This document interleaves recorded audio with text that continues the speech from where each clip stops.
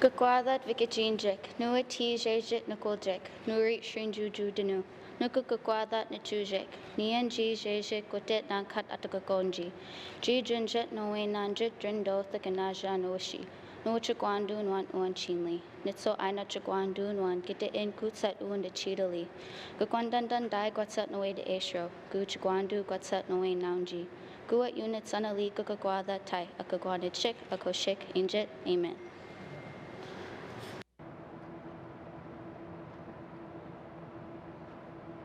Thank you. Members, yes, please be seated.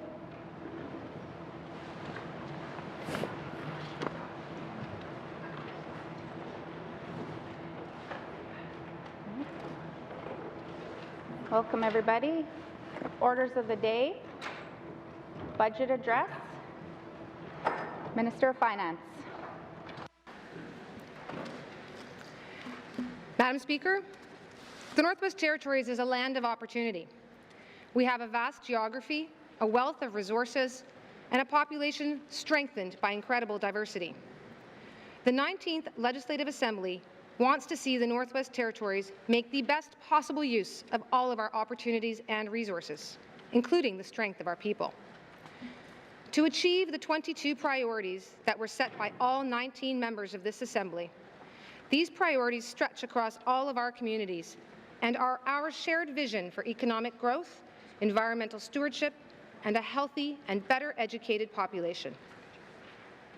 Réaliser ces priorités sera un travail de longue haleine qui se poursuivra bien au-delà du mandat de la 19e législature. Le gouvernement doit voir plus loin que l'horizon ces 4 prochaines années et agir dans l'intérêt de la prochaine génération. Nous avons le devoir de mettre les territoires du Nord-Ouest sur la bonne voie, en nous guidant sur nos priorités et en élaborant un budget et un plan financier qui les porteront le plus loin possible. It has been said that it is easier to destroy than create. Think about an ice sculpture. Creating takes time. It requires patience. It succeeds with thoughtfulness and planning. This government wants to create a positive path forward for the future. Budget 2020 is a first step on a path towards our priorities, one for which we build relationships within our government, with our communities, and between governments.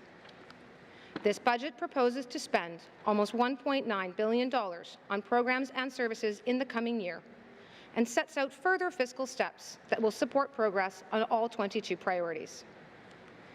This budget is a foundation upon which we will create and build. Shortly, I will review the Northwest Territories' economic situation and outlook. I will describe some key drivers in our economy, as well as some of our challenges. Next, I will discuss our fiscal situation and strategy, which speaks to some of the direct impacts that government can have towards positively influencing our economic situation. I will then describe our planned revenues and expenditures for the next fiscal year and conclude with a discussion about next steps for the financial health and planning of the Northwest Territories.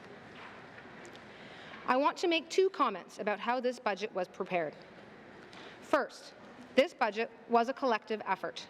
It stretches back to the last Assembly when departments were working on their plans for the coming year. We are always building on work from prior Assemblies in a consensus government. In the relatively short time of 4 months since this Cabinet was formed, we have tried to chart a course, a more inclusive approach to financial policy setting that better engages all members. It is my intention to continue establishing opportunities throughout our processes for public dialogue and engagement with this Assembly. Evidence-based decision-making requires information and perspectives, and potential decisions should, where possible, be vetted by those impacted. I want to thank all members of this Assembly for their constructive ideas and work in building our financial plan for the next fiscal year and beyond. Second, in preparing this budget, we needed to take a realistic look at our fiscal challenges. Our immediate fiscal situation is not what was hoped in the last budget, but it is manageable. We are not in a crisis. This is a time for cautious optimism. Achieving the priorities of this Assembly will require a disciplined approach and a plan to ensure that we are getting value for the money that we are spending while preserving the ability to responsibly fund infrastructure needs in our communities and across the territory. Although this is next fiscal year's operating budget, the revenues projected in this budget must also partially pay for the 2020-21 capital budget that was approved last fall. More importantly, we must remember that we are on a longer journey, and the first step taken today in today's budget sets the direction for the financial plan over the next 4 years. Within our budget, we remain committed to responsible fiscal management. Just as this budget is meant to provide a stable starting point for the future of the 19th Assembly within a context of change, our approach to financial management is changing progressively to deliver a better product to serve the goals of this government. Part of this change includes the use of 4-year business plans instead of an isolated version each year. We will regularly return to the business plan to evaluate our progress and performance so that we will know if we are getting the results and value we expect for the money we spend. We will also be focusing resources to improve evaluation and monitoring of key performance measures across sectors and programs. Many of the programs and services that government delivers cannot be measured purely by numbers. Much of what we do provides a social return that is going to need a more nuanced measure. Our goal is to ensure not only that residents of the Northwest Territories get the best monetary value for their dollar, but that they get a positive social, cultural, educational, health, and economic return on our collective investment. The financial foundation for all our priorities is a vibrant and diverse economy. The macroeconomic policy framework is a set of measures used to assess the territory's economic performance over time. It shows the economy has not recovered to its pre-recession peak in 2007. We know that circumstances have changed since then. Political and economic uncertainty across the world can significantly impact our small resource-based economy. In 2019, the Northwest Territories economy is expected to have shrunk 4.3% due to declines in diamond production and private sector investment. Increases in government investment expenditures helped cushion the slowdown in private sector activity and save the economy from a more severe decline. Government infrastructure investments are the prime driver in a 3.4% increase in total private and public investment from 2019 to 2020. This year, economic growth is expected to improve, with real gross domestic product forecast to increase 3.8%. However, this growth will only partially offset the GDP decline from 2019, leaving the economy still smaller than it was 2 years ago. In short, the Northwest Territories economy is stable, but it is not growing. Economic stability does not describe the longer-term outlook. The diamond mining industry has been our economic engine for the last 2 decades. However, the industry has matured, and all existing Northwest Territories diamond mines could be closed by 2030, with the first one ceasing operations within the next 5 years. Possible expansions may allow one or more of the diamond mines to continue to operate. That remains uncertain, just as there is no certainty of finding new economically viable deposits. The closure of the diamond mines will result in a large drop in economic output, and there are no other confirmed projects on the horizon large enough to fill this gap. The role government can play in supporting economic growth should not be underestimated. Strategic infrastructure investments are key to supporting future economic growth and to supporting our people to be the drivers of that growth. The Canadian economy is in the midst of restructuring towards a more digital and service-centred economy, and we want the Northwest Territories to be contributing members as this evolves. The GNWT has already invested in the basic infrastructure for a more digital economy with the Mackenzie Valley Fibre Link that gives better access to the global digital economy and countless new opportunities for Northerners. Government spending on programs, goods and services will provide stability to the economy by supporting Northern businesses, local wages and household consumption. Public infrastructure investments such as roads, bridges, power corridors and communications networks, as well as schools, hospitals and community facilities, will contribute to higher standards of living for Northerners. and to improve private sector business cases for future investments. Investing in physical and social infrastructure sets the Northwest Territories up for economic growth tomorrow. We will be guided by the principle that the expenditure of our public funds maximizes economic benefits to residents and local economies and supports northern business. Madam Speaker, our fiscal situation is not dire. However, unexpected revenue declines mean that the previous fiscal strategy objectives to increase fiscal capacity and eliminate the cash deficit were not achieved. We are expecting our operations budget from 2019-20 to show a deficit of $70 million. And although this is quite a distance from the $60 million operating surplus projected in last year's budget, over one-third of the revenue loss is due to a reallocation of federal transfers for infrastructure projects from the 2019-20 fiscal year to 2020-21. In 2020-21, our operating budget is projected to show a surplus of $203 million. Over the next 4 years, we are currently projecting that average annual revenue growth will be greater than operating expenditure growth, which allows us to project operating surpluses for the entire Assembly. However, after this year, the operating surpluses will start to decline, dropping to $147 million in 2021-22, $116 million in 2022-23, and then to $3 million in 2023-24. An operating surplus is only one part of our total financial picture. The operating budget is mainly the funding of day-to-day programs and services provided by government. The capital budget is where we show the funding of large-scale investments in infrastructure projects. Without a surplus in our operating budget, there is no cash available to put into our capital budget to pay for infrastructure investments. The less cash available from an operating surplus, the more we would have to borrow to continue to invest in capital projects. In the not-too-distant past, the government of the Northwest Territories made large investments to help connect our communities with improved transportation networks, such as highways, roads, bridges, and airports. Large public investment has enhanced energy and communications infrastructure and built health facilities and schools. Despite these efforts, the Northwest Territories remains in a significant infrastructure deficit compared to much of the rest of Canada. Many communities have no road access, limited internet connectivity, and rely on diesel to generate heat and power. Several of our communities have small and aging school facilities that accommodate only 1 or 2 teachers to cover classes from kindergarten to grade 12. The Northwest Territories' core housing need is among the highest in Canada.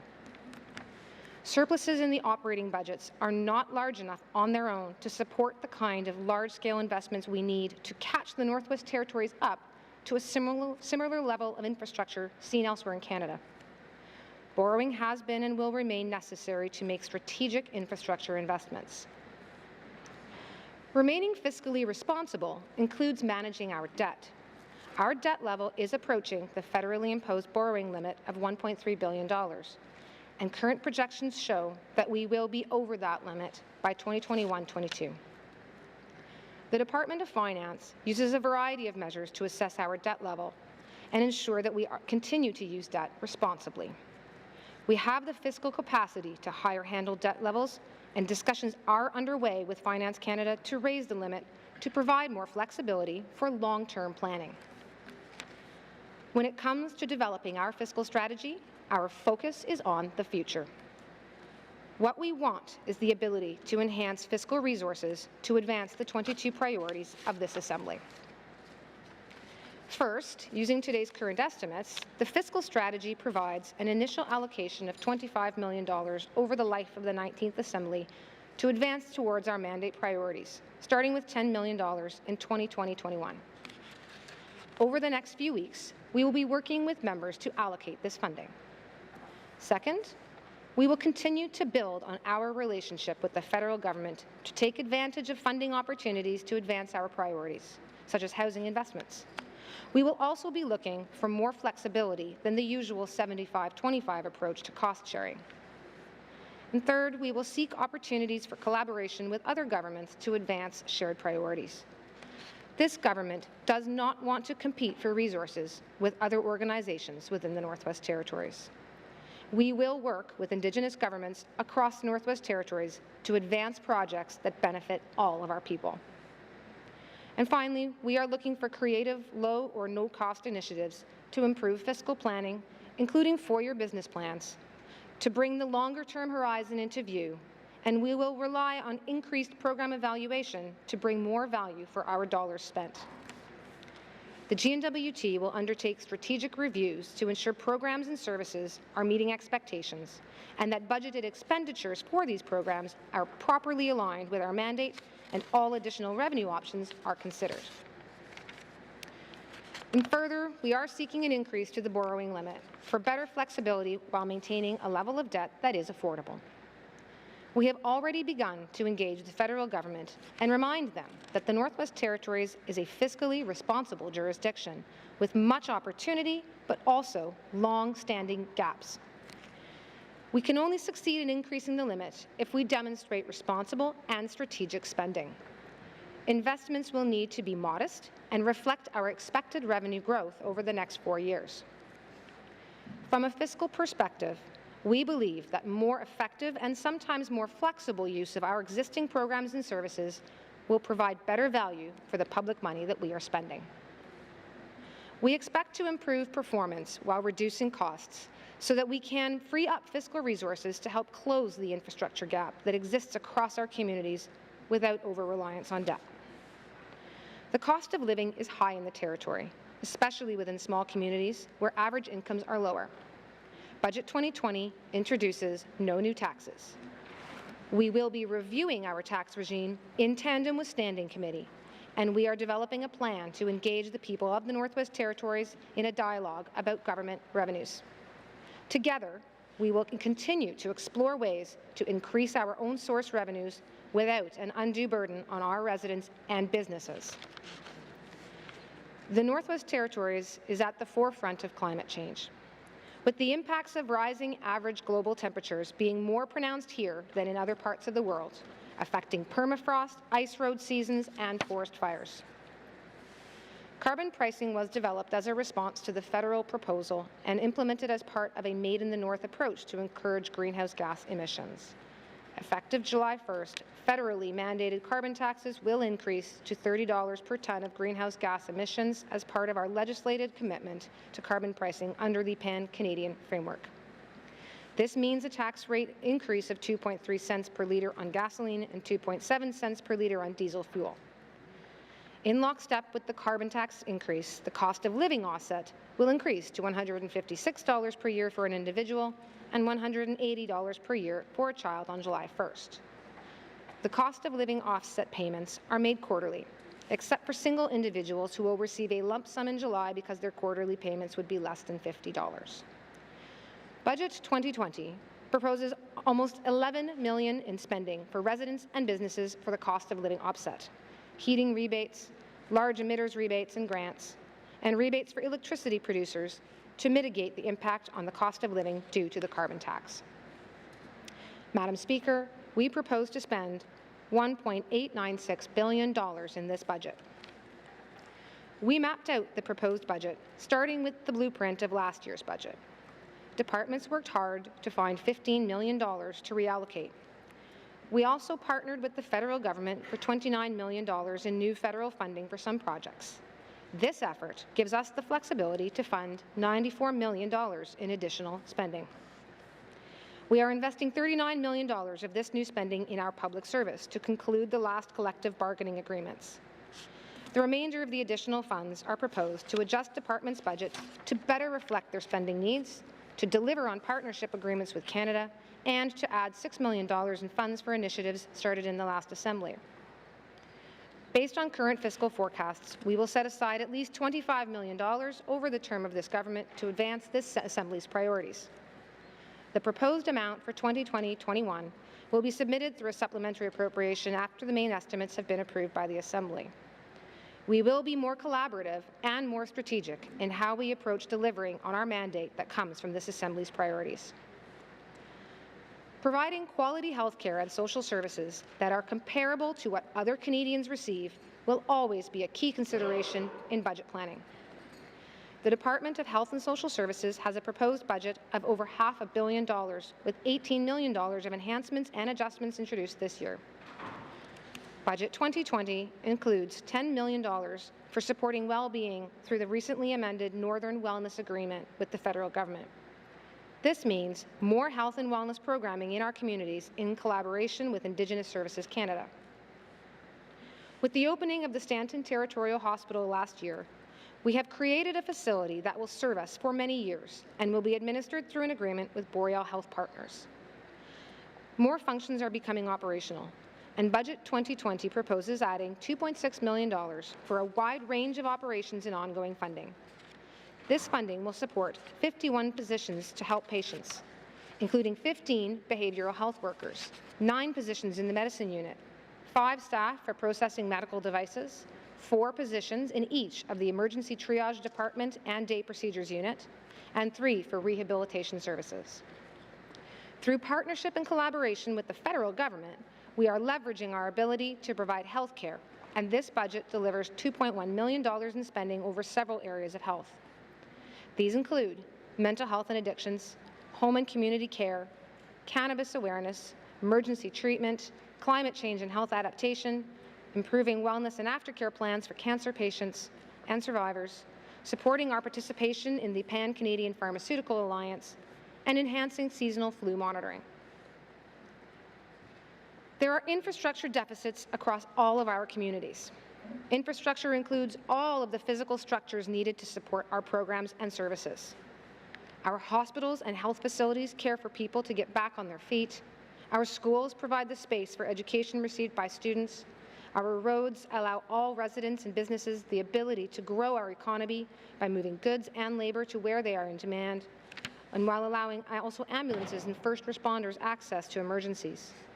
Transportation links us across this territory through a network of airports and runways of not only concrete, but also ice on rivers and lakes. Our laboratories, warehouses, parks, fire monitoring stations and towers, and all other government buildings and assets are ultimately to support the health, safety, and well-being of our people.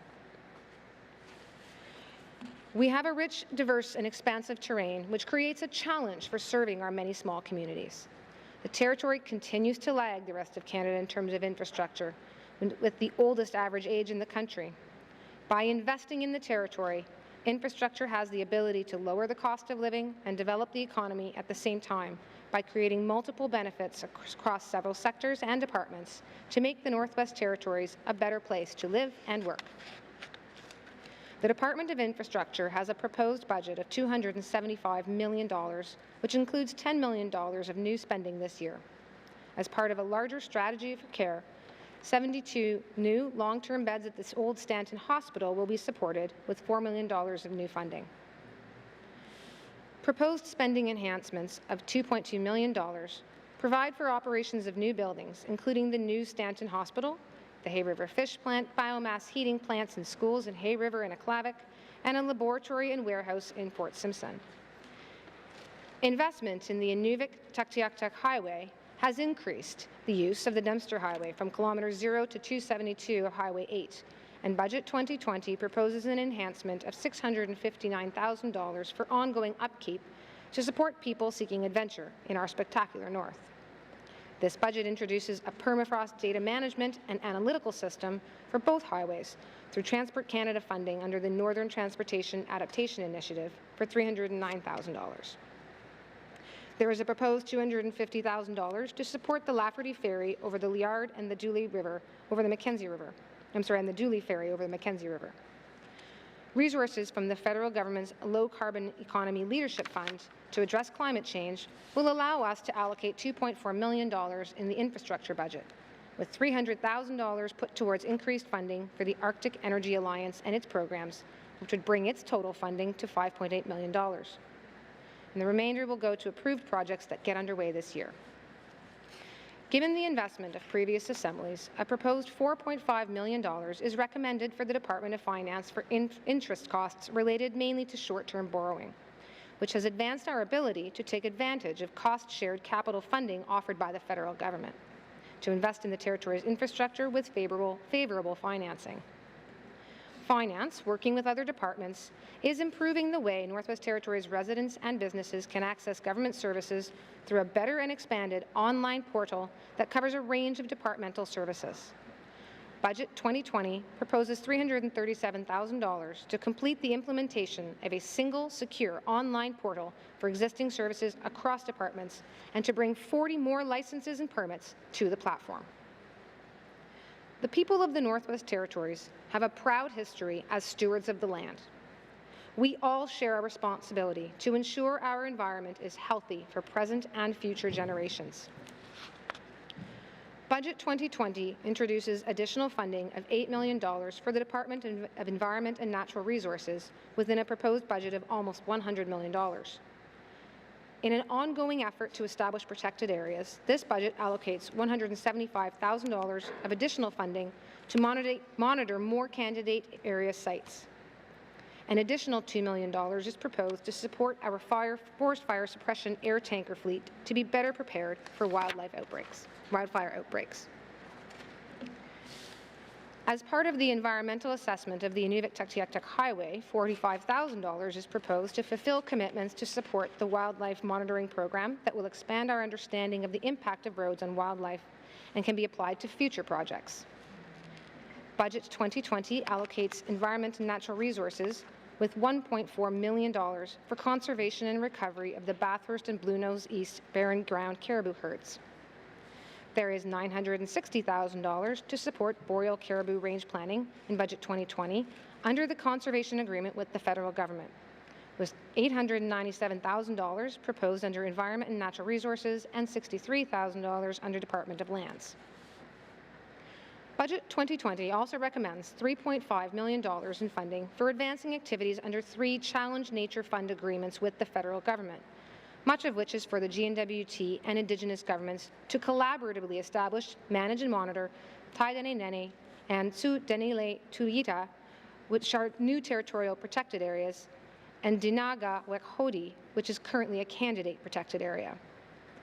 These 4-year agreements, with a total of $11 million in funding, will also support the conservation economy and job creation in small communities. Budget 2020 includes $23 million for the Department of Lands for ongoing work to manage, administer and plan for the sustainable use of public land, fairly and transparently, to reflect the interests of our people now and for generations to come. The Department of Justice delivers the Integrated Case Management Program. ICM breaks down silos with project collaboration between health and social services, education, culture and employment, Northwest Territories Health and Social Services Authority staff, the Stanton Hospital, and the Northwest Territories Housing Corporation. It is an example of government reimagining existing resources to support better outcomes for people. It empowers them with knowledge and is an innovative solution that delivers results. Most of the people accepted in the program have gone through a life-changing crisis before admission, and 70% of them live with mental health challenges. Many program participants are referred to the program to address housing needs, a foundational aspect of the program. More than half of them are experiencing homelessness or precarious housing. Pathfinders are the backbone of the program. They work alongside clients, help navigate systems, and even sit in on appointments between clients and government service providers. The outcomes for participants are tangible, such as secure housing, as well as the intangible, such as the self-confidence it gives participants who gain greater independence once they understand how to effectively access the supports they need. ICM is also tasked with identifying barriers that participants have faced so that departments can collaborate to remove those barriers for all service users. Budget 2020 allocates $827,000 towards ongoing funding to make ICM a permanent program. The participating departments will move to get forward together to make the best use of the knowledge and experience about accessing government programs that is being gathered through this program. Budget 2020 also proposes $240,000 for the Victim Services Program that directly funds entirely to community-based organizations that provide victim service supports. A strong education system, for all stages of childhood development is one of the cornerstones on which to build the future of the Northwest Territories. Budget 2020 proposes $340 million in spending for the second largest department, Education, Culture and Employment. Budget 2020 continues to implement the Specialized Territorial Support Team for Schools with $319,000 in new funding for mental health and speech and language therapists, bringing this specialist team to 5 members. This budget continues to improve the Northern curricula with $129,000 of new funding to support resource development about Northern issues and to create assessment tools for credential recognition of this curricula beyond our borders for students applying for post-secondary opportunities, and also to provide training for our teachers to deliver this material. Budget 2020 also proposes an ongoing funding increase for education authorities of $269,000 for student transportation to catch up with actual expenditures. Another successful and innovative program that is expanding is Northern Distance Learning.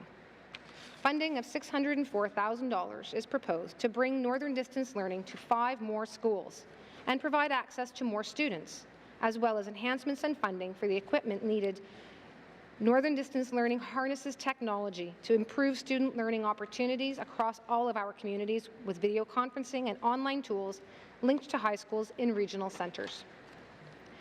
The program is helping high school students achieve academic success without having to leave their home community. To support the processing of information requests related to day school settlement records, $129,000 is dedicated to a student records coordinator. This coordinator will help former day school students get the compensation to which they are entitled under the March 2019 class action suit settlement with the federal government. The GNWT is dedicated to creating a prosperous and sustainable Northern economy, and the Department of Industry, Tourism and Investment has a proposed budget of $60 million to that end. Spending proposed in Budget 2020 includes an increase of $758,000 to promote economic growth. Budget 2020 is proposing $250,000 to support implementing socioeconomic agreements that will facilitate mine developments in the Decho and Gwich'in regions.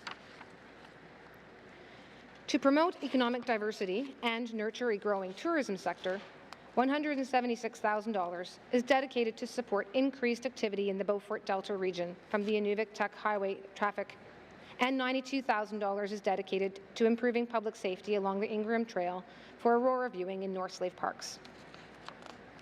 The responsibility for Northern governance and decision-making often spans more than one department, and that includes offshore oil and gas negotiations.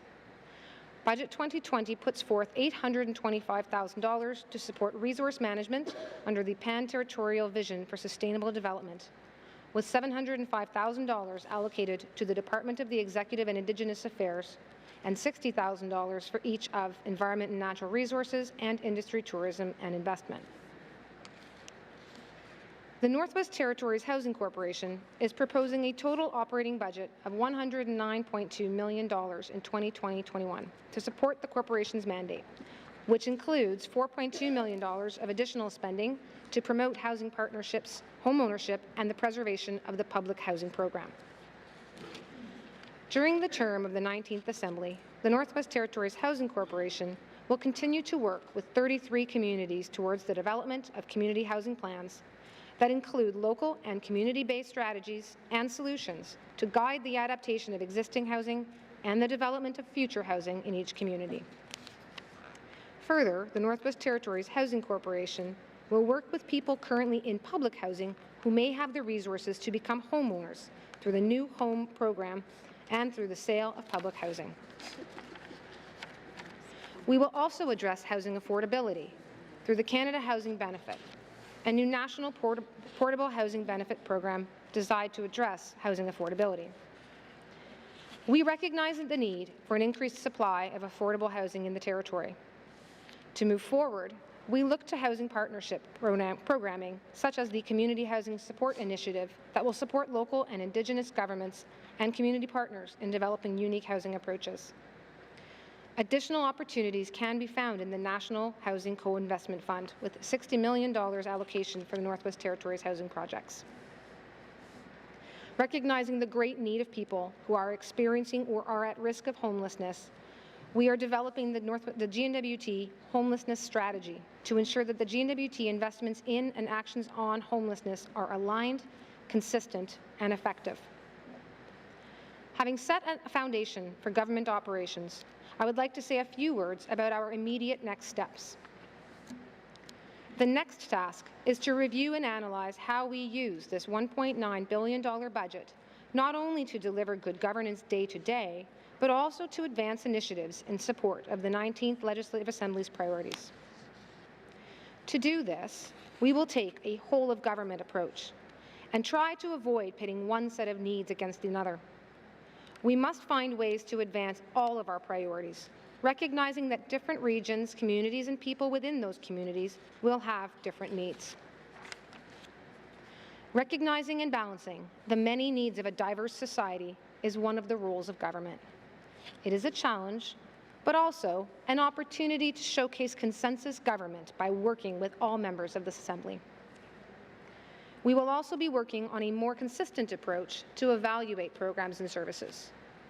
All departments will be involved in performance measure development and monitoring to ensure that we are getting optimal returns on our investments. We expect that a more systemic approach should help achieve more value from the expenditures and improve evaluation of our service levels. And last but far from least, we will change the way that the government does business. There will always be risks in the world, and our government recognizes that there are risks around us and challenges ahead. We acknowledge that our economy has slowed, our fiscal resources are limited, and much of our physical and technological infrastructure still needs to catch up to the rest of Canada. National and international conditions are continuously changing. However, having acknowledged those risks and challenges, we believe that changing our approach on how to deliver government services will help us prepare for whatever new challenges the future may bring. We will not be afraid to take risks, because risk is where the opportunities arise. We will not be stalled in fear that decisions, proposals, solutions, or new programs may not deliver as hoped. We will have the courage to start taking measured risks with incremental evaluation of our efforts. We will remain engaged with our residents in order to be more responsive and proactive. And to achieve this goal may require a cultural shift to harness the ingenuity of our public service and our communities. We will build a culture of creativity and innovation within our administration, our public service, and hopefully across the Northwest Territories. This does not require millions of dollars of new investment, but it will take relationships built on trust, communication, and respect. Fortunately, we start in a position of strength, given the good work done today in and out of our public service. The cultural shift will also need to start from the top, with each of us in Cabinet and in the 19th Assembly, leading with integrity and courage and solving problems creatively and collaboratively. My commitment to this Assembly was a commitment to people, building relationships, and understanding the stories of others. I have learned that the budget process is a year-long endeavour, and with the shift to 4-year business plans, it will be important to hear from different perspectives throughout our term. And while the message of Budget 2020 is largely one of stability, that is not the message of the 19th Assembly. The message from this Assembly is found in its priorities, and we will take measurable actions using a collaborative approach to achieve our mandate. This Assembly is one that listens to each other and its constituents and will reach out to stakeholders for feedback. We may have differences of opinion, but these conversations are the true strength of consensus government. Through collaboration, we will achieve more creative problem solving. With more creative problem solving, we can achieve more responsive and effective results. Establishing performance measures helps evaluate the success of our work so that our resources are used effectively. Making this approach the way we do business and govern will show the world that the Northwest Territories is a premier destination to live, with a positive economic future, strong educational opportunities for our children, quality health care, a respectful approach to honouring our lands, water and wildlife, and collaborative relationships with Indigenous governments based on our commitment to reconciliation. Thank you, Madam Speaker.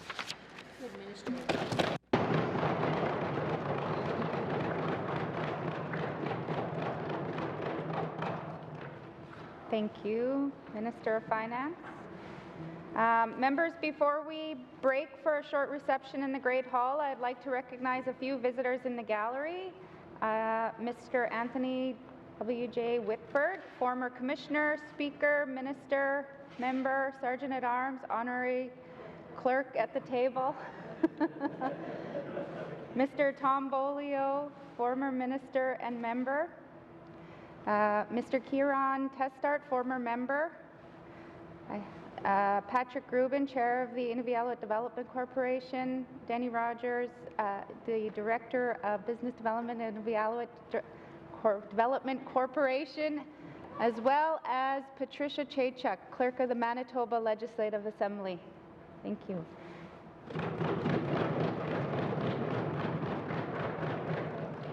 We will now take a short break, and I welcome you all to the Great Hall for a reception.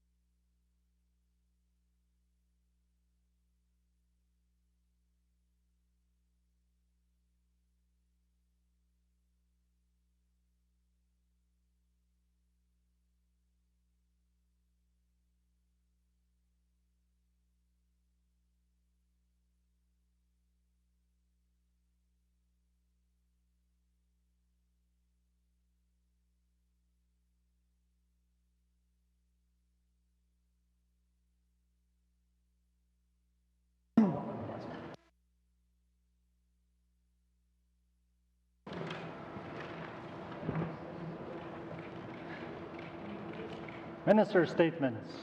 Minister statements. Member statements. Member for Gwich'in Lakes. Mr. Speaker, on May 11, 2016, the minister responsible for the Northwest Territories Power Corporation announced that the GNWT would examine options for the future governance of NTPC. As a first step, responsible Minister Louis Siebert revoked the appointments of the NTPC Public Board of Directors and appointed a new board made up of GNWT deputy ministers. A press release issued that day said, quote, "Appointing deputy ministers to the board will eliminate approximately $1 million costs annually," unquote. Minister Siebert was also quoted as saying the decision is part of our government's broader work to address the cost of living. The GNWT continues to provide a significant level of direct financial support to NTPC, and the Auditor General has recently changed its accounting classification to recognize its more direct relationship to the government.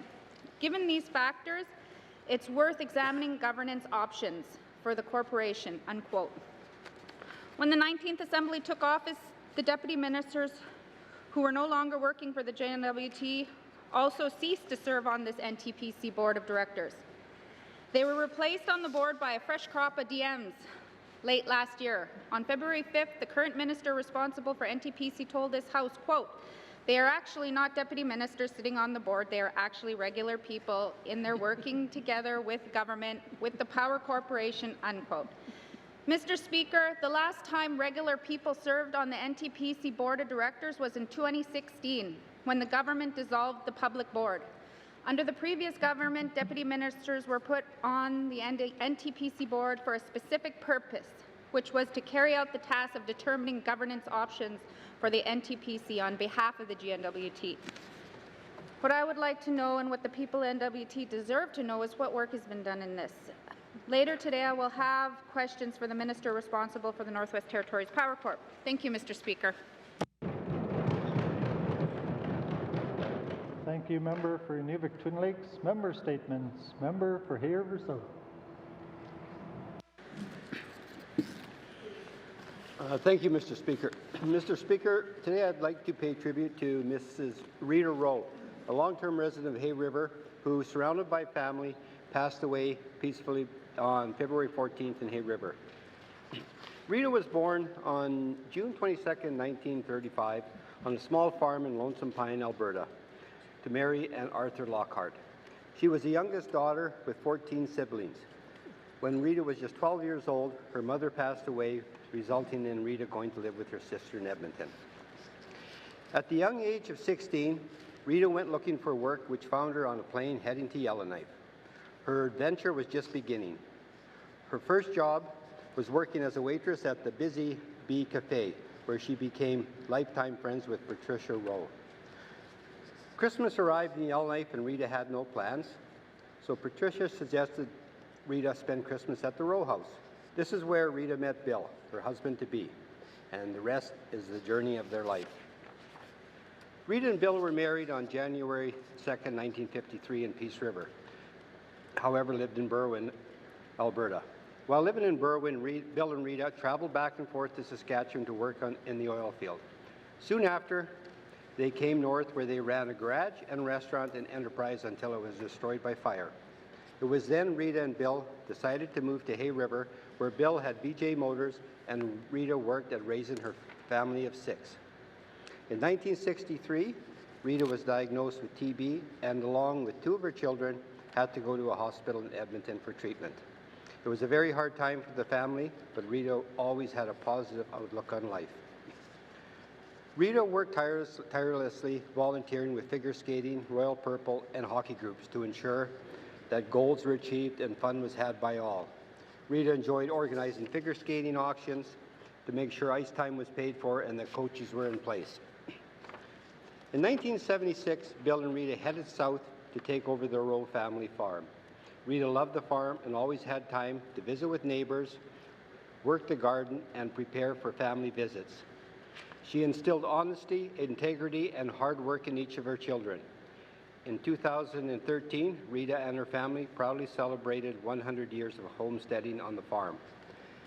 Mrs. Rita Rowe is sadly missed by her family and the residents of Hay River. Thank you, Mr. Speaker. Thank you, member for Hay River South. Member statements. Member statements. Member for Tunade-Walladay. Mr. Speaker. Mr. Speaker, today I would like to share some remarks regarding the large oil sands mining project known as Teck Frontier, which as of 2 days ago has been officially withdrawn by Teck Resources Limited.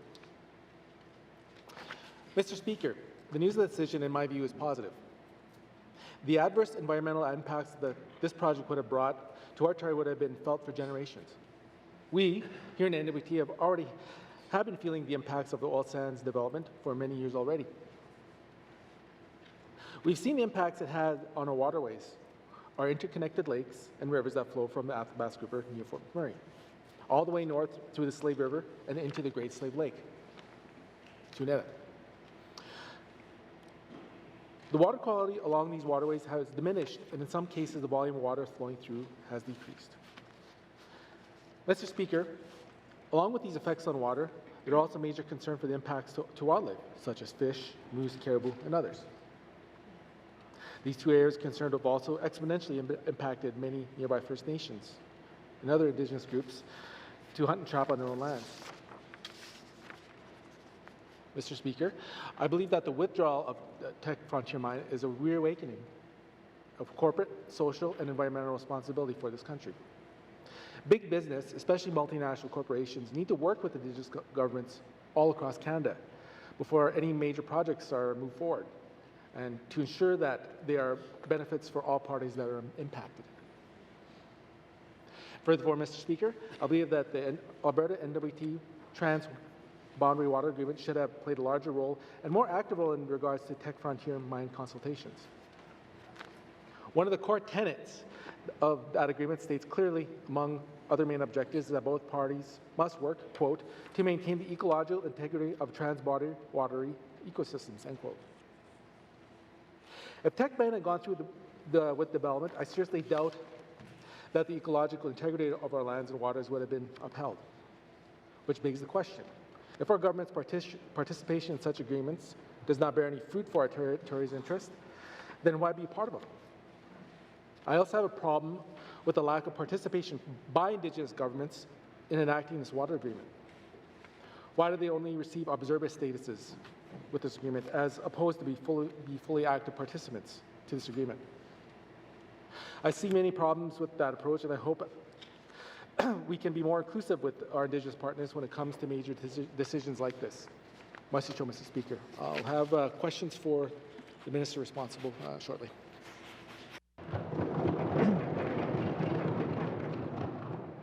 Thank you, member for Tunade-Walladay. Member statements. Member statements. Member for Kamloops. Mr. Speaker, the 413-kilometre Slave Geological Province Road has a $1 billion price tag. That's $2.4 million per kilometre. So, Mr. Speaker, for the cost of a quarter-kilometre of road, we could have housed 42 of our territory's homeless. Almost a year ago, the Yellowknife Women's Society began discussions with the City of Yellowknife and the GNWT about reopening the Arnica Inn to provide 42 transitional housing units for the homeless clientele of the Yellowknife Women's Society. The vast majority of these people are Indigenous single men or women displaced from smaller communities across the NWT and Nunavut. So, Mr. Speaker, this project is a territorial project. The proposed co-funding agreement was a partnership. It was proposed that CMHC would contribute $2.6 million, the GNWT $660,000, and the Yellowknife Women's Society would run the facility. The need for transitional housing is there. 75% of the funding is there. The support to administer this project is there. So, Mr. Speaker, why are we not there? In December, the Housing Minister acknowledged that we have a housing crisis in the Northwest Territories. The government's newly minted mandate calls for an increase in adequate, affordable, and suitable housing and commits to working with partners to increase funding for housing programs. Despite this, application made by the Yellowknife Women's Society was denied by CMHC. Why? Because the GNWT does not support this project. To make matters worse, this government failed to communicate with its potential partners. The GNWT has known about this project for almost a year. Every Yellowknife MLA was told of this plan during election, and 100% of us were in support of this project. Apparently, the GNWT failed to support this project. Apparently, the Yellowknife Women's Society was not advised, and apparently keeping members of this House adequately informed was also neglected. Based on the normal 20-year half-life of a building, this project would have provided housing for homeless people at less than $60 a month. Today, I want answers, Mr. Speaker. How did we get to this point? How did the Housing Minister fail to adequately communicate with the Women's Society and regular MLAs? And most importantly, why has the GNWT chosen not to support this project that would have housed 42 of our homeless for the cost of a quarter-kilometre of road? As the 19th Legislative Assembly, we committed to investing in relationships and better communication. Mr. Speaker, we owe better to each other and to the people we serve. Thank you, Mr. Speaker. Thank you, member for Cam Lake. Member statements. Member for Frame Lake. Merci, Monsieur le Président. I'd like to thank the Minister of Environment and Natural Resources for the invitation to the GNWT Government of Nunavut Research and Management meeting on Barren Ground Caribou that was held this past Saturday. There were many Indigenous government leaders at the meeting, including the Tlicho Chiefs, Wet'suwet'en Dene First Nation Chief, Yellowknife's Dene First Nation Chiefs, North Slave Métis Alliance representatives, and also leaders from Nunavut, including Premier Joe Savic-Katak, Nunavut Tungavik Incorporated Vice President James Ituluk, and others. There are many staff and researchers from these organizations as well. Forgive me if I've not recognized everyone. There were a series of technical presentations on the status of several barren ground caribou herds, including Bathurst and Blue Nose East, management proposals and recommendations, and some discussion of other issues. It would have been helpful to have heard a little more about what is happening in Nunavut, especially with regard to habitat protection. It was very good to hear that the government of Nunavut has proposed a harvesting moratorium on the Bathurst caribou herd to the Nunavut Wildlife Management Board, as there continues to be up to 30 bulls taken each year on their side of the border. General concerns were raised about communications and agreement to improve this within the Northwest Territories and across the border with Nunavut too. A number of specific concerns were also raised. For example, it is not clear who and how decisions will be made around aerial shooting of wolves should traditional harvesters not reach the desired targets. There was also frustration at the lack of progress on habitat protection and need for restrictions on industry while harvesters have gone without caribou for more than 5 years. I want to acknowledge that this was a useful continuation of the working relationships among Indigenous governments and public governments. There was also agreement to have further meetings with traditional harvesters and elders present, more information about the various plans and activities and how they relate to each other. I hope I can be part of that process. I'll have questions later today for the Minister of Environment and Natural Resources on some of the issues that arose at the meeting. Merci, Mr. Speaker. Thank you, member for Frame Lake. Member statements. Member for Mumphy. Mr. Speaker. Mr. Speaker, di ata asin tleke ko tai zagun ne ke ata khozon ke dung khonai theole ki khola ni zon ke ata giung yagu gi da zon ta smak ke zon ke ade. Ata sen ne ke ade ta don chon zon smak ke na ke de ode ke ge the ho ti zon. Ha zon ai wo zon ke ha ya tia da fon de.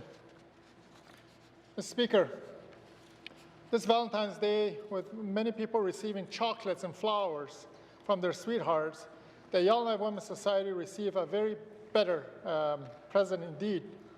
The Women's Society was told by Canada Mortgage and Housing Corporation that it would not receive funding for a social housing conversion project dear to the hearts of many Yellowknifers, and dear also to the hearts of the people in my riding of Montfee. The Arnica project would have provided small, self-contained apartments of 42 out of 338 disadvantaged people, Mr. Speaker, who are currently living without housing in Yellowknife, many of whom come from my hometown of Bishopcombe and Murphy Riding. Mr. Speaker, the reason Canada Mortgage Housing Corporation turned down the application was that Northwest Territories Housing Corporation was not prepared to contribute its required 25% of the capital cost, an amount totaling $660,000. For that trifling sum, we could have leveraged upwards of $4 million from the federal funding for homeless Northerners. Mr. Speaker, our share spread over the projects of 42 self-contained apartments would have cost this government $16,000 per unit, Mr. Speaker. You would think that a government that cares about homelessness would jump to such a great deal. Yet, astoundingly, the Territorial Housing Corporation didn't respond to the Society's request for support, let alone offer to help. Mr. Speaker, this raises questions in the House from the public as well about the concerns of people living out on the streets in Yellowknife, capital city of Yellowknife. So I intend to question the Minister of Housing at a later time regarding this very important matter for my constituencies. Masi. Thank you, Member for Mumpui. Member statements, member statements, member for Yellowknife North. Thank you, Mr. Speaker. I'm also going to hop on this train. The Arnica Inn, an example of how not to govern. By my count, every single Yellowknife MLA and my colleague beside me supported this project. During the election, the city of Yellowknife supported this project. In fact, I don't remember talking to a single person opposed to this project. And then, once we get elected, this project seemingly does not go through because the GNWT did not support it. Furthermore, I find out that we don't support this project due to the mayor and the executive director of the Women's Society informing me, and CMHC ultimately informing them. This was a clear breakdown in communication, Mr. Speaker. The Housing Corporation is a crown corporation. It is supposed to be arm's length from government, but it is not supposed to be arm's length from the minister responsible for the Housing Corporation. It is not supposed to be arm's length from democratically elected members of this legislature. Mr. Speaker, I struggle to know why this occurred. I will have questions for the minister responsible for the Housing Corporation. But I believe there's a larger problem here. Our NWT Housing Corporation is extremely risk-averse. They are so afraid of the 2038 deadline of losing funding from CMHC that they fail to put new units on the ground.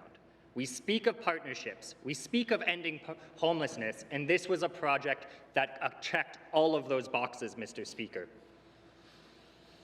Mr. Speaker, we need a minister responsible for the Housing Corporation who has a bold vision, who is willing to take the risks, and who's willing to address our housing crisis. Mr. Speaker, it is now the responsibility of that minister to repair the relationship with the members who supported this project, to repair the relationship with the Women's Society, to repair the relationship with the City of Yellowknife, and most importantly, to give some hope to our most vulnerable citizens who on the streets of Yellowknife, who come from all across this territory, that they will have housing, that there is some plan in place that ultimately addresses this. Mr. Speaker, from where I was standing and where I stand now, this project made complete sense. I will have questions for the minister responsible for the NWT Housing Corporation. Thank you, member for Yellowknife North. Member statements. Member statements. Member for Nunavut. Thank you, Mr. Speaker. Best practices in governance in territorial corporations. Mr. Speaker, the Crown corporations are set up to manage government enterprises run like businesses. These government-owned corporations operate at the arm's length of the government. Both Northwest Territories Power Corporation and the Aurora Colleges are established in legislation as territorial corporations. What else can they have in common? In both cases, Mr. Speaker, the GNWT has dissolved both public boards and tasked them that was tasked on running them. In May 2016, the minister responsible for NTPC revoked appointments. The board of directors replaced and boarded to save $1 million to put towards cost of living for the people of Northwest Territories. In June 2017, Minister of Education, Culture and Employment appointed administrator to Aurora Colleges. The website says the administrator would, quote, temporarily replace the board and assume responsibilities Mr. Speaker, whenever the GNWT eliminates public boards or municipal governments or municipal council or public governance structure, they are limiting the voice of the public, Mr. Speaker. We also lose the experience, expertise, the different perspectives of members of public to bring forward to the boards that they serve on. This is done by extreme caution for the shortest possible time period. I question whether the main reason of pulling the NTPC board was to consider governance operations to save $1 million, or almost 4 years now. What's taking so long, Mr. Speaker? When are they going to see the proof and the progress that the money that they're saving? For Aurora College, the termination of the expert hired to oversee the work that makes the question whether timely progress is being made on that project too. Mr. Speaker, the GNWT needs to move quickly to complete these reviews to let the governance models are going to be put into place that the member of this Assembly. Mr. Speaker, we have to hold the government accountable in these positions. I'd have questions for the Premier at the appropriate time. Thank you, Mr. Speaker. Thank you, member for Nunukput. Member statements. Member statements. Recognition of visitors in the gallery. Recognition of visitors in the gallery. Member for Hay River South. Thank you, Mr. Speaker. I'd like to recognize at this time Germaine Michelle from Hay River. She's chaperone here with two of the pages that are from Hay River South. And I'd also like to recognize the pages, which are Rochelle Sabrin and Joseph Arcan. Thank you. Thank you, member for Hay River South. Recognition of visitors in the gallery. Member for Nunukput. Thank you, Mr. Speaker. I'd like to welcome my constituency assistant that just started working with me, Mr. Vince Teddy. Welcome to the Assembly. I'm really honored to be working with him for the people of Nunukput, Mr. Speaker. Also, I'd like to welcome Dan Grubin from my home community of Tuktoyaktuk and Denny Rogers. Thank you and welcome to the House. Thank you, Mr. Speaker. Thank you, member for Nunukput. Recognition of visitors in the gallery. Member for Nahende. Thank you, Mr. Speaker. Mr. Speaker, I'd like to recognize the Deputy Mayor, Kathy Kachia, who is on her way up to the NWTAC meetings. She's from Fort Liard, and I think it's first or second time she's been here, so I'd like to thank her for being here. Thank you. Thank you, member for Nahende. Recognition of visitors in the gallery. Member for Nuvik-Twin Lakes. Thank you, Mr. Speaker. I'd like to recognize a constituent of mine, Mr. Denny Rogers, and also another, Patrick Dang Grubin. He was my constituent, and he moved to the other side, but I'm hoping to get him back soon. Thank you, Mr. Speaker. Thank you, member for Nuvik-Twin Lakes. Recognition of visitors in the gallery. Member for Hay River North. Thank you, Mr. Speaker. Mr. Speaker, I'd like to recognize Mr. Denny Rogers, the administrator for Aurora College. He's doing a fine job filling in for the board and keeping us all accountable. Thank you, Mr. Speaker.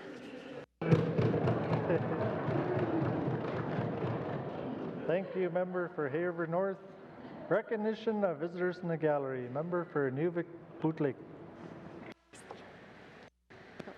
Thank you, Mr. Speaker. I'd like to recognize Patrick Dane Grubin. He's a constituent of mine in the Nuvik-Boot Lake, and thank you.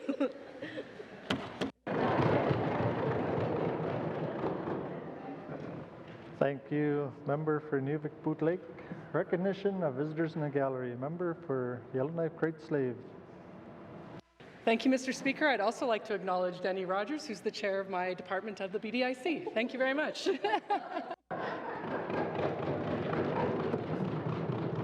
Thank you, member for Great Slave. Recognition of visitors in the gallery. Members, I'd like to welcome Mr. Anthony W.J. Whitford, former Commissioner, Speaker, Minister, Member, Sergeant of Arms, and Honorary Clerk at the table. Also, my constituency assistant, Liz Wright. Also, Patrick Dang Grubin, Chair of the New Adult Development Corp. Also, Denny Rogers, Director of Northern Affairs with the Inuvialuit Development Corp, and Mr. Vince Teddy. Also, former member Kieran Testard. And also, if we have missed anyone in the gallery today, welcome to the chamber, and I hope you're enjoying our proceedings. It's always nice to have an audience with us today. Thank you.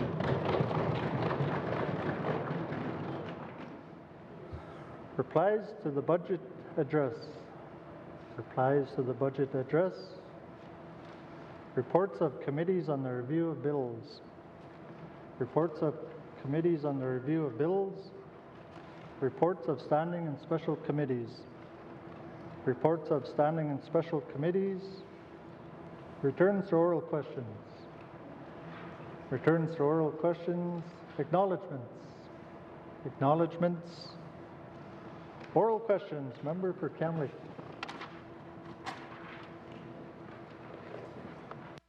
Thank you, Mr. Speaker. Mr. Speaker, my questions today are for the Housing Minister. I'm wondering if the Housing Minister can let us know when the Housing Corporation decided not to support the project of the Arnica Inn. Thank you. Member for Cam Lake. Minister responsible for the Northwest Territories Housing Corporation. Mr. Speaker, the project for Arnica Inn and the NWT Housing Corporation, I'd like to elaborate on it a little bit, is that the Arnica Inn was advised to submit an application to CMHC.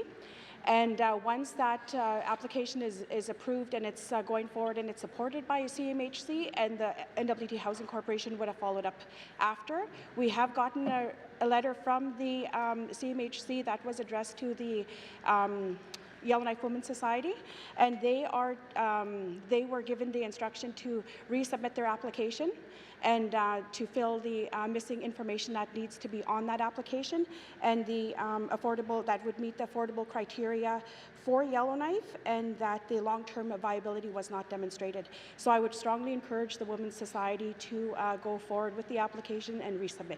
Thank you, Mr. Speaker. Thank you, Minister. Member for Kamloops. Thank you very much, Mr. Speaker. Just so that I'm on the same page then, the government did not support the project of the Women's Society and have asked the Women's Society to resubmit their application. Thank you. Thank you, Member for Cam Lake. Minister of the Northwest Territories Housing Corporation. Thank you, Mr. Speaker. Once the application is approved by CMHC, the application will now be supported by the NWT Housing Corporation, and with the missing criteria, that has to be completed first, because it is a federal program. It is not a territorial program, and I would strongly advise the Women's Society to go ahead and look at their application, revise it, because they do have a deadline, and to contact our office, reach out to us should they need us to go ahead and assist them in completing the application, as we did provide assistance before. So I would like to strongly advise that the Women's Society reach out to the Housing Corporation. Thank you. Thank you, Minister. Member for Kamloops. Thank you very much, Mr. Speaker. Mr. Speaker, on the Housing Corporation website, I found a presentation that was delivered by the Housing Corporation President called the National Housing Co-Investment Fund and NWT Housing Corporation. The presentation explained that the co-investment fund to stakeholders and advised that the federal government would contribute 75%, we would contribute 25%. Slide 4 of the presentation indicated that the Housing Corporation would help prepare applications. So would the Housing Corporation be prepared to help the Women's Society resubmit this application? Thank you. Thank you, Member for Cam Lake. Minister responsible for the Northwest Territories Housing Corporation. Thank you, Mr. Speaker. Absolutely. The Housing Corporation is in support of assisting the Yellowknife Women's Society to resubmit their application. I also just wanted to express that the Housing Corporation did enter into a partnership with them in December, and we did complete a women's shelter, and the Housing Corporation did contribute $750,000, and the centre was opened prior to Christmas. Thank you, Mr. Speaker. Thank you, Minister. Final supplementary, Member for Cam Lake. Thank you, Mr. Speaker. I think what I'd like to know for my final question is, does any GNWT department have an environmental assessment of the Arnica Inn? Thank you. Thank you, Member for Cam Lake. Minister responsible for the Northwest Territories Housing Corporation. Thank you, Mr. Speaker. We haven't, to my knowledge, I haven't seen an environmental assessment, but I will follow up with my department to see if we've received anything in the time being. Thank you, Mr. Speaker. Thank you, Minister. Members, oral questions. Oral questions, member for Mumfway. Mr. Speaker.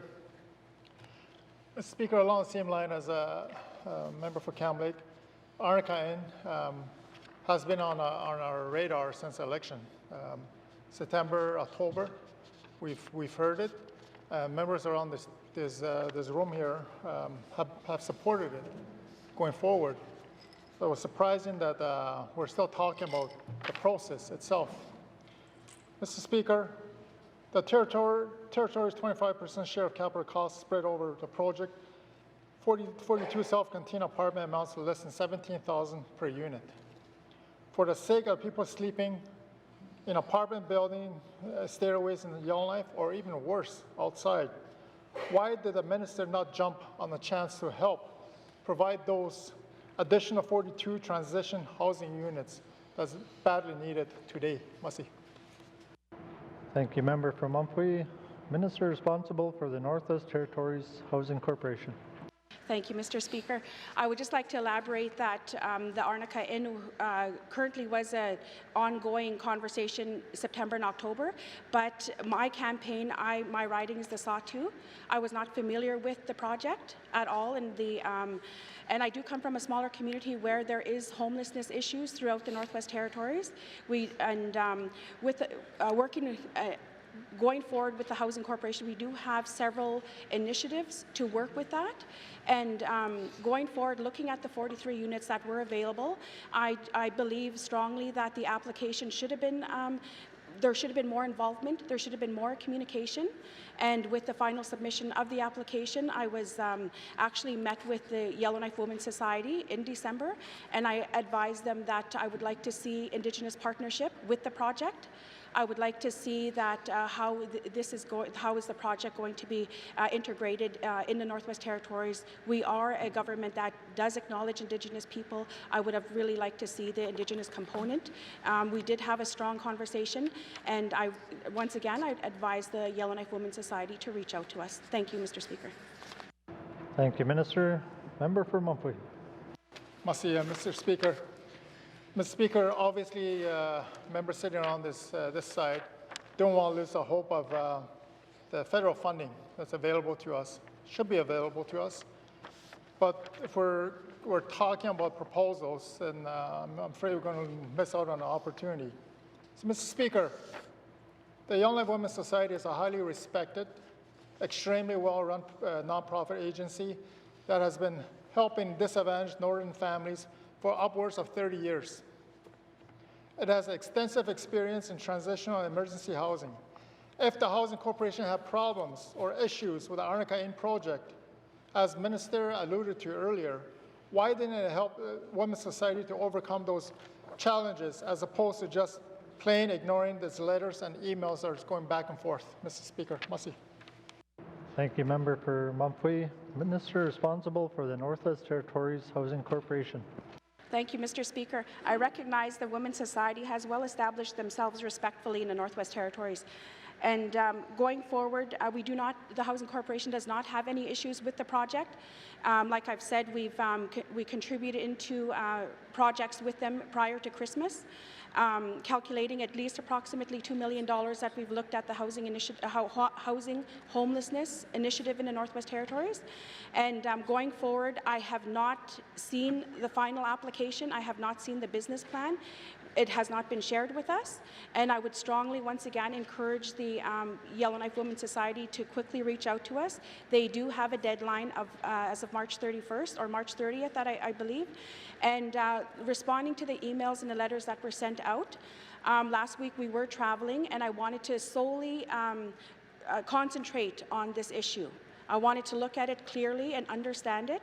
As I said before, that the project was not expressed in my campaign. It was not expressed in the SAW2, but it is for the Yellowknife area. We do have 7 MLAs within this riding.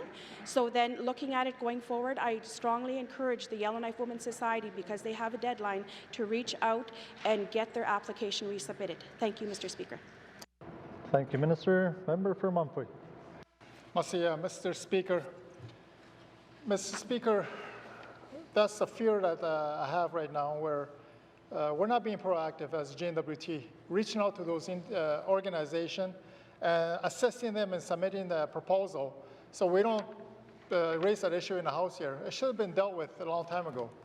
And I'm more concerned about those 42 homeless people today that do not have a place to go to. And we're sitting around the table here talking about the process. This is what we need to do. What is the minister doing today that will benefit those individuals that are out there homeless, no shelter, no food? What's happening today from the department's perspective, Mr. Speaker? Masi. Thank you, Member for Mumfui. Minister responsible for the Northwest Territories Housing Corporation. Thank you, Mr. Speaker. The application that was submitted by the Yellowknife Women's Society was submitted to the federal government. We don't see that application. So we don't know what the final ask was when that application was put forward. I also did express to the Yellowknife Women's Society that they actually budget for renovation costs. Should they come through that they end up with a renovation that could cost millions of dollars, an environmental assessment that could cost millions of dollars. The other thing that I would like to elaborate on is the age of the building as well too. I'm not very familiar. In the letter sent from CMHC, they were concerned about the feasibility, and they did not elaborate on it. I really need to see that report, because if we put these, if we open these 43 units and the building is not feasible, what are we going to do as a government with 43 people that would end up having to evacuate that building within 6 months? Are we in a financial state to house 43 people that would end up on the street? Same scenario happened in Hay River with the high-rise burned, and none of the people that were in the high-rise were housing clients, but we did make an effort to get modular homes into that community. So that is my concern, but right now the urgency is to get that application submitted and get it in, put it in, because if there's the missing information, I would really honestly like them to include the renovation costs, should that end up becoming a problem in the future. Thank you, Mr. Speaker. Thank you, Minister. Final supplementary, member for Mumfui. Mr. Speaker. Mr. Speaker, those 42 individuals that are homeless, obviously they don't want to hear about the paper trail, the process that needs to take place. They want to know what this government is doing to support them, to house them. So, Mr. Speaker, my final question is, what is the minister doing to wake the Housing Corporation up to the human emergency that homelessness represents for the Legislative Assembly, our communities, and to all the people of Northwest Territories, especially those who are homeless? Mr. Speaker. Thank you, Member for Mumfui. Minister responsible for the Northwest Territories Housing Corporation. Thank you, Mr. Speaker. The homelessness situation in Yellowknife has been addressed. We do work with what we can within the Northwest Territories Housing Corporation. Right now, we are in the midst of our budget going forward. We have invested into the Bailey House here in Yellowknife. We have invested into the YWCA, and we have invested into the Sobering Center.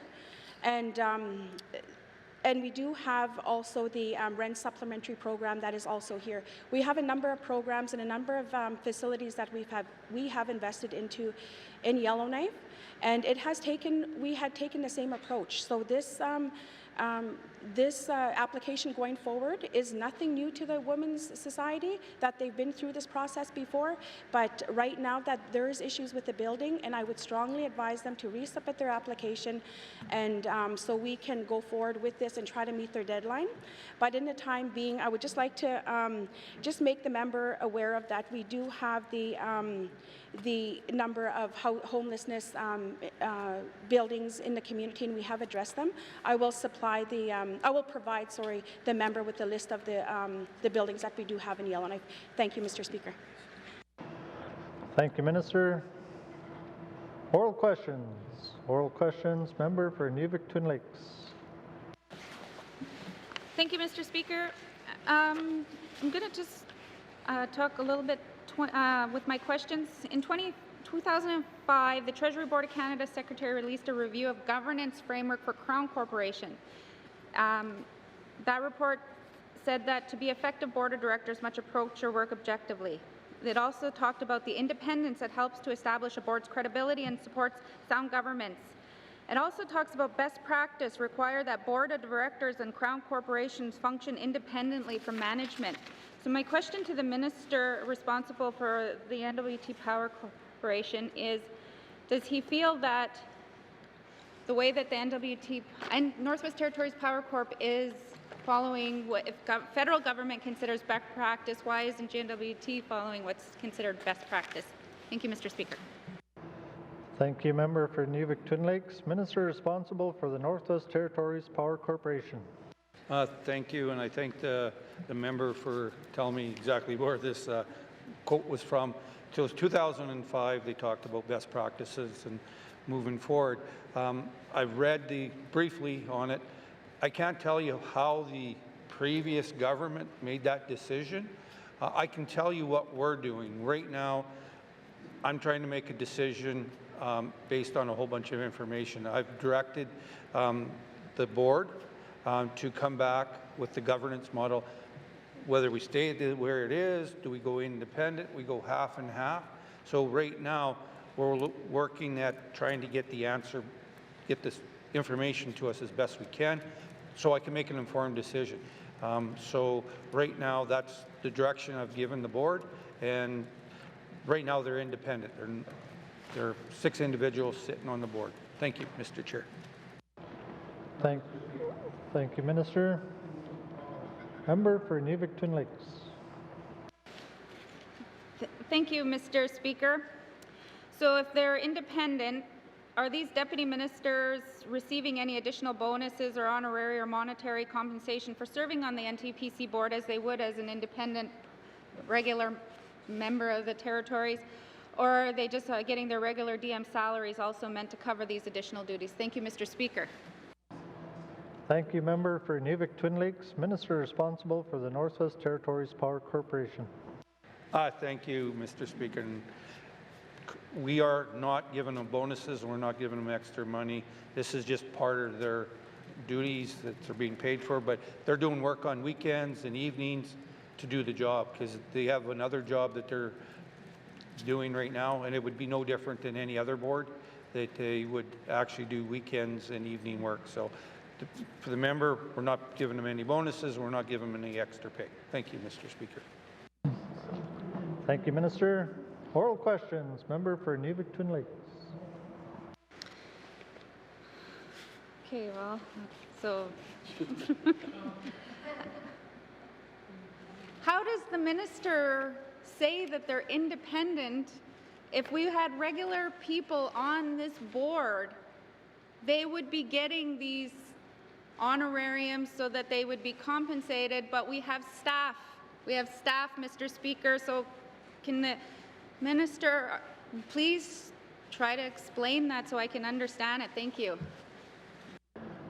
Thank you, member for Nuvik-Twin Lakes. Minister responsible for the Northwest Territories Power Corporation. Thank you.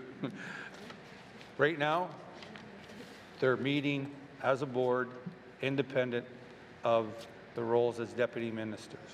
They're taking on the task of trying to govern the NWT Power Corp as best they can with the information that they have. And again, right now, we're not costing us anything to pay them we're not paying them to do that job. So right now they're independent. Yes, they're DMs that were appointed, but they're appointed as individuals, not as DMs. And in your speaker notes, you talked about the DMs that were removed or replaced. We're fixing that. We're specifically talking about those people to do those positions right now. Right now, as we go and look at the governance model, we'll have an answer that may work better for everybody involved later on. Thank you, Mr. Speaker.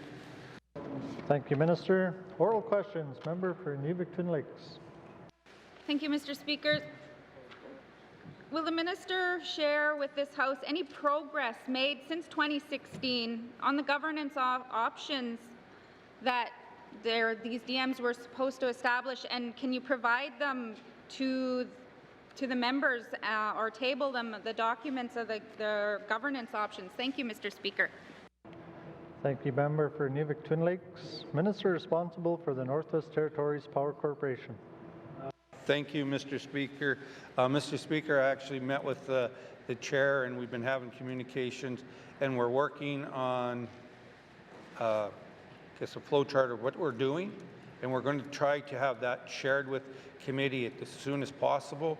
We're hoping by spring we will have this information to committee to look at so we can make an informed decision together. And so, yes, we will share that information with you. I've already, like I said, reached out to the chair and the president and asked for that information to be tabulated so we can share with committee moving forward. Thank you, Mr. Speaker. Thank you, Minister. Oral questions. Oral questions. Member for Frame Lake. Merci, Monsieur le Président. My questions, I want to once again thank the Minister of Environment and Natural Resources for the opportunity to observe the GNWT Nunavut Caribou meeting on the weekend. Can the Minister tell us whether there will be further meetings that include more harvesters, elders, interpreters, and presentations from communities and Nunavut organizations? Merci, Mr. Speaker.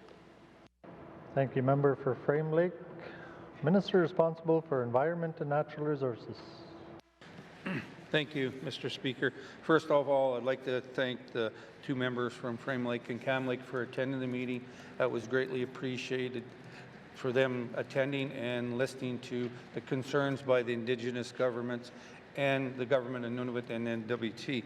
To make the short answer, yes, we are going to be having a follow-up meeting.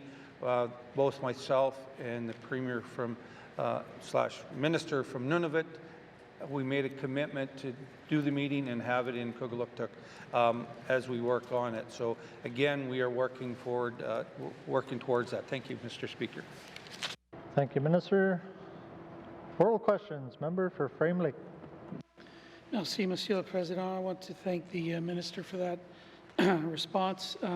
There was quite a bit of discussion around the GNWT Tlicho government joint management proposal for wolf removal in relation to the Bathurst and Blue Nose East caribou herds at the meeting on the weekend. The proposal still cannot be found on the Wek'ijī Renewable Resources Board website. I'm not sure why. But can the Minister tell us who will make the determination if aerial shooting of wolves is required, and on what basis that decision will be made? Merci, Mr. Speaker. Thank you, Member for Frame Lake. Minister responsible for Environment and Natural Resources. Thank you, Mr. Speaker.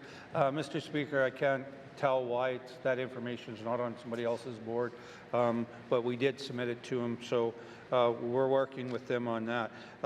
So that the Minister or the members are aware of, so we're looking at the scientific and the traditional knowledge before we make a decision. So we've looked at it, we've heard rumors, or not rumors, we've heard from traditional hunters that wolves may not be as abundant as they are right now, so that may have an impact on it. We're hoping that the traditional hunting, the harvesting will be done, and we will never have to use the aerial. But if it needs to be done, it will be the department making that final decision. Thank you, Mr. Speaker. Thank you, Minister. Member for Frame Lake. Merci, Monsieur le Président. I want to thank the Minister for that. I hope it's the Minister that makes the final decision and not the department. But there was a lot of frustration at the meeting, particularly from the Dene communities that have shouldered the burden of actions to try to help with recovery of the Bathurst and Blue Nose East caribou herds. They haven't been able to harvest those herds for a number of years now. that while I generally agree with the need for predator controls, virtually nothing has been done to protect habitat and slow down resource development.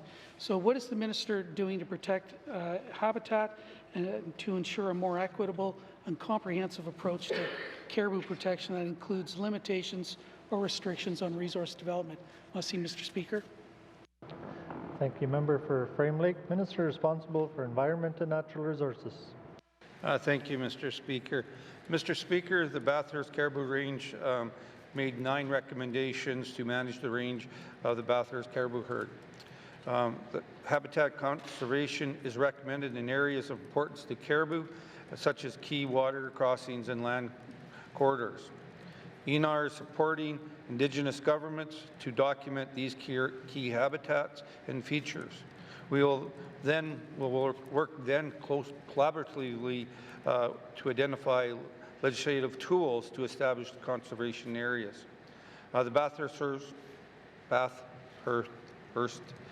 Caribou Range recommends managing total level of development on the range of their herd, including industrial development in communities and roads. Thank you, Mr. Speaker. Thank you, Minister. Final supplementary, member for Frame Lake. Merci, Monsieur le Président. I want to thank the Minister for that. It's clear to many that we cannot afford an all-weather road into the Slade Geological Province, and that it would likely be the final blow to the Bathurst caribou herd. So if our government is actually serious about caribou protection and intends to fulfill its legal obligations under the Species at Risk Act when barren ground caribou are listed as threatened, an all-weather road through the range should not proceed in the absence of successful recovery efforts. So can the minister provide any assurance that this government will actually back off the unaffordable Slade Geological Province road until there is a demonstrated recovery of the Bathurst caribou herd? Merci, Mr. Speaker. Thank you, member for Frame Lake. Minister responsible for Environment and Natural Resources. Thank you, Mr. Speaker. Mr. Speaker, I can't talk about another minister's department, but what I can do is talk about what ENR we're doing. We are committed to protect the caribou population by making sure our decisions can consider any potential impact in caribou herds in their habitat, so we make sure we understand that and make sure we present the information to the boards and everybody else like that. We have a strong regulatory system in place that ensures all projects are reviewed before permits and approvals are granted, and the department actually does and have comment on these projects moving forward. Thank you, Mr. Speaker. Thank you, Minister. Oral questions. Oral questions. Member for Yellowknife Centre. Thank you, Mr. Speaker. Mr. Speaker, my questions are also for the Minister responsible for the NWT Housing Corporation. In a couple of her answers today, the Minister suggested that there may be problems with the building. I'd like her to elaborate on what she thinks those problems are. Thank you. Thank you, member for Yellowknife Centre. Minister responsible for the Northwest Territories Housing Corporation. Thank you, Mr. Speaker. I was just referencing the feasibility study that the CMHC had not recognized. I haven't seen the document, but then that was one of the reasons why the application was, I don't want to use the word denied, because they are encouraged to resubmit. Thank you, Mr. Speaker. Thank you, Minister. Member for Yellowknife Centre. Yeah, thank you. I find it very puzzling that there's no way of sharing information between the CMHC and the NWT Housing Corporation when both are anticipated investors in this project. So what can the minister do to obtain information that has already been filed with the CMHC so that she can independently evaluate it? Thank you. Thank you, member for Yellowknife Centre. Minister responsible for the Northwest Territories Housing Corporation. Mr. Speaker, I'm not aware of the documents that have been filed with CMHC in regards to the federal application that was submitted, but I would like to really stress it within this session that I would need the Yellowknife Women's Society to contact us so we could go forward and we could resubmit that application. And with any other additional information in regards to the submission of the application, I would have to, in regards to the additional information, I would have to follow up with the member. Right now, I'm not aware of any documents that were sent that the Housing Corporation has received, as I have not seen the application myself. Thank you, Mr. Speaker. Thank you, Minister. Member for Yellowknife Centre. Thank you, Mr. Speaker. I appreciate the answer from the Minister, but in my mind, the premise of a co-investment fund is that the applications are jointly reviewed and decisions are made. So I don't understand or appreciate the siloed approach between what goes to the CMHC and what goes to the Housing Corporation if both are requested to be investors in this project. So what can you do to try and work more effectively with the CMHC so that you have the same information at the same time that they have the information? Thank you. Thank you, Member for Yellowknife Centre. Minister responsible for the Northwest Territories Housing Corporation. Thank you, Mr. Speaker. This has been the co-investment fund has been available to the Northwest Territories through the federal government process. But going forward, I would like to see both applications as well. I would like to be more involved, so I will direct my department that any co-investment applications going forward, because this is a federal financial opportunity for us to come up with, for the federal government to come up with the 75%, and then the territorial government to come up with the 25%. So this is something where we, as a Northwest Territories, be able to go forward in partnership. So my comment to the member is that I will be more involved in the applications as they come forward, and I'd be more mindful of sharing those applications, not sharing the applications, the ideas, that if we do have interest in another region and that they are looking at homelessness initiatives or constructing new units, just so I could keep the members informed of what is being constructed throughout the Northwest Territories. Thank you, Mr. Speaker. Thank you, Minister. Final supplementary, member for Yellowknife Centre. Thank you, Mr. Speaker. Thank you to the Minister for that. Minister, you're going to need to be bossy with the Canadian Mortgage and Housing Corporation to assert your right to see the information at the same time, to have a common evaluation method so that you can explain to us and to the public how decisions are being made about that co-investment fund. It was touted as a great bonus to this territory to have the $60 million carve-out, but if it turns out that we are in the back seat here, I don't think it will be as useful as we all hope it will be in creating new housing for vulnerable populations. So my final question is, how do you think that the Housing Corporation will evaluate applications in the co-investment fund to decide whether they are worthy of the GNWT investment? Thank you. Thank you, member for Yellowknife Centre. Minister responsible for the Northwest Territories Housing Corporation. Thank you, Mr. Speaker. I just wanted to inform the member also that CMHC currently, we have the lady that has been working for the three territories, Nunavut, Yukon, and the Northwest Territories. She is retiring this year.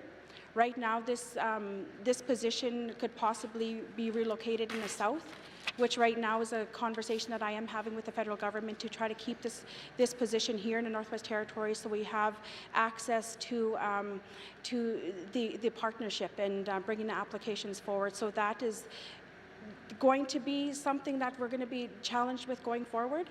And also that evaluating the applications, I wanted just advise the member that we do assist in completing the applications with the client, but ultimately it's up to the federal government whether they deny them or not, and what their criteria is and what they're looking at. We just get that after the fact of once they've reviewed the application, and right now it's the feasibility and the affordability of the unit. Thank you, Mr. Speaker. Thank you, Minister. Oral questions. Oral questions. Member for Hay River South. Thank you, Mr. Speaker. Mr. Speaker, I'd like to ask the Minister responsible for health a couple questions.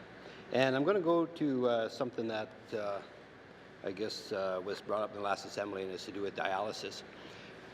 In the north, it's an issue, I guess, getting that service. And in Hay River, we have a dialysis unit, and it's kind of running at half throttle. We're looking after 8 people when we can be looking after 16, and it's partly due to funding. And what I'm hoping the Minister of Health, I've got 3 questions for her, and I'm hoping that that the answers will just be one word: yes, yes, and yes. And we need something positive. We have to roll something out to the communities. So I would ask the Minister of Health if she's willing to have her department, commit her department to work with the Hay River Health Authority to look at expansion of the dialysis unit. Thank you. Thank you, member for Hay River South. Minister responsible for the Health and Social Services. Thank you, Mr. Speaker. Yes. Our department is committed to working with the Hay River Health Social Services Authority. And actually, I was in Hay River last week, and I was able to go and have a look at the dialysis unit. And the member is right, it is underutilized. So thank you. Thank you, Minister. Member for Hay River South. Thank you. That's 1 yes. Okay, for the second yes, is she willing to direct her department to immediately start building a business case to make that happen? Thank you, Mr. Speaker. Thank you, member for Hay River South. Minister responsible for Health and Social Services. Thank you, Mr. Speaker. Second yes. We will commit to doing the necessary work. Thank you, Mr. Speaker. Thank you, Minister. Oral questions, member for Hay River South. Thank you, Mr. Speaker. Well, that wasn't too bad. Okay, for the final one. So hopefully it'll be a yes here. And it's an easy question. Will the Minister of Health ensure that her department keeps me in the loop as well and updated on what's happening? Thank you, Mr. Speaker. Thank you, member for Hay River South. Minister responsible for Health and Social Services. Thank you, Mr. Speaker. And the third yes, and the member gets what he wants. Thank you, Mr. Speaker. This is easy, member for Hay River South. Oral questions, member for Toonadee-Welleday.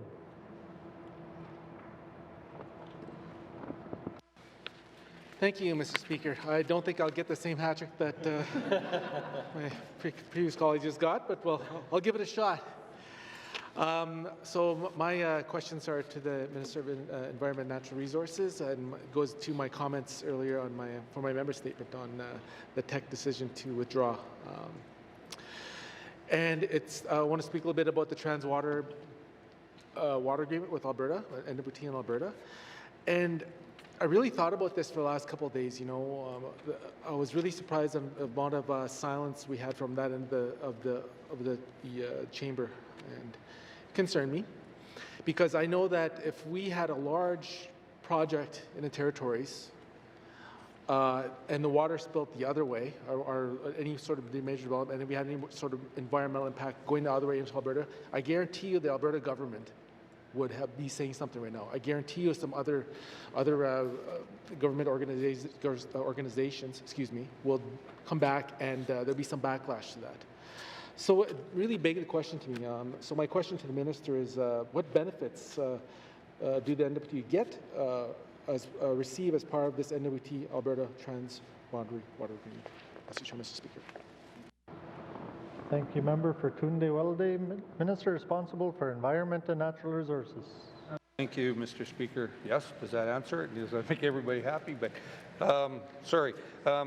what benefits? We have a relationship with the Alberta government, and we're able to work with them. We have the ability to first response to these issues. So again, when the quality, quantity, or the biology is an issue, we have first get the information first. We get that information, and we're able to work with the people of the government of Alberta to make sure this is it. We've also been able to have correspondence and work together. I've already reached out to the government of Alberta and the federal minister to make sure that these transboundary agreements are in place. So we have that relationship, and that's something that we're able to deal with it. And as for the comment about other projects, if it was going south, I can't comment on that because We don't go that. The water comes north down from Alberta. Thank you, Mr. Speaker. Thank you, Minister. Member for Tunde Wilde. Thank you, Mr. Speaker, and thank you for the response, or kind of the lack of it. There was still there was still silence and a lot of radio silence from that end of from the ENR department for this whole development.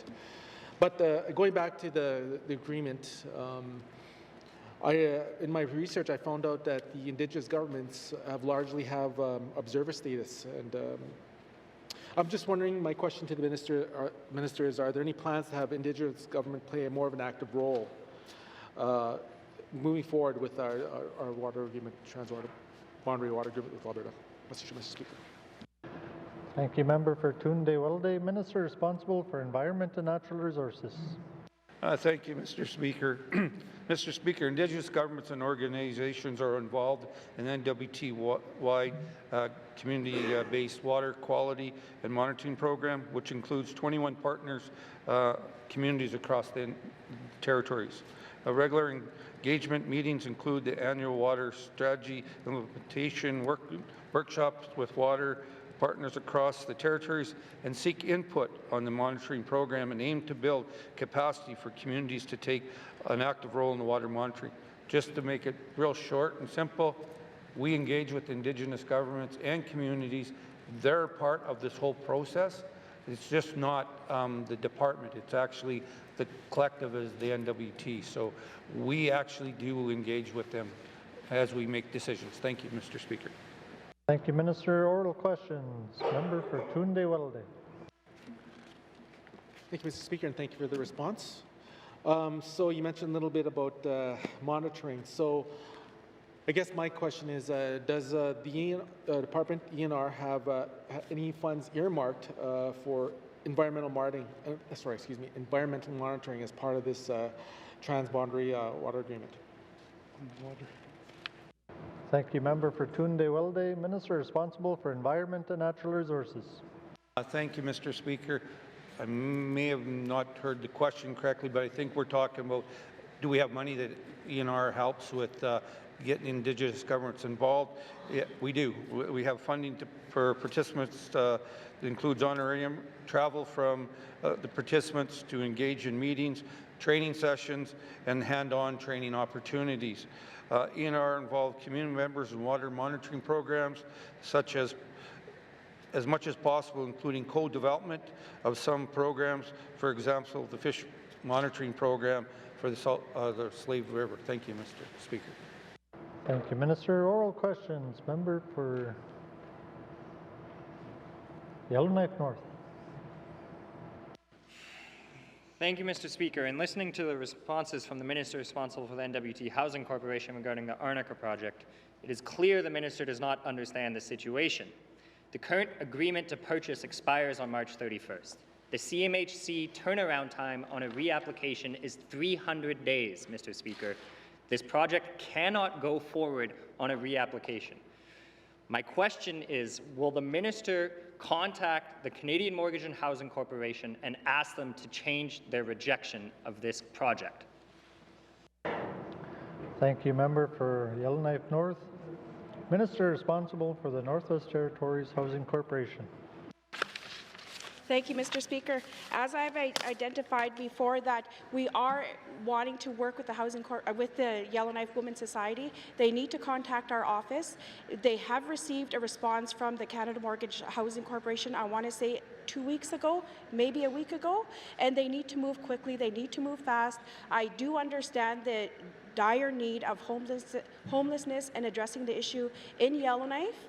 And the longer they take to submit those documents and those papers, they're going to lose out on their own initiative. But they should at least be able to resubmit that application so CMHC can have another look at the application and reconsider their decision. And also that the concern on the application was to look at the long-term viability of the units, and also the affordable criteria. So I would really like to look at that application that they submitted. Like I said, I haven't seen it, but going forward, I would really like to encourage the Yellowknife Women's Society to act fast. Thank you, Mr. Speaker. Thank you, Minister. Member for Yellowknife North. Thank you, Mr. Speaker. This is exactly the problem we run into. In the real world, real estate transactions have deadlines, and they can't fit into tight bureaucratic processes. Therefore, there is a political will for this project to happen. Will the minister responsible for the Housing Corporation contact CMHC and clarify that we support this project? Thank you, Member for Yellowknife North. Minister responsible for the Northwest Territories Housing Corporation. Thank you, Mr. Speaker. With the application being submitted to CMHC, like I said, CMHC has concerns regarding the viability, the long-term viability of the units, and also the affordable criteria. These are stressed from CMHC. I would advise the Yellowknife Women's Society to contact our office so we can work with them and go forward from there. And I'm just thinking of the faster you act, the faster we'll be able to submit these applications and going forward. Thank you, Mr. Speaker. Thank you, Minister. Oral questions. Member for Yellowknife North. Thank you, Mr. Speaker. Once again, we seem to force the Yellowknife Women's Society to do all of the work, and we're not in a position to help them or assist them. My question is, have we committed to providing our 25%, our $680,000, if that application is approved? Thank you, Member for Yellowknife North. Minister responsible for the Northwest Territories Housing Corporation. Thank you, Mr. Speaker. Depending on the outcome of this application, we will have to go forward, and if it is submitted and it is approved by the Housing Corporation, we would have to find money alternatively within our budget. We have not finalized our budget as of right now, today. So then going forward, we are going to end up having to cut back on some programs that are being delivered currently. So going forward, we'd have to make sure that we'd be able to find that money somewhere internally within our Housing Corporation, within our budget. But then, once again, I'd advise the Women's Society to submit their application so we have something to go forward with, and I need to see what it is that they submitted because I have not seen it today. Thank you, Mr. Speaker. Thank you, Minister. Final supplementary. Member for Yellowknife North. Thank you, Mr. Speaker. It seems I failed to get a single yes. Once again, have we committed to providing our 25% should the CMHC change their decision and approve this? We said earlier that we support the project, but if we have not committed to providing the financial support, I don't understand how we can say we support the project. So my question is, have we committed to both CMHC and the Yellowknife Women's Society that we will provide our 25% if the CMHC brings their 75% to the table? Thank you, Member for Yellowknife North. Minister responsible for the Northwest Territories Housing Corporation. Thank you, Mr. Speaker. I know that the member is very eager to hear a commitment from the NWT Housing Corporation, but in reality, we need to make sure that we do have that 75% from CMHC, and I need to make sure that we are able to afford the $650,000 that the Yellowknife Women's Society is requesting, and we will be able to find it, but I just need to make sure that this application is approved by the federal government. Thank you, Mr. Speaker. Thank you, Minister. Oral questions. Oral questions. Member for Nunukput. Mr. Speaker, today my questions for Madam Premier, because I want to ask about government and overall approach and governance in territorial corporations. Mr. Speaker, does the Premier agree that the territorial corporations should be run in accordance to the best practice principles in the governance of the government-owned corporations? Thank you, Mr. Speaker. Thank you, Member for Nunukput. Honourable Premier. Thank you, Mr. Speaker. I do agree that all organizations should be run on best practices, Mr. Speaker. Thank you. Thank you, Premier. Oral questions. Member for Nunukput. Job, that's almost a yes, Mr. Speaker. Which practice principles do you feel that are most important, and which could the GNWT approve upon? Thank you, Madam Premier, Mr. Speaker. Thank you, Member for Nunukput.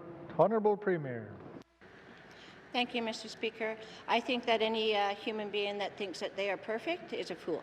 And I think that all of us and every organization needs to be constantly looking to improve upon us.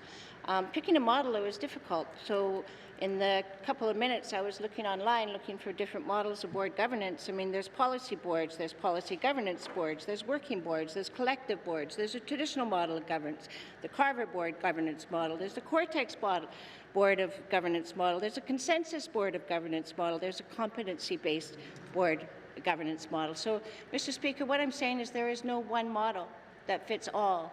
All the research that I've been doing says you need to fit the governance structure within the operations of the organization. Thank you, Mr. Speaker. Thank you, Honourable Premier. Oral questions. Member for Nunavut. Thank you, Mr. Speaker.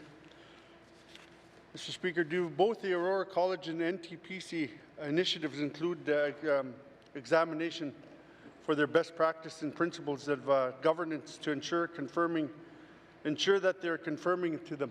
Thank you, Mr. Speaker. Thank you, Member for Nunavut. Honourable Premier. Mr. Speaker, I hope that all of our organizations and all of our departments and any of the corporations that we have are always looking to improve their services, looking to best practices. I do know that the Aurora College is moving into accreditation, which means that you will be looking at best practices all the time. My worry is that when you're not accredited yet and you're moving into it, you still have areas that you need to work on. So I think that, yes, all of us should be working constantly towards making sure that our services are providing the best they can and that we are taking advantage of best practices, which, Mr. Speaker, tend to change quite often. So therefore, we also need to keep on top of the current practices. Thank you, Mr. Speaker. Premier, final supplementary. Member for Nunavut. Yeah, thank you, Mr. Speaker. Mr. Speaker, has the Premier have issued a direction of discussions with Minister Simpson and Thompson, respectively, about the completion dates of transformation of Aurora College and the Polytechnic to develop of governments of options and also NTPC. Thank you, Mr. Speaker. Thank you, Member from Nunavut. Honourable Premier. Thank you, Mr. Speaker. I haven't sat down and had direct conversations with both ministers that were named to say what kind of board you're doing and those kind of things. However, I was the education before, and I know that the education does have a timeline when they will be bringing in a board of directors. Ministers are responsible for appointing their boards, Mr. Speaker, and so therefore, if they wanted a direct timeline, probably better to ask the relevant ministers. Thank you, Mr. Speaker. Thank you, Honourable Premier. Oral questions. Oral questions. Member for Mumfree. Mr. Speaker. Mr. Speaker, I made a statement last week about Clinchon-Patti all-season road and the amount of contracts, the hiring. And I'd like to touch on the percentage and ask questions pertaining to that. Mr. Speaker, according to the numbers I shared in my previous statements, 36% hires. This is out of 137 workers on site up to date. Clinchon were 36% labor, 13% were northern hires, and whopping 51% non-NWT hires. 49% of labor force contracted to work on the Clinchon all-season road were hires, NWT hires, and 51% outsiders. Mr. Speaker, this should be totally opposite. We should be having more of a percentage than a southern firm. So I'd just like to know, Mr. Speaker, since this business is operating on Mufiga beneath the boundary, and outsiders are being given preference in hiring, what is the minister doing to prevent this from happening? Masi. Thank you, Member for Mumfree. Minister responsible for Industry, Tourism and Investment. Thank you, Mr. Speaker. So it's my understanding that the Clecho government was involved with the negotiation of the numbers and the quota for the Clecho all-season road. So I cannot speak specifically to why those numbers were not as the member would like to see. However, I believe as the Cabinet and all of us together, all 19 of us together, we've made retaining our government dollars in the north and maximizing them for the benefits of all residents of the Northwest Territories is a priority that we are committed to, one that I am personally committed to.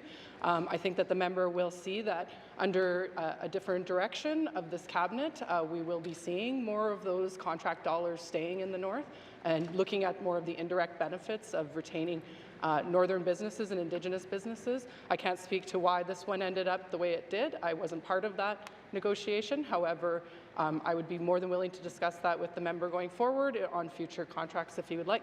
Thank you. Oral questions. Member for Mumfwee.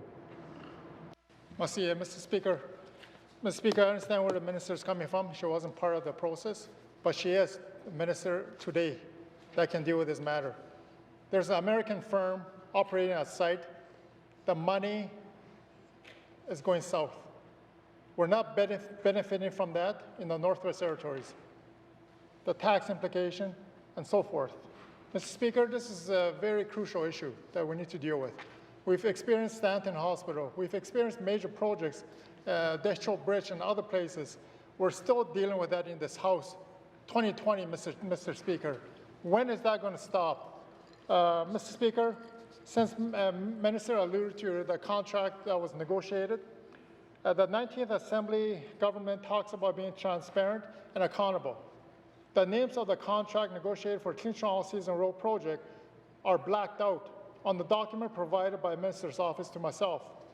The Clinchon constituents would like to know who negotiated these contracts. When will the Minister demonstrate the required openness and transparency and provide a copy of the contract with the actual signatories' name on it so I can share with my constituencies? Masi. Thank you, Member for Mumfwee. Minister of ITI. Thank you, Mr. Speaker. It's my understanding that that specific contract has gone through the ATIP process. I do recognize that I need to get more information on why those specific signatories were blacked out. I do believe there is issues around privacy of actually having the signature of people in documents that are provided so that they can't be electronically copied. However, if it's an issue of that, then I would look into why the actual name itself was not provided. I will get that information and send it back to you. When this is going to change, I can tell you it's going to change right now. I'm a new minister. I'm changing the way my department is going to do things. It's going to take me some time. It would be very irresponsible for me to come in, start making changes before I have a better understanding of what's going on in my department. So at this moment, I'm collecting my data, I'm gathering my facts, and I can guarantee you that the member and all of the members are going to see changes in the contracting system. Thank you. Thank you, Minister. Oral questions. Member for Mumfwee. Oral questions, member for Yellowknife North. Thank you, Mr. Speaker. My questions are for the Minister of Education, Culture and Employment. My question is, for every dollar we currently spend providing income assistance, how much do we spend in administration? Good question. Thank you, member for Yellowknife North. Minister responsible for Education, Culture and Employment. Thank you, Mr. Speaker. The budgeted amount for the income assistance program in 2019-2020 was $32 million.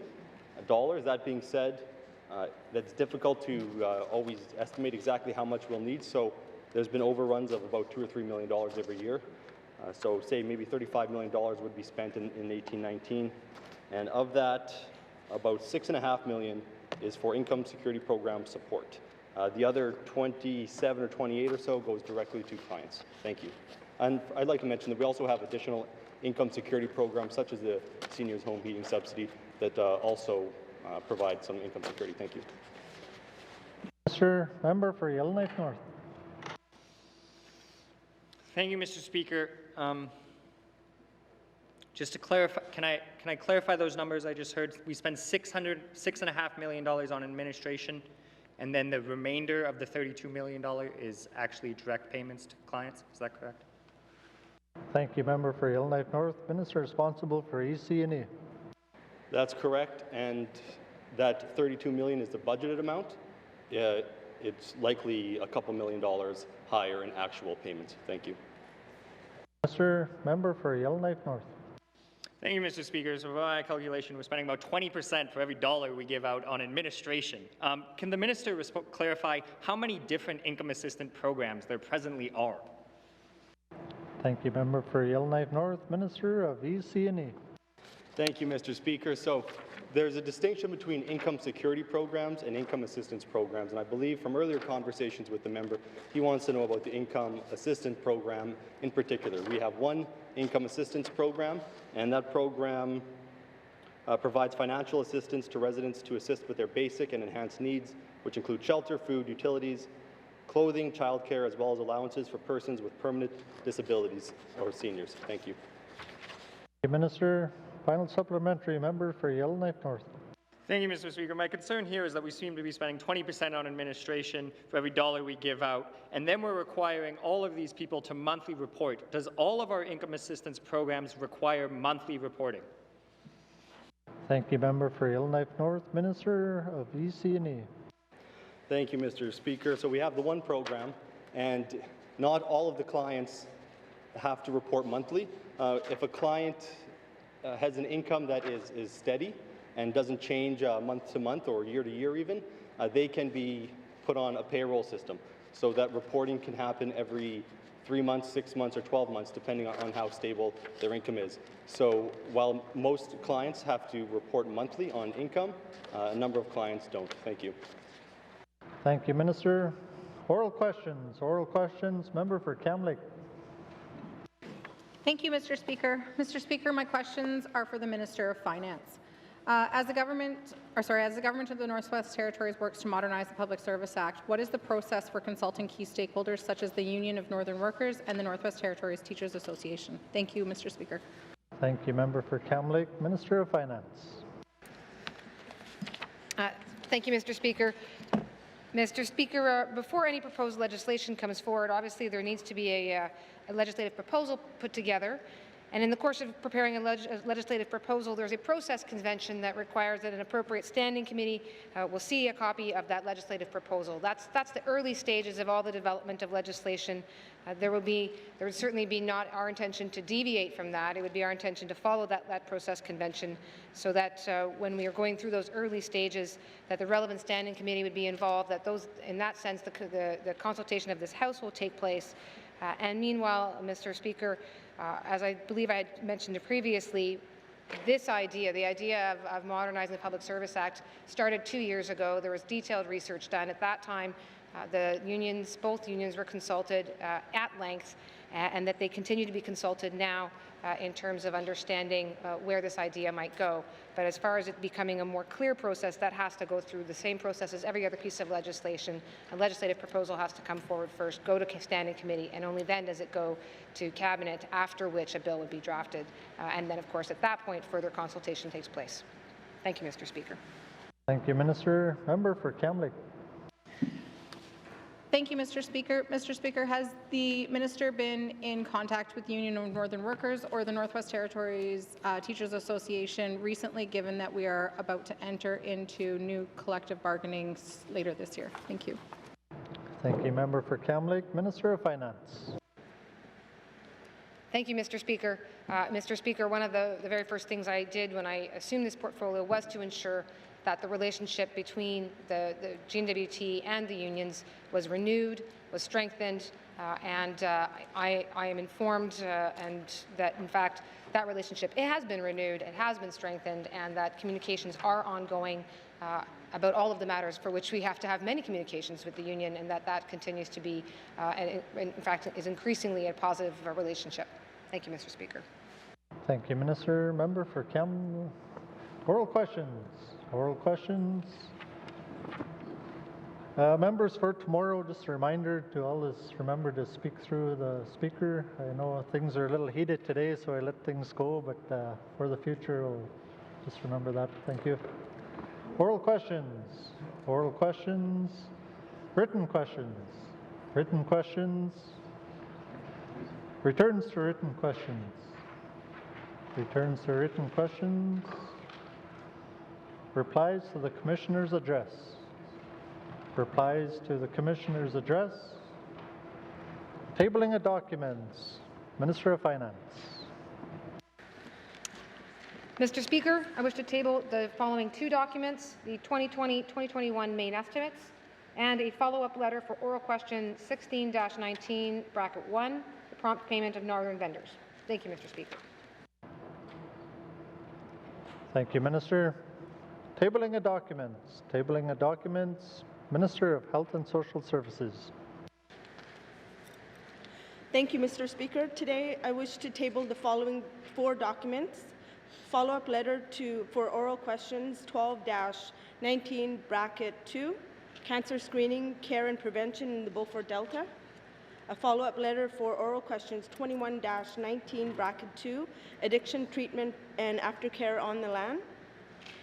A follow-up letter for oral questions 29-19, bracket 2, Stanton Territorial Hospital issues.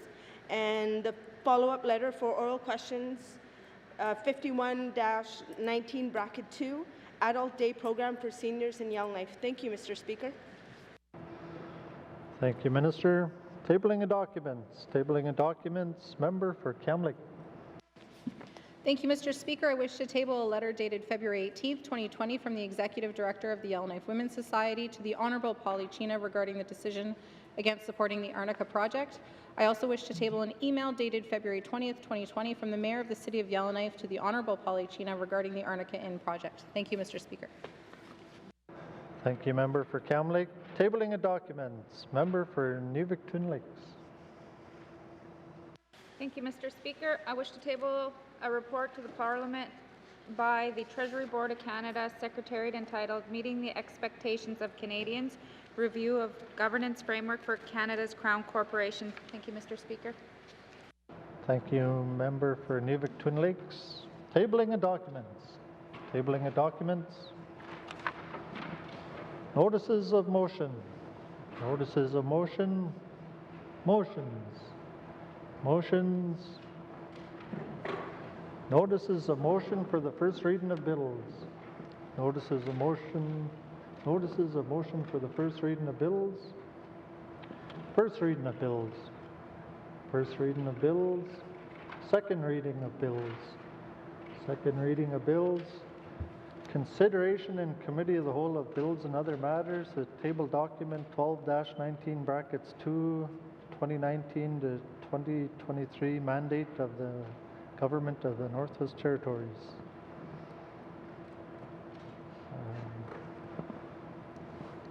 Also, table document 17-19, brackets 2, supplementary estimates, operation expenditures number 4, 2019 to 2020. Members, by the authority given to me as Speaker by motion 1-19, brackets 2, I hereby authorize the House to sit beyond the daily hours of adjournment to consider the business before the House, with member for Gwich'in Lakes in the chair.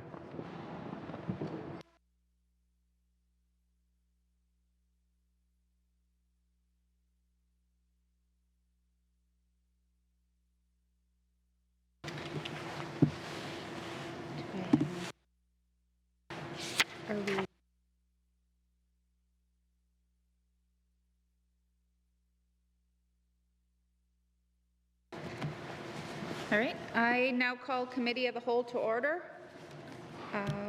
What is the wish of the committee, Mr. Norn?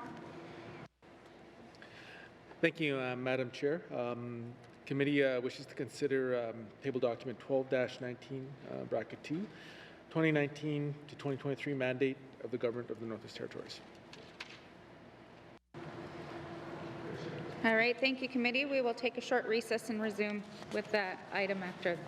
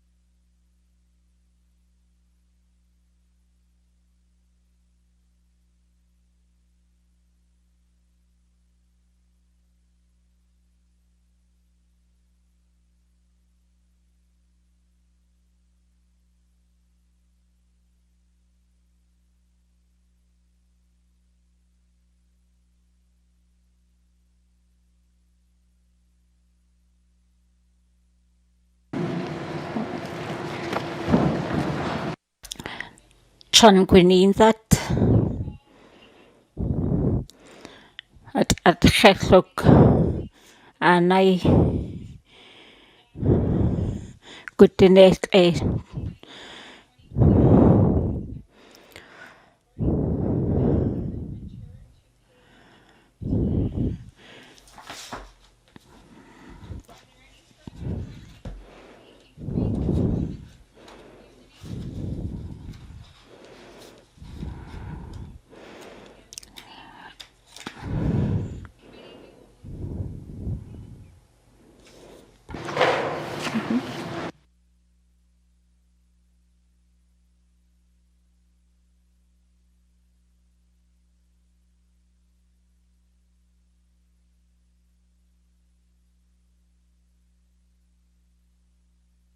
Okay. All right. All right, so Madam Premier, issues at chit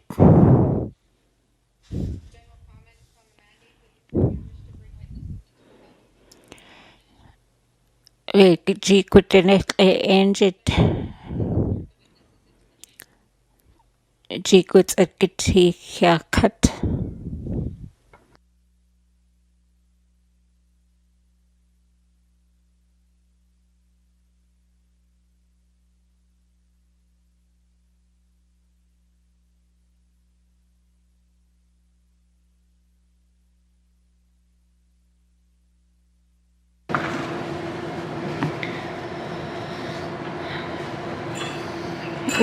thank you.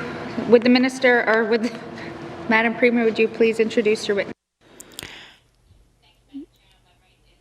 And kunig o genja issues at chit.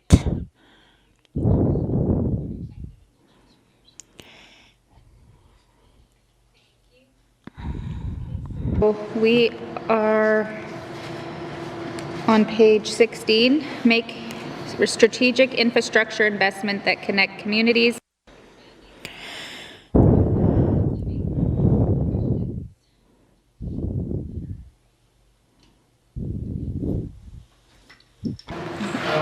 Just, sorry, yes, Mr. Bonarouche?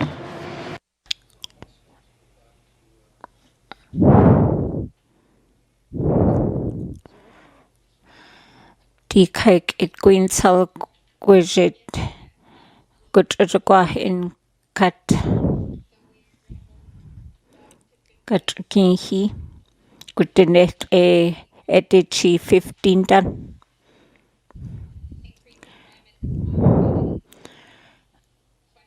Good at good Taylor kijk it Salgo and Gwich'in.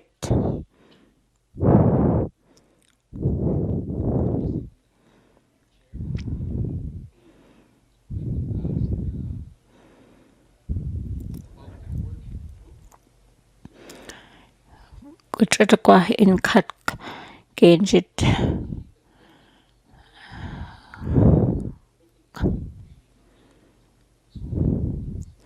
It's all the engine good at Gwahatsa Gwich'in then.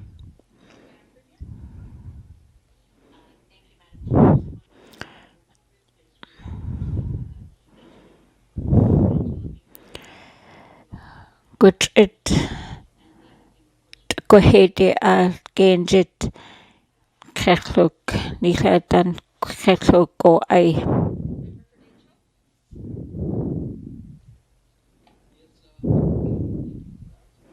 Desho goods a chit.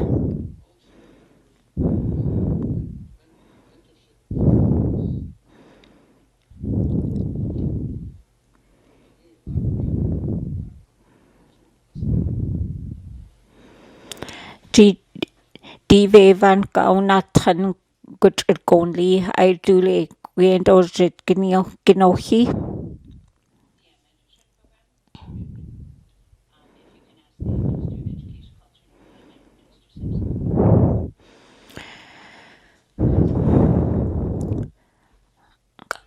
Good chit nili.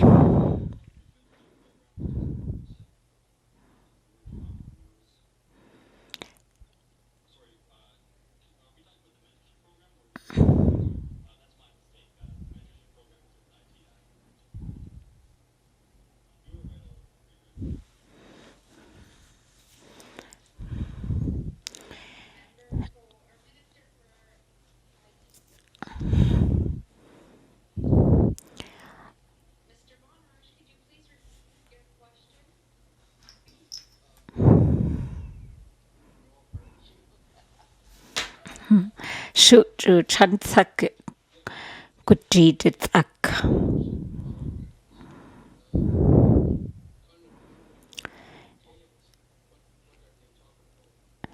Nihla atan gwejet dive van gwydrid gwazi gawnach tan ai jidi genjid go ai gwendod at nocha gondak.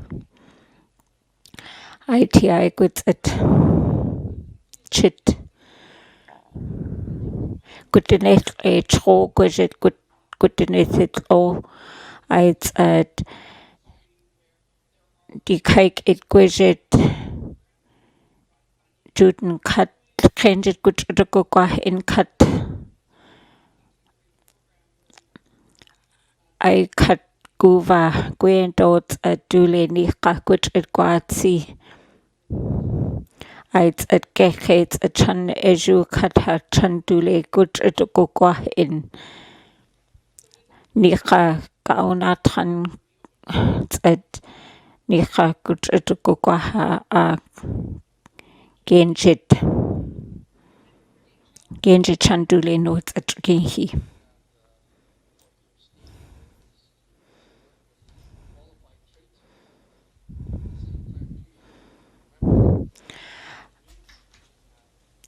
Juden cut ishits at gudinech e gonli at dai he I gojik chan no kaik it gutsal cut down and chu gojid a kota gonj ukwa. Dule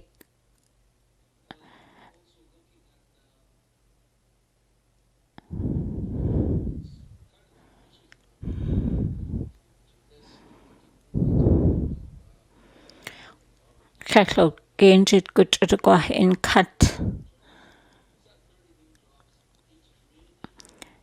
Gudrid tick to tin gutela gwini than lea kota go hecha.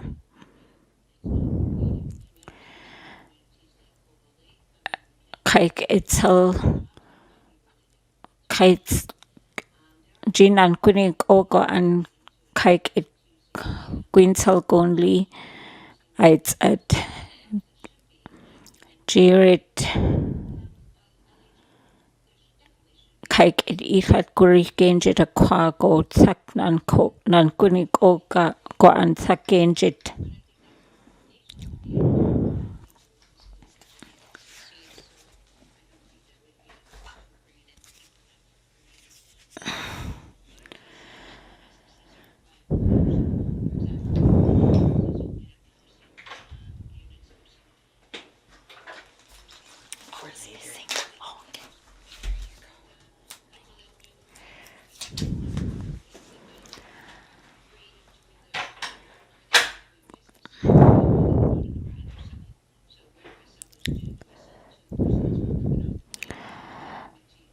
Eji gwch e chan go I juden cut genjid se do gahti.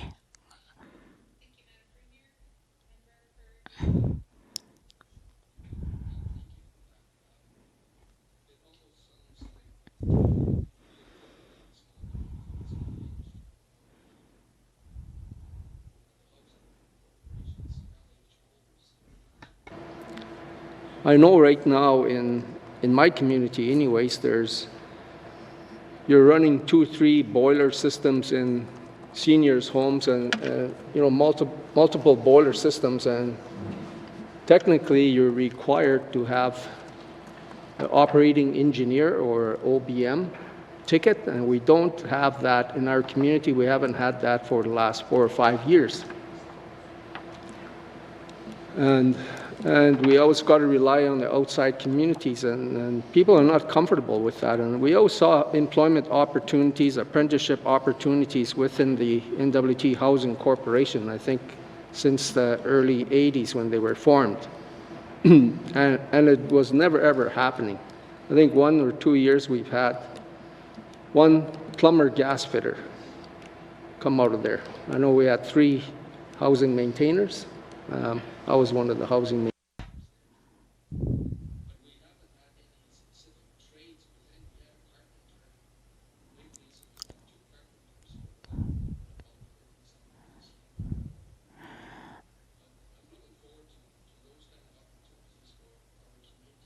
within housing to provide apprenticeship. Kaik it gwishit je Ginjik Gwich'in kat Gwich'in.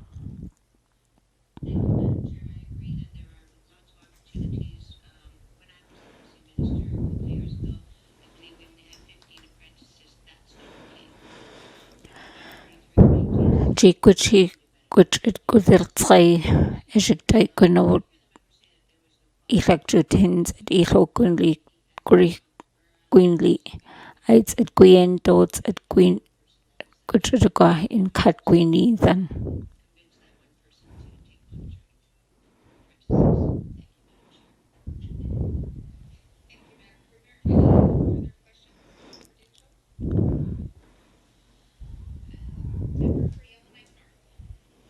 Shritso Kaik in Digwits at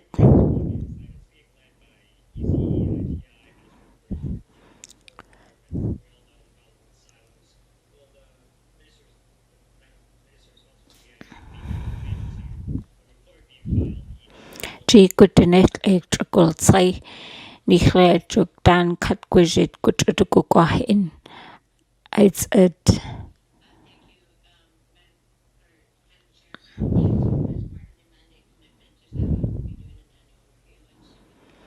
Gochai Ilad Gwich'in Ginjik Gwich'in Go I Gwana.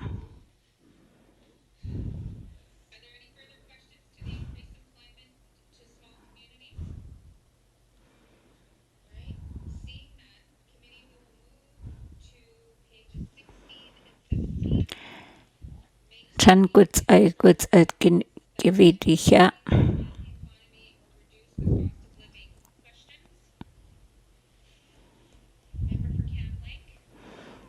Street so Kaik Gwich'in Cam Van Nu Gwich'in.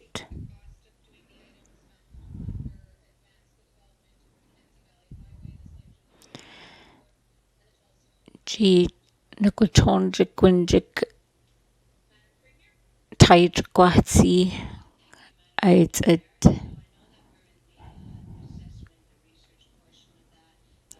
I Genjik Gutinet et Atsi Gwishit Gunahi Gwendots at Gwana Gwishit Gwana Chan Nukut Giticha.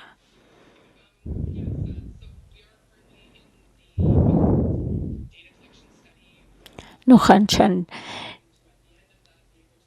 Gwishit Genjit Gwatsi Aids at Gutinet Echatak Gwishit Gunai Gojuk I Gutinet Eshi Ikwa.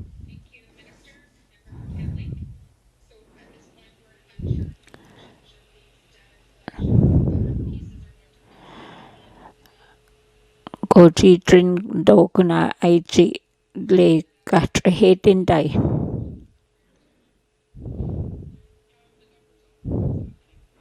Aha, I go edit chi Gujit Guna E. It's at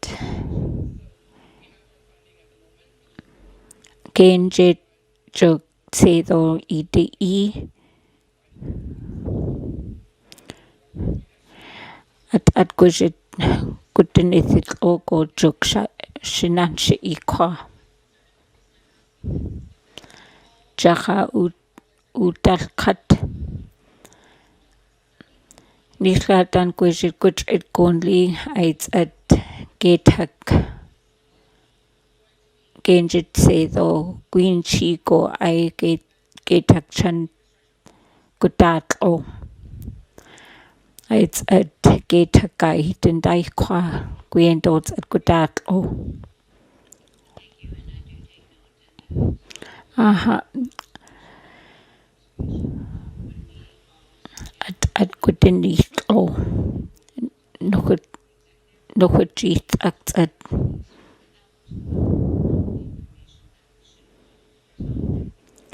Yeno Nihlatan Gujit Queen Cheat Quatsi Dai Akotagonj Ukwa Aids at Juquendo Chit Idili Akotaki to Gohedia. at kahit endai genjit saksedo issues at kwago genjit yentol goods at gitidi here jidide issues at gwjit good at kwahatsa genjit.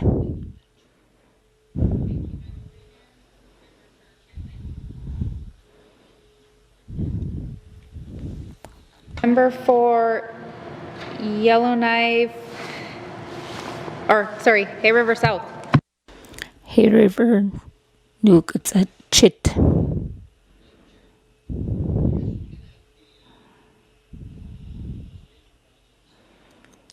Chi good at queen chi cut gwjit ginidihi go nokhan chat chit idili genjit nokhan grich genjit sedoli idi ikwa kahitendai go eji cut di dinji kai ginli akatan chandule nikha genjit gutrit kwatsi aids ad enja to chokat akatan kutsedo hatuli akoda gudi I gwinithan katinji shijit. Important that, we stop saying that, oh, we can't do this and we can't do that, but we can do and we just At adulia kota gudi I gutrit kwatsi chan duya kwad kokontri gwinu aids ad gwiendods ad genjit short hitilia gujit kwahna gutrit kwahata shirit gunil irit li adulia kota gudi I gutrit gwinchi nihlatan gujit dule jatnan gwinig ogo an gwehedi anithan.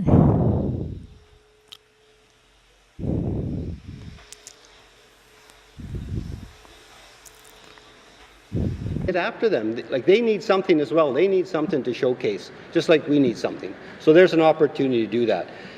At the end of the day, it's about jobs. It's about kind of opening up the north.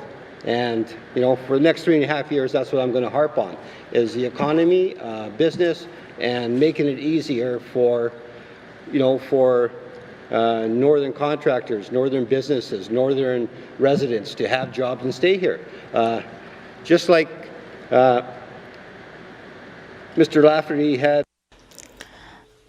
Ajit nan gwinig ogo an gutrit gutela gwinithan a kota gwehej a gwinithan.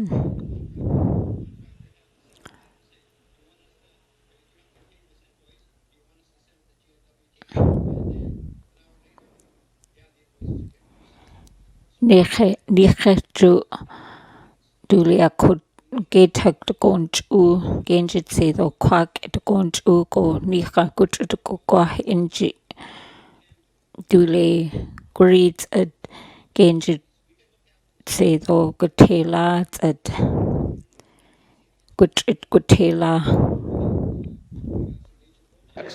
Like, there's lots of jobs there. We've got the fish plant. We've got all kinds of things that we could be doing that'll create. Dule gutrit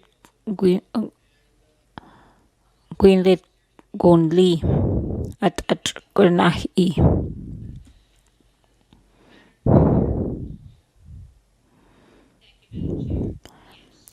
Issues at Dichitnili.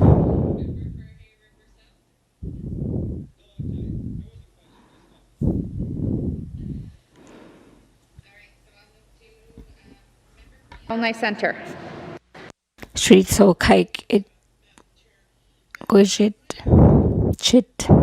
With this area is that the prior government committed millions of dollars in Nochichi chit rat ginli Gwich'in tedo le Gwich'in Genjit goods and say it's at Nochichi Akota Kutijik Injit Chukti Quit at Gwich'in Chod Gwich'in Pico I Gwich'in Go I it's at Nochanchuk Chit Italy Nits O de Genjit Dule no good at Gwich'in Quick O Due Giniti Hik it go I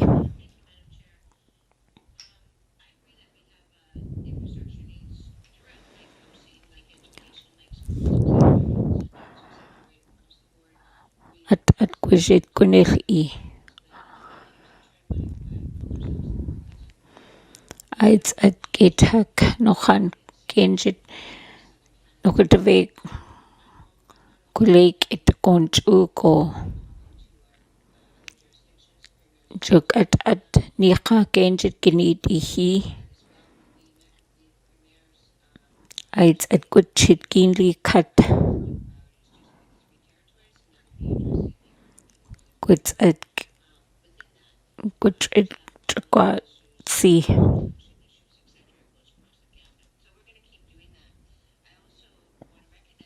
I Gunjik I he a kota koheti a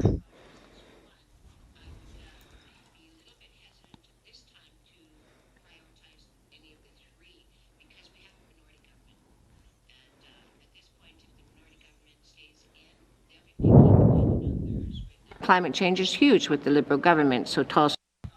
good I chan Eji chit cut nilet and cut goods at agatan chan goods at the cho cut good say though goods and trasi goods it go na e gwendo to gwendo chan it's all nan cut na gwe e go di kike it gwan it's all na gwe e genjit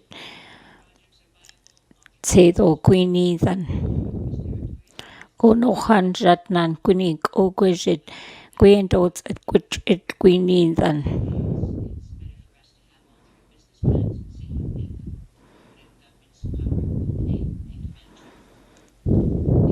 Premier, member for Yellowknife Centre. Thank you, Madam Chair. Madam Chair, with all due respect to the Premier, I don't agree that we should continue to invest millions in advancing these projects without seeing any business cases. Got at Queensy G chit Ginjik he go goods eyes at chan say though Queen chi goods at Hanachi Kwak Nathan I he Ginjik good at Kwatsi Kwagujik. All this preparatory work is that in some cases it'll need to be redone. So for example, early in my time in the NWT, I covered the Mackenzie Gas Project hearings. Niju dai kuno kunil e trai kai kunjik kai genjit kutrita kwatsi dai kuno kuts at kunil e Nila dan ako kutrit kutela queenie than genjit kut say though kuts antrati chan ako de kwedi ikwa I genjit juk chit e deletes at kutrit genjit say though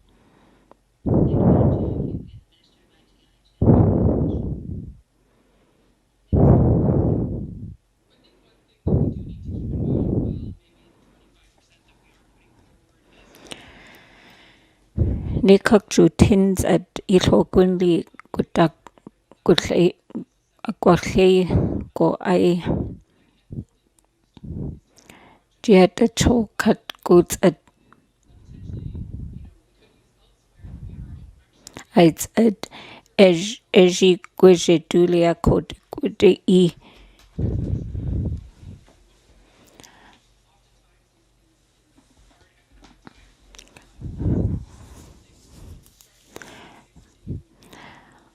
Go get hug. Ginjik Ginidi he Tragwati Gwich'in shits at Tragwati dai. I guna ik ere Genjit Sedo Genjit Deeds and Trati.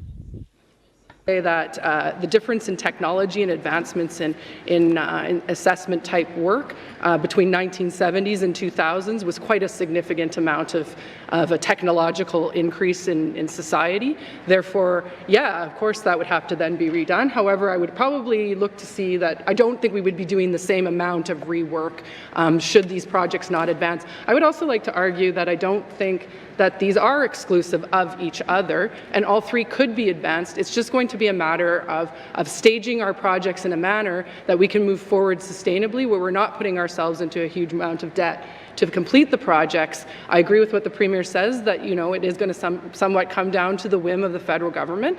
We are at their whim. I also have no problems with going and saying and pleading the case of, you need to pay for more than 75% of this. We have a serious deficit in infrastructure, and I'm going to do my damnedest to ensure that we lobby as hard as we can with the federal government to pay for more of it, because this is not just, oh, this would be nice to have.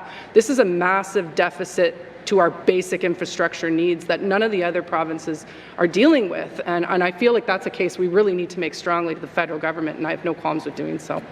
So, sorry, it's probably not the answer that you want, but... Thank you, Minister. Sorry, member for Yellowknife Centre. Thank you, Madam Chair. No, the answer still doesn't address the speculative nature of.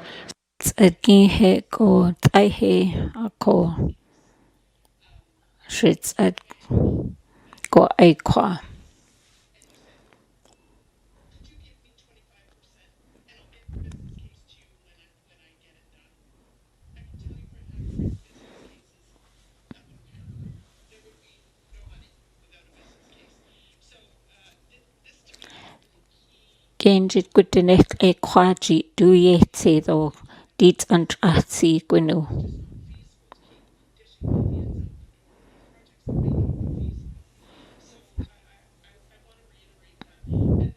It's a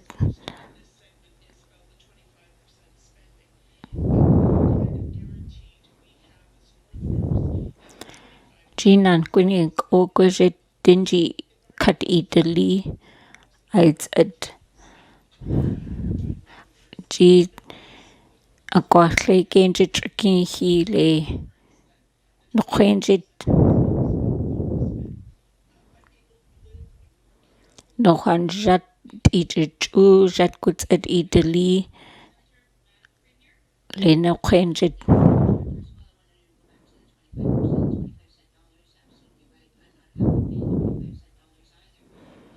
Genjit shouldn't e show ili kwa. In a federal engagement. It's at goods at Kennedy he good at Quatsi good to next a triltray. It's at Gwich'in lay Gwich'in at Uti to cut.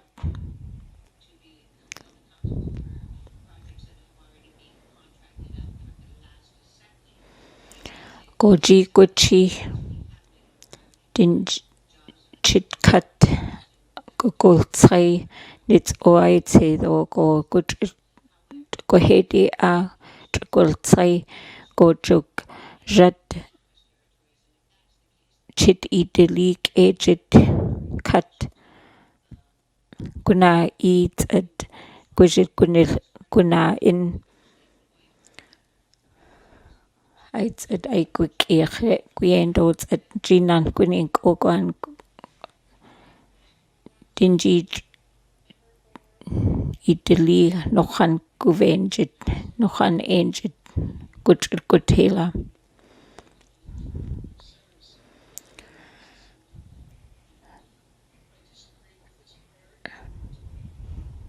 Shrito kaik it guts at idili, gutchit idilites at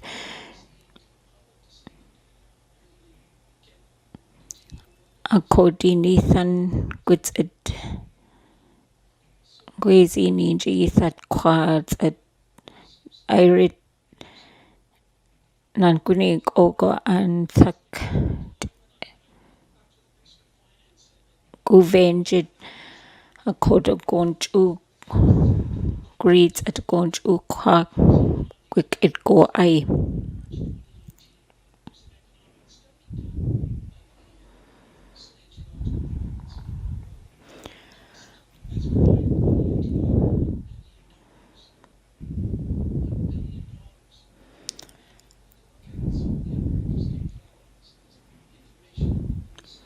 At gast at indai I good at gold side range 1 billion say the quache gange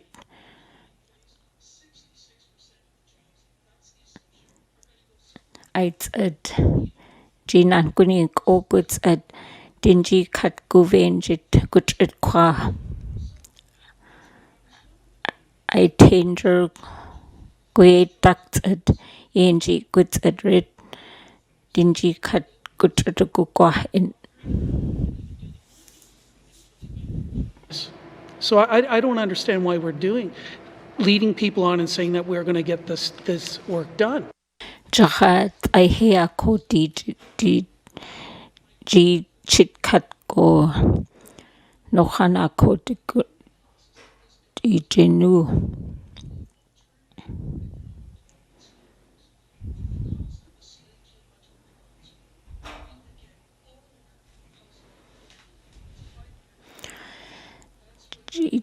Taikun Taitquatsi I get it at Ishits at DJ Quag Angit Gutquatsi G Genjit say the Gwynethan Shia Kodinethan Trochid a Gunjik Gutquaha a Gwynethan DJ Gutela.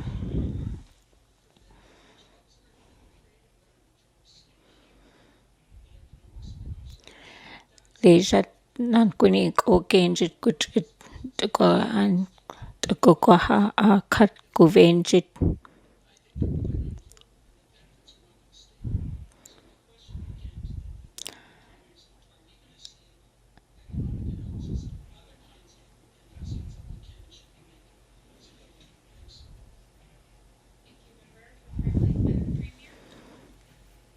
Issues a no chit.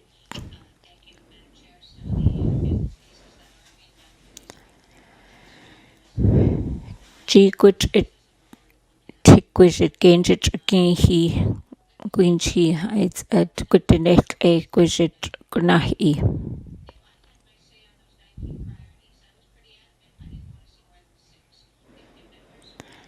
No chi guno chit cut.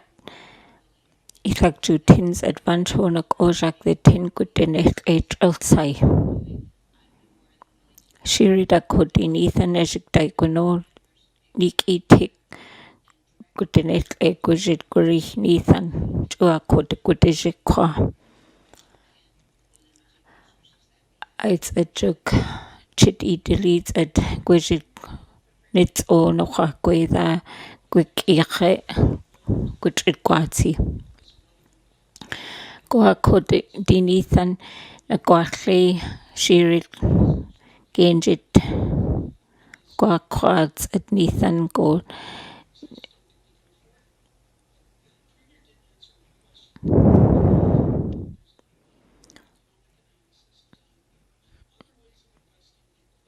Chidi ut dalkat Genjit Ginhe qua jirit Je Enjit Guri go in Nachti cut Guvenjit Lea Koto Hecha. The Enjit chit Ishritz a chit.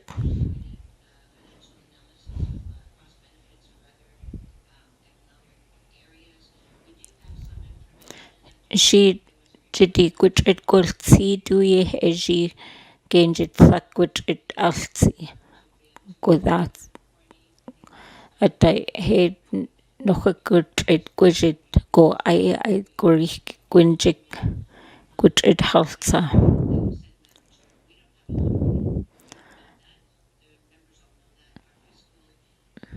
Juk jat di chit idili juk khai genjit ne do khai gwit it sak genjit noch a say do sak genjit kwa. Go jit ishrit at gutela I gunjik tidita.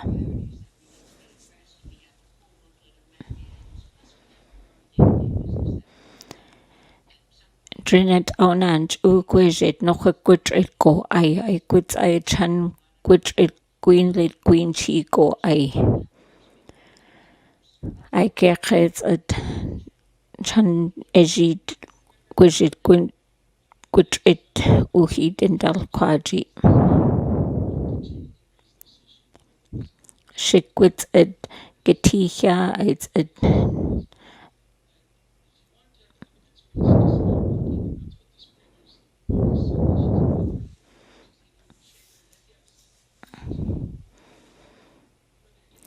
Shikji ishits at nochet chijuk nili shikako titinu rit niha guendo gwit it wizi kwahatsa go juk chan aha nugu shik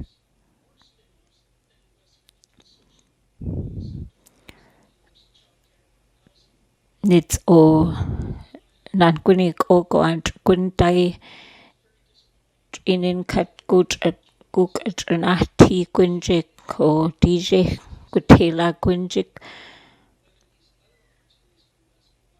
I he genjit gut at gwini than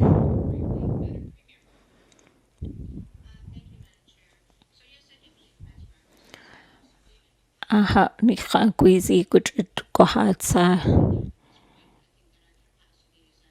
gwizit shik ninja ethat kota kwahedia I'd a he gutnet eko I DJ genjit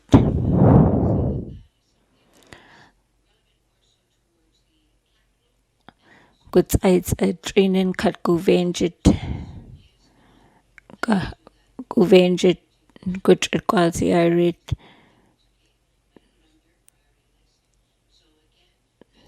sakt at I gwynjit genjit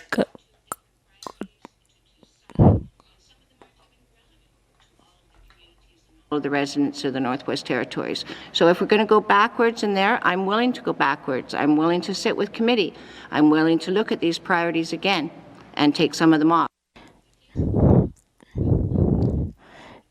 Julie nochwa tak the deeds at changuna ishrits at jidijit genjit gutrit kohatsa do khai dan kat gwjit nokhet gutrit go I do late gwjit kuna gujik. Be redone. I'm not suggesting that the housing core needs study be redone. What I'm suggesting is that you use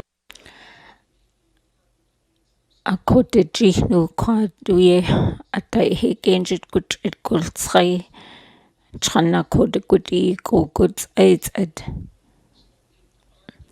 le juk genjit se do go I le genjit guts se do nuhuts and ahatsa I enjit jat juk each u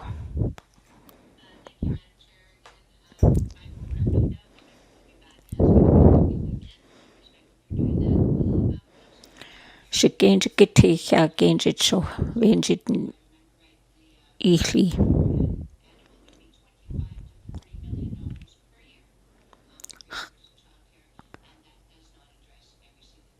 hai gwjit inin kat na tikat Tsedo Gwyn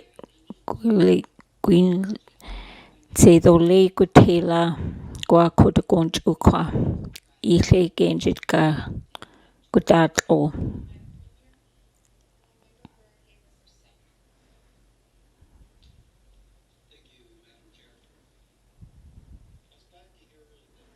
Hay River Gwich'in.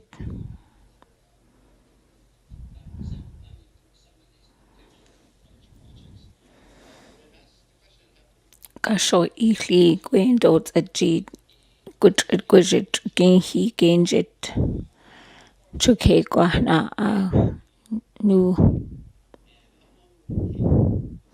Go Ginjik Nits o Jagweda.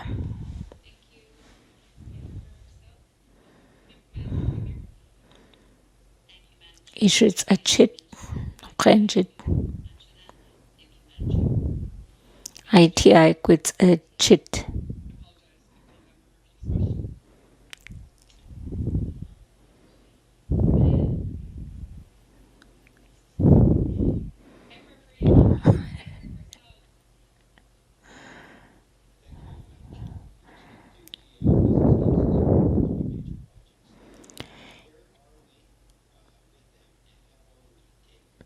G Gwich'in Gwyn Chi Tick Gwich'in Go I Genjit Ginidi Ki Chan Nits on Jagwenda Gwich'in Gweda.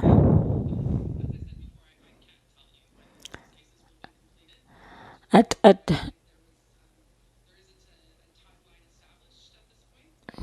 Genjit Gweda Kwa Go Gwich'in Gunai Genjit Etichi Edi Go Jug Duye Gwit Gwich'in Gunil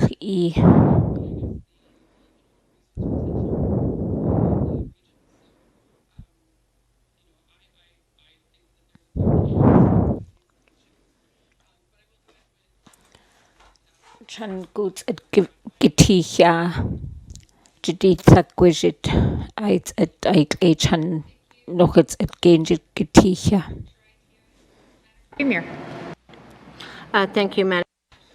Ishits at Genjit Chit. Details good at Genjit Ginhi Jakai and Dokuna Gwinidan. Guna a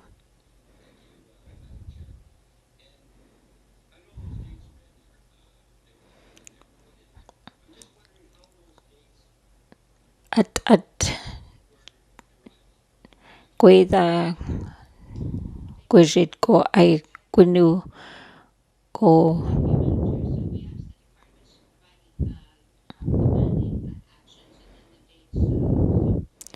I could go in cut Uda cuts at good in a oti good new I angel good in a it's at Gweda Gwishit good in it all.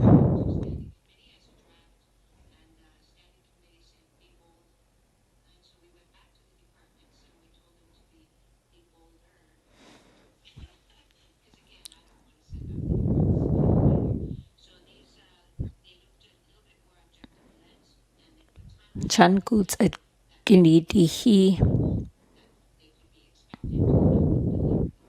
It's at Nohan Guna it's at Ishits at Jidi good at Gugwa in Gwishit Guna Ike a coda gon to Gahit and Dai.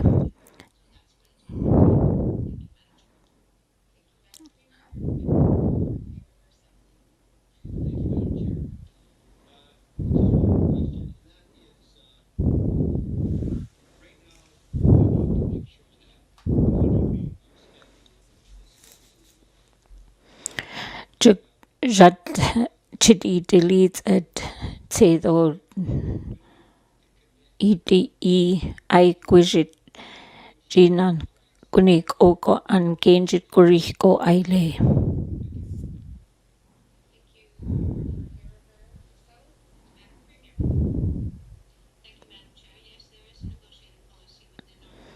Aha, Gwich'in ego ay.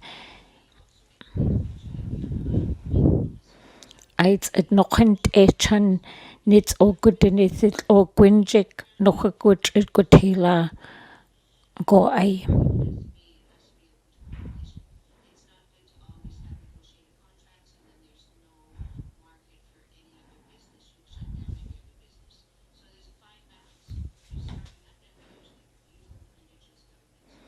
Aids at Dinjii Zhu Ginjik tanger kat agadan Gwich it go hatsa Gwich it go ay.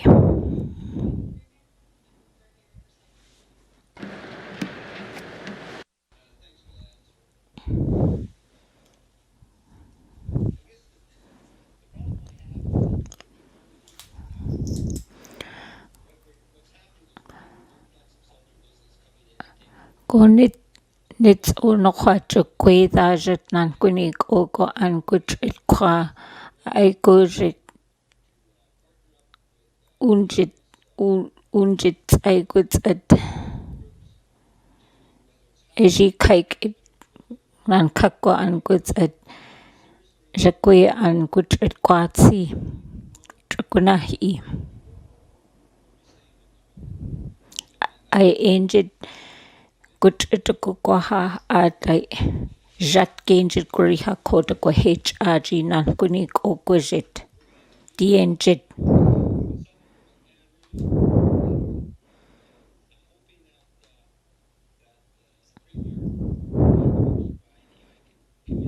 nochwachit ishits at nochwachit gwjit gwhna Nathan.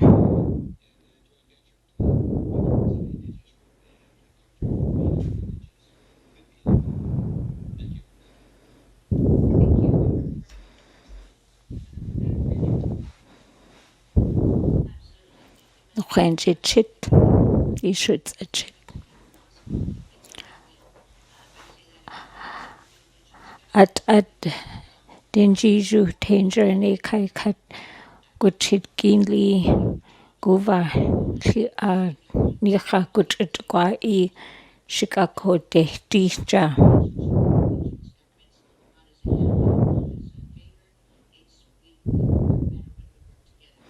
Gwen dots at noch a Gwchit gwizi Gwtila nicha Gwchit kwa in day.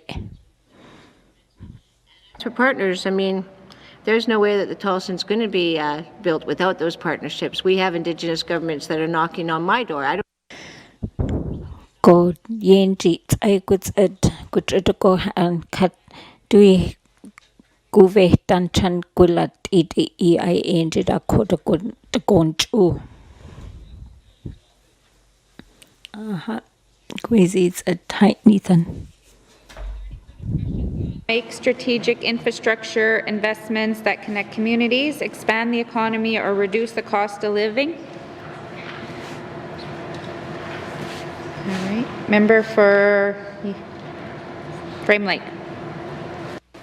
Thanks, Madam Chair. I'm not going back to the big toys for big boys. I'm going to go on to the broadband part of the table. I see that one of the items here is to complete the Inuvik to Tuck fiber line. That's great. But what about linking the communities that the fiber link line already passes by to it and providing distribution systems in the communities that the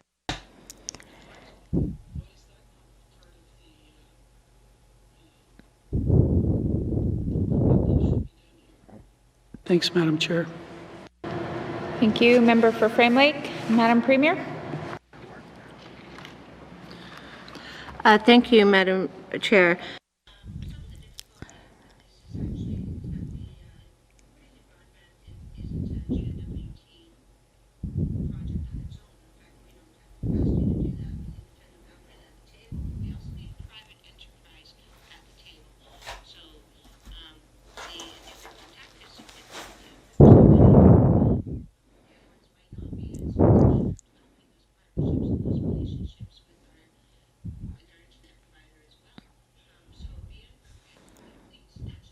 mandate when we don't have firm commitments on things that are outside our control.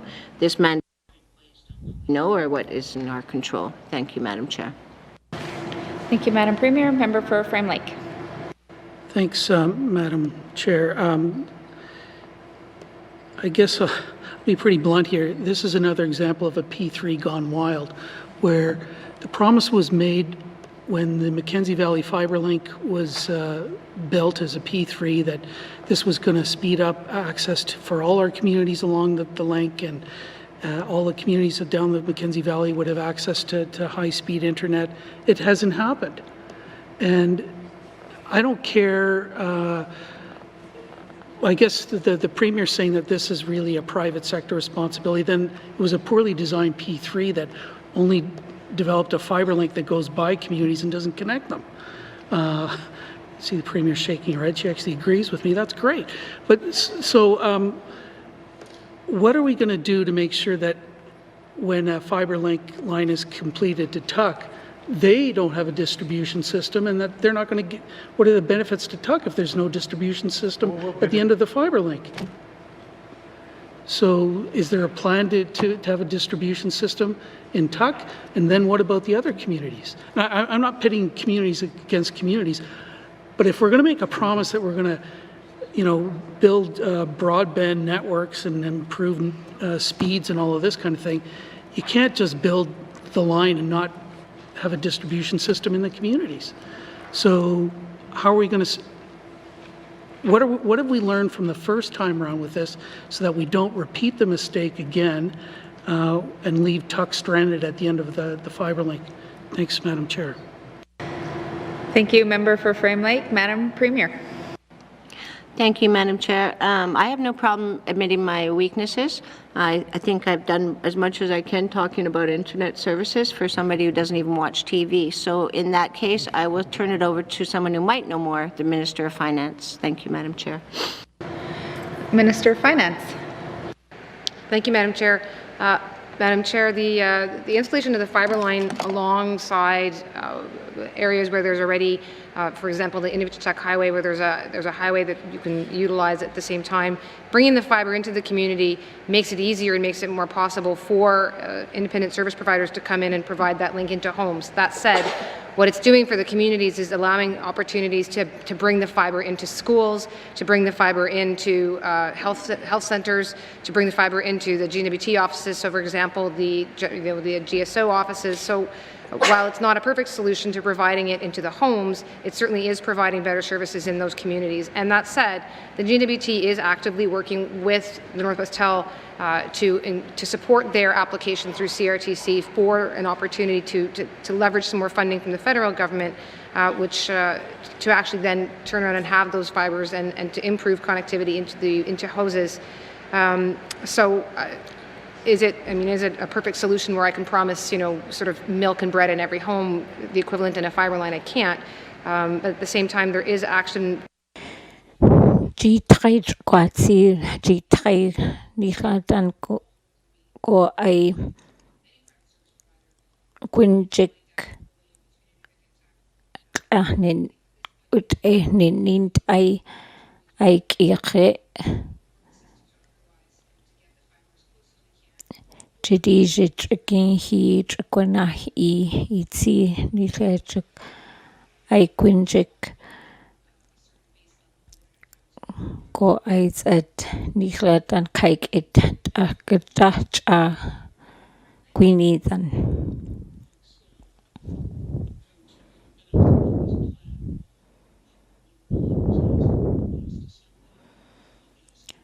Haid onant Gwich'in Gwich'in Nithan Jihnu Aids at Ahea Code Gunil Equa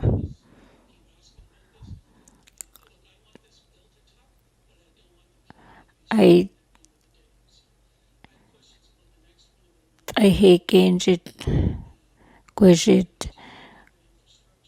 Gunil Nithan Dinjii Guteza Vili ko I Dinjii Shits at Gwahnach a Nathan.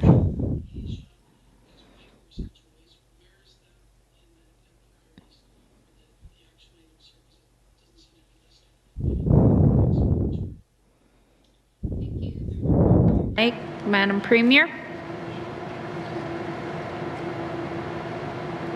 Do you want to try? Okay. Madam Chair, if you can ask the Minister for Infrastructure or ITI. Thank you. Minister for Infrastructure. I can get back to you with the details. However, it is like my understanding is we can land significant size airplanes on the Yellowknife runways, so I would have to get back to you on that. But however, the Yellowknife Airport has a master plan. Oh, sorry, I'll have to get back to the member. Being reminded of my protocols. There is a Yellowknife Airport master plan, and if you'll just bear with me to let me find the correct page here, I can give you some details on that. But there is going to be, the Yellowknife Airport is being looked at. Oh God, where did I lose it here? Is being looked at for its own capacity and its own merits outside of the remainder of our airports. So there is going to be changes coming there to better expand for like tourism opportunities. Again, I'm just trying to, I've literally lost the sight of it here. I think my infrastructure binder is the biggest thing ever. Sorry, one sec here. Nichle to Gwich'in Gwich'in Gwich'in o Gwich'in.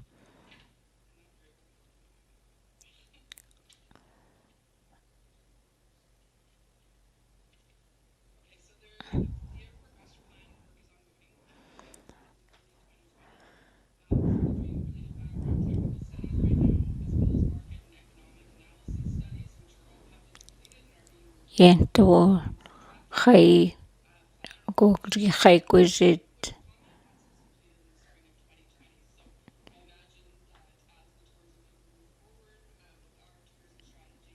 Shrendit dan G Chat Gwich'in na handit Chai Gwati do Gutela Gwyniddan.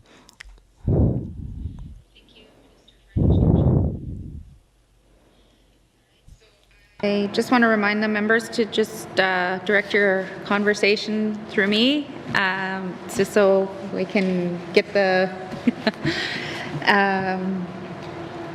the microphones, so I can, and if you can say thank you when you're at the end, just so that way I know you're done and I can redirect. Member for Nunukput. Thank you, Madam Chair. Thank you, Madam Chair. Just in regards to Nunukput goods a chit.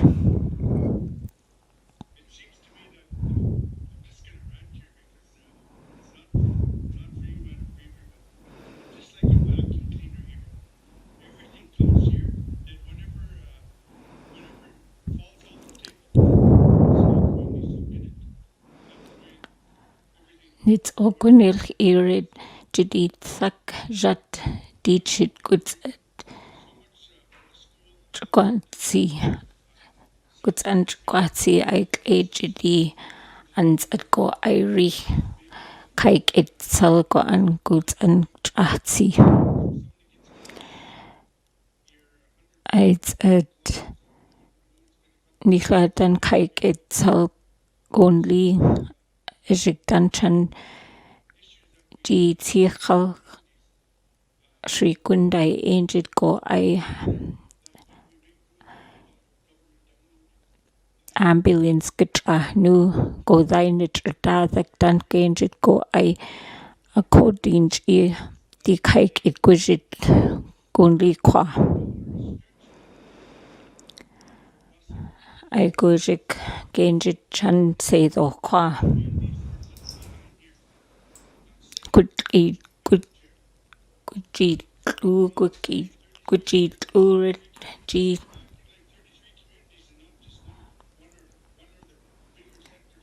kike it jet nan kunik o gujit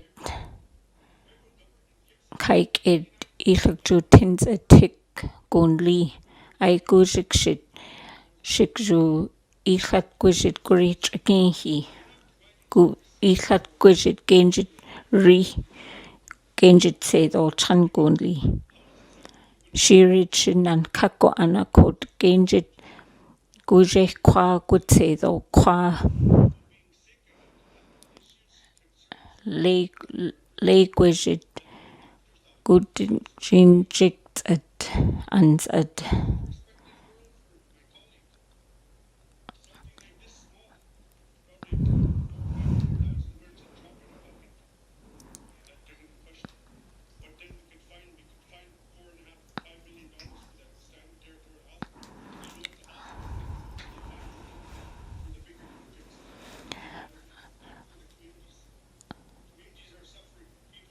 Noqenjit sho ili go she shakaik it go an genjit akot gonj ukwa.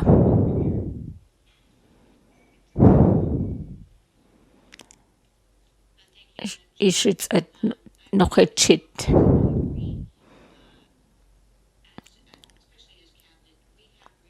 Aha noqechit ak akot gonj u gashandai.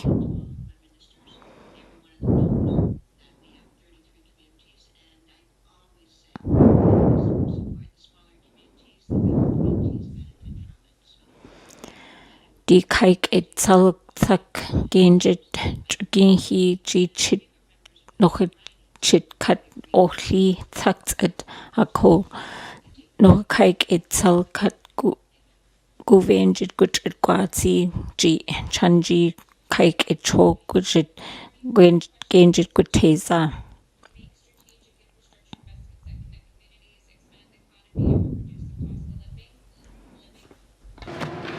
Seeing none, committee will move on to page 19. Oh. All right. Member for Hay River South. Kaik it Hay River gutchit.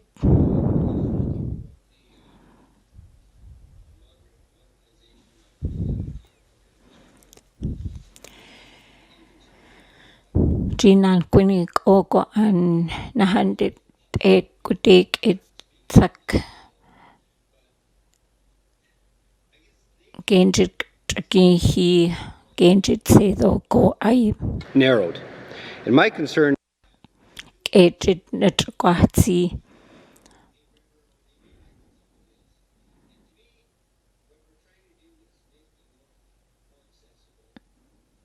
I gujik Hay River dan re genjit ginhi guk it only kwanisan at yenji I gut at jat nitra genjit gwizi.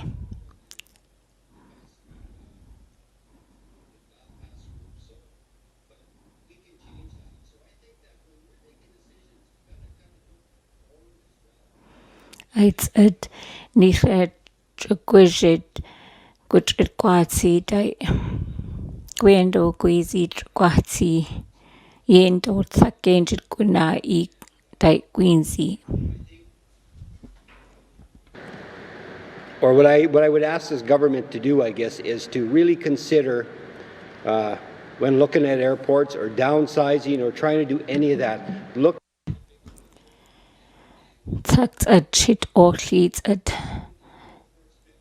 Nahandit e Gudek it Nishatan go I Gwishit Guno E Yendo Sakenjit.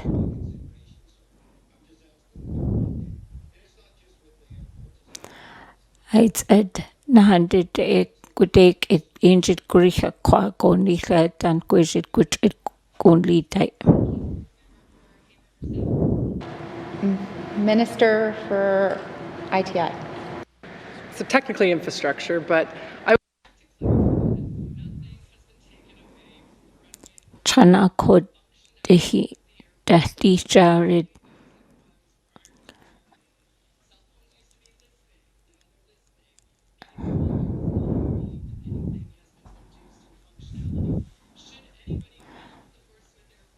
Kaik it Fort Smith Gatra Nu Ejikdan Nahandite Gudek it Genjit Guri Ejuk Gortsai Gwini than Aids Adrid Akotagutijik or Taihe Gwizi.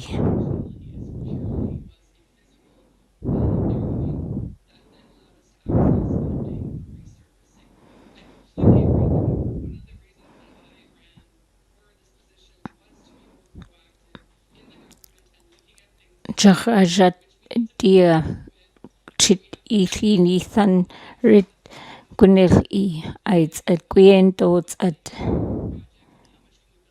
Genjit chit noch a good tela Gwizi ida a nithan Genjit.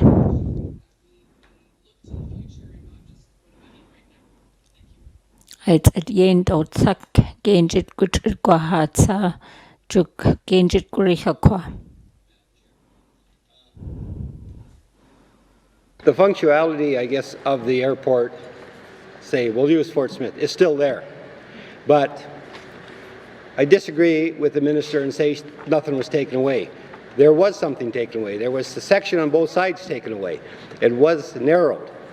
And so, and I'm glad that she is saying that she will look to be some more forward thinking and, you know, and some thought put into any decisions made with respect.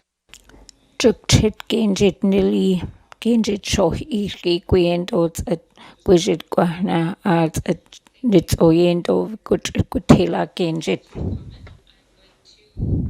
Ask if there are any further questions to make strategic infrastructure investments that connect communities and expand the economy or reduce the cost of living.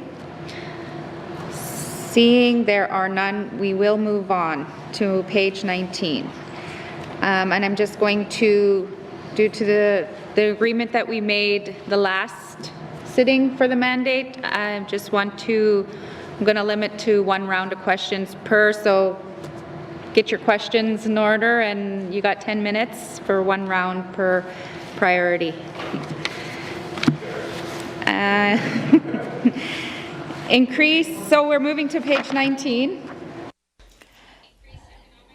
Gutinek Electrotins Advantonak Ojak the Tin Go Aidan Guts at Getidicha.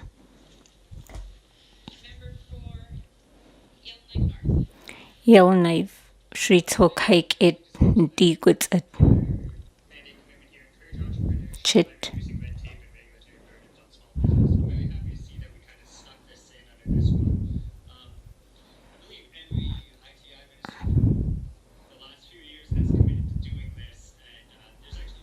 For red tape, the Canadian Federation of Independent Business. Nijin Kenji good in cut good in it a gatsi die. Di good a goha chit cut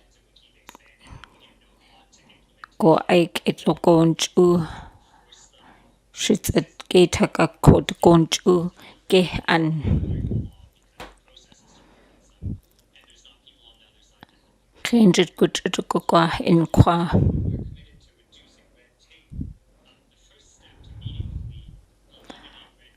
I Gwig'it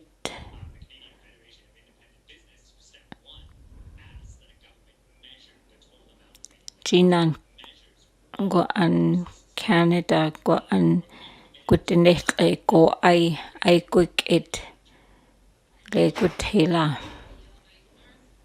Di Gut go ha go I qua Genjit.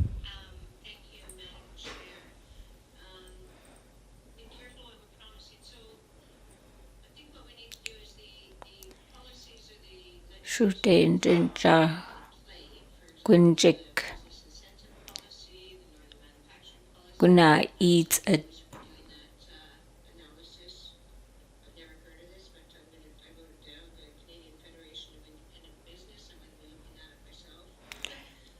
Nits or I Gwig'it Guinea he Gashandai qua go Gunil E Jat Gudinithit or I Gwig'it Gwiendots at Guahna.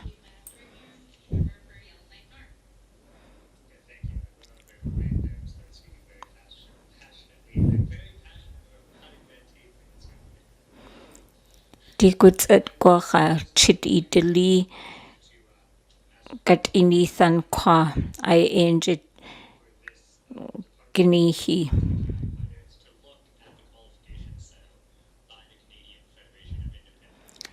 Di Canadian gutahnu genjit gutinet e gultrai Gwich'in dule gunai.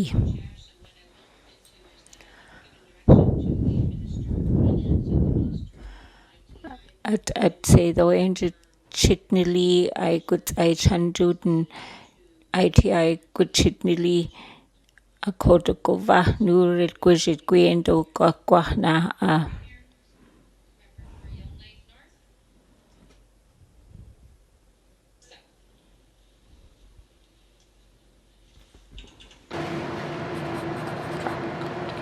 Oh, member for Hay River South.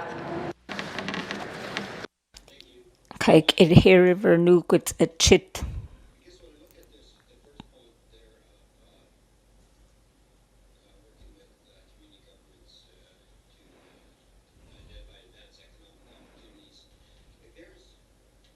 An area there and how it will do it. Like, there's job creation, like right there. And that's job creation probably without.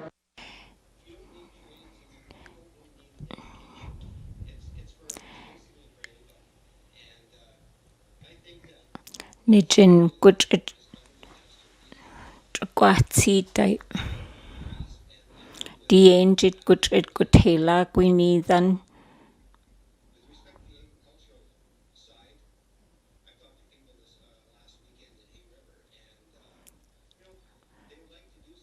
I Gwich'in ako di kaik it Gwich'in Dinjii le kat Gwich'in gwaha a ginidhan.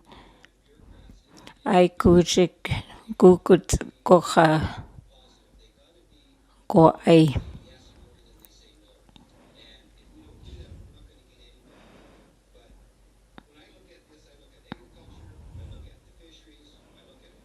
Ni red Gwich'in gutela gwynir I.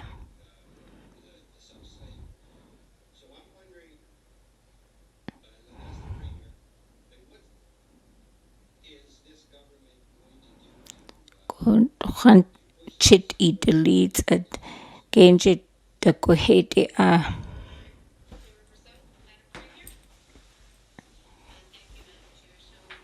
The Indigenous governments have already they're already on this, they're already.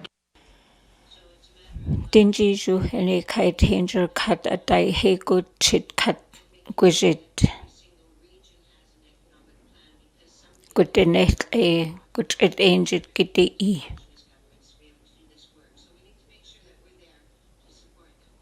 It's at Guve Vanchan Gwich'in gwati. Go dati Gwich'in gutela shit at gahit and daikwa.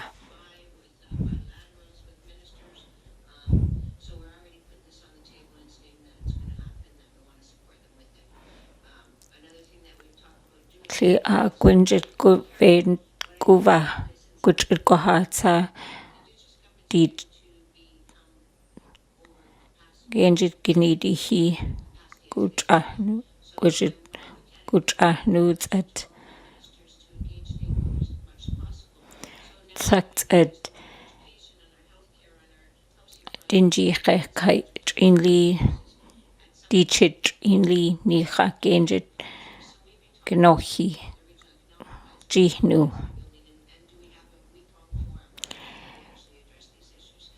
Le genjit Dinjii kat di kai Gwich'in gutela dai genjit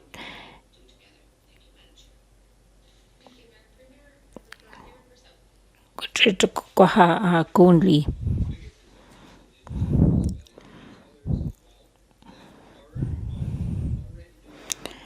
Dinjii Zhu le kai tanger kat at gatan I rich a kwa go eju kachan at dai he no kai it go an Dinjii Zhu guts at ginli it's at Gwich'in Gwich'in Kukoha Agini than Gujik Digwits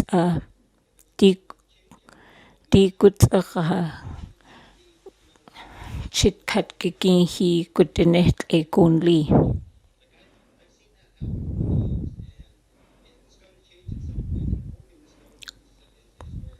Jijuk Chit Idali Genjit Gwich'in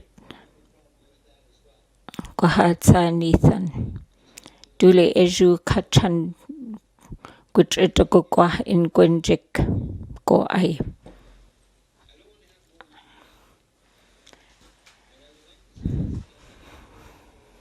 Chanlo Dinjii Zhu Gutela Gwini than Kwa.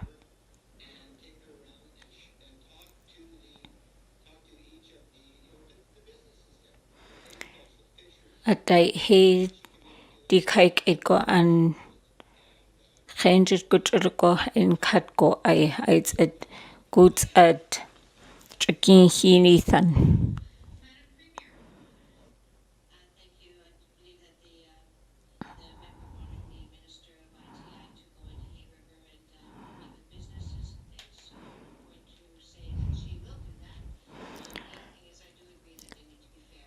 Chitkat Italy it's at aha dule akudikuti e dichit Italy at dule di issues at deeds at dinins at Ginhi. Nakaik at Heriver Danchan goods at dule tahites at deeds at Ginhi.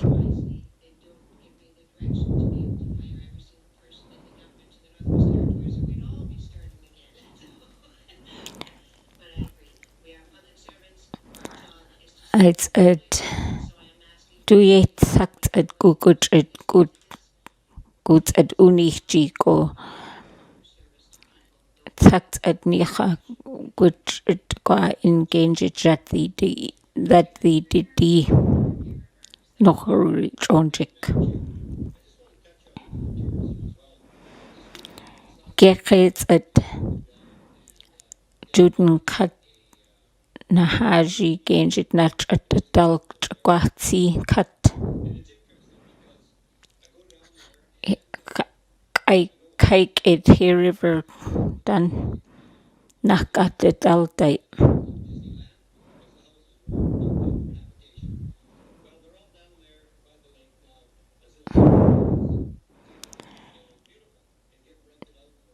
It's at I kike it done Je Shikat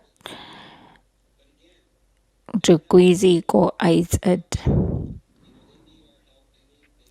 Togenjit go I Nihajik it I gojik chant I he dit gocha chit Gudinet a gwizit go I.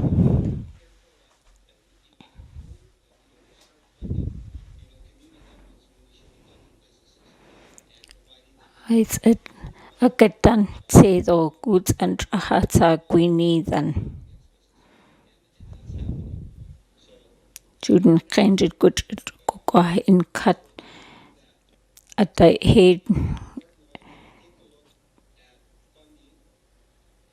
chit cut guvenjit go I.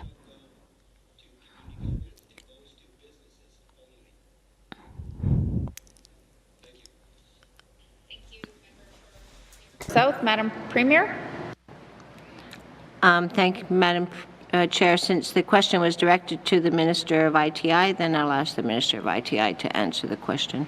Thank you. Minister for ITI. Thank you, Ms. Chair. This is the first I've heard that. Chukriha Kodakunu is a Genjit.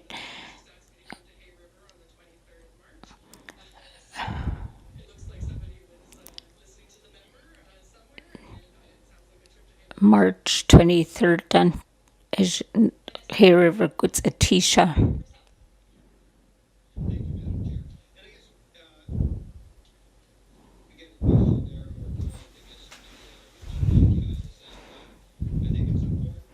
Dinjii Chit Nijin River Kaik it goods it te hadai.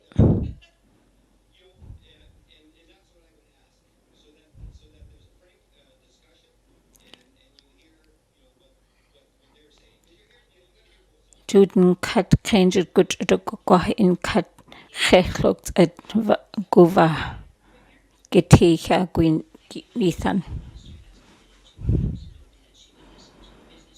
Aha, lle a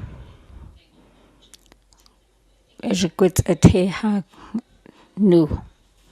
It's a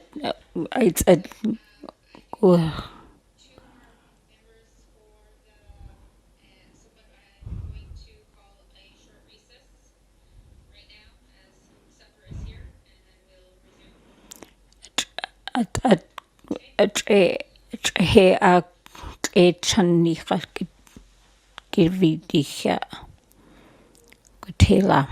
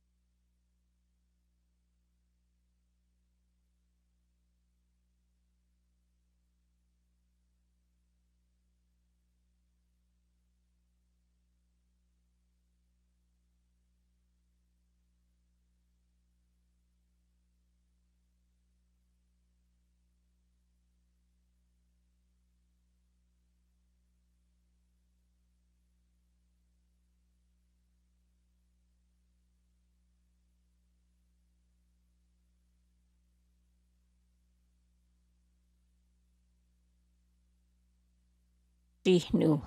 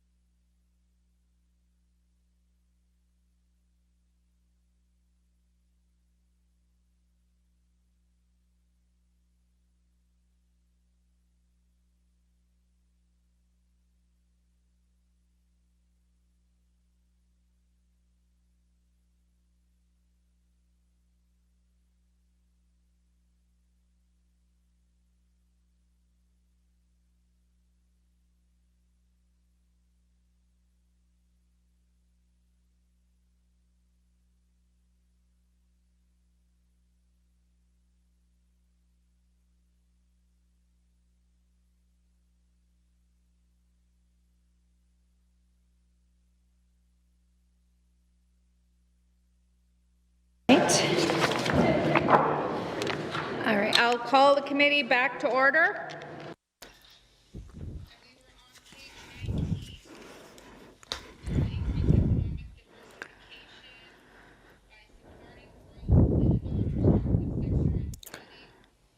Channa Gwehedda, Gwich'in Gwich'in Dinjii.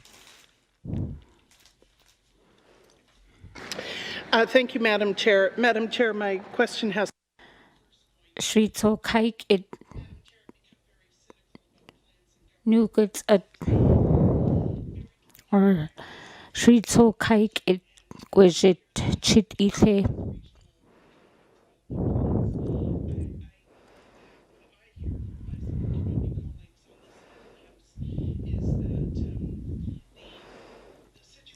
Shirit Gujith ak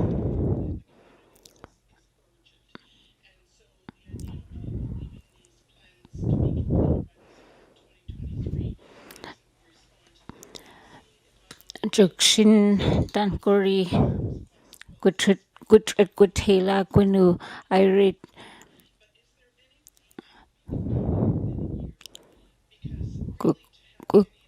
Genjit Gugundli Kwak at the Gonchu Neither at Gutela Gwinidan. I Gwich'in. We'll get them done in a year. However, I can't. This is work that we're doing with the Indigenous and the community.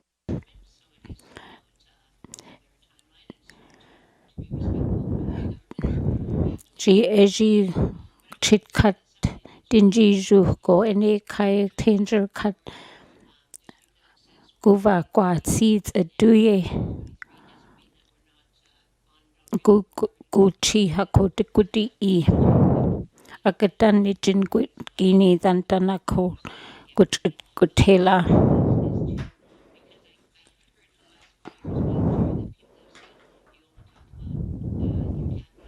Your regional centers, and you need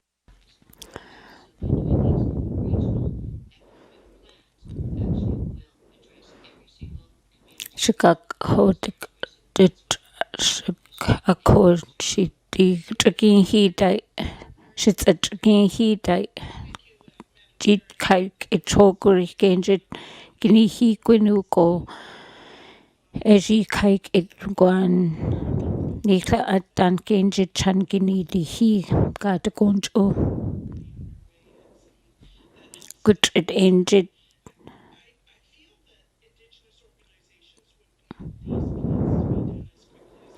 Nits o Gwinjik Gutela go I Gwini than I Gwinjik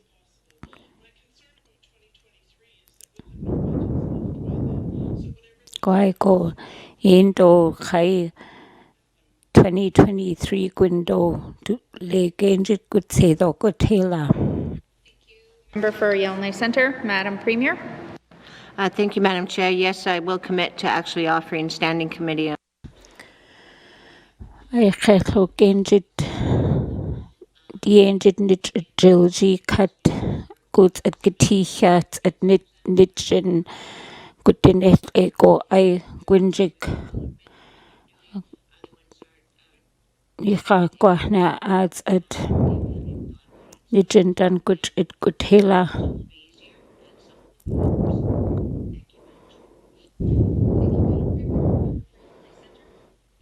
She's okay, it good shit.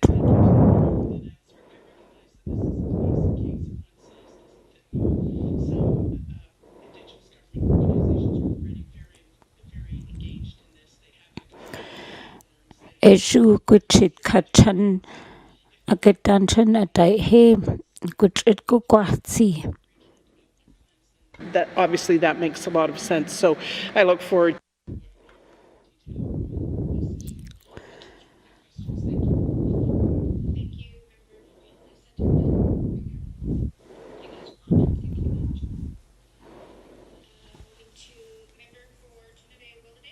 Tunde will take with a shit.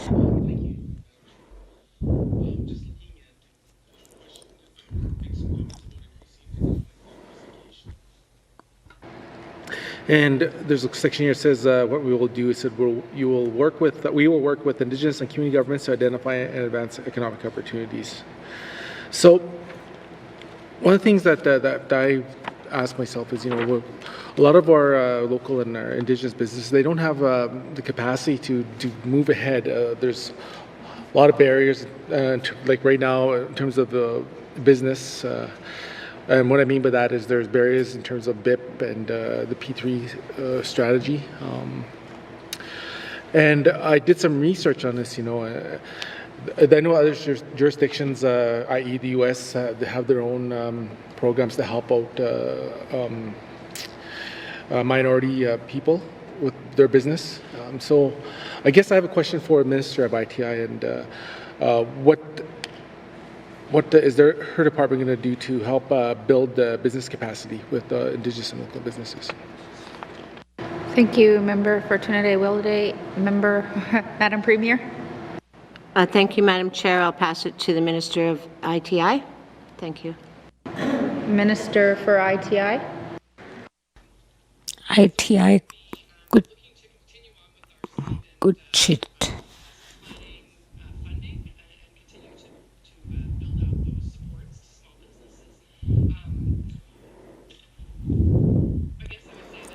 Juden kat krenje good go qua in Gouve van Dule good it qua I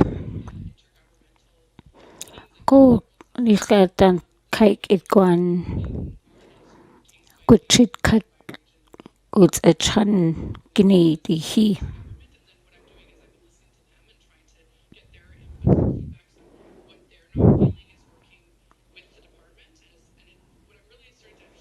General is there's a real lack of communication at times going. Geta Gwyneth Irid Gwich'in Dodds at Gwich'in Ginjik qua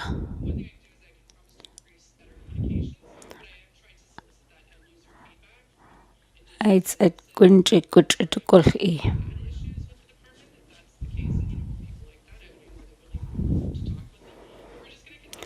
Juden cut Jokchit eat the leads at Juden cut what's a give gicking he qua Gwich'in Daichi Eji chit eat the leads at agent eat the leads at Dule no it's a drinking he go no. Going to be looking at those programs and using them better and more efficiently. But if there's issues, please let me know. Yeah. Thank you, Minister.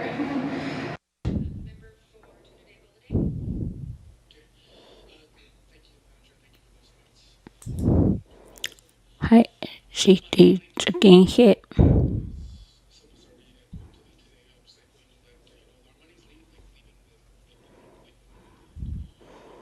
No, it's say though. Zat Ginjik Guri Kwa.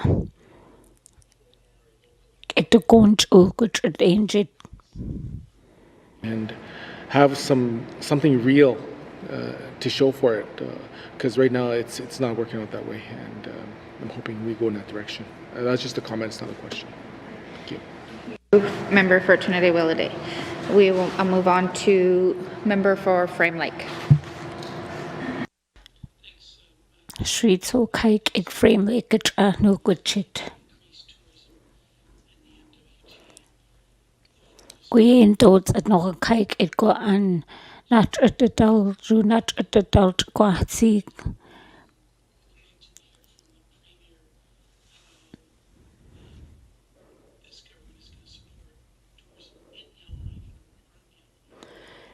Nila dana kota conch nits o de di ve vanchi good shit cut good kokoha ah.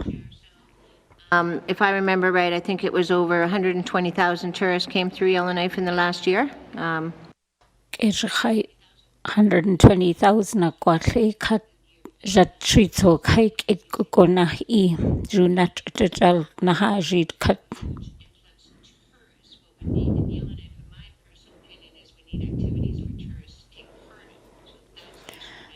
It's a jet not at the dull day. Go venget nichle to Gwich'in go van.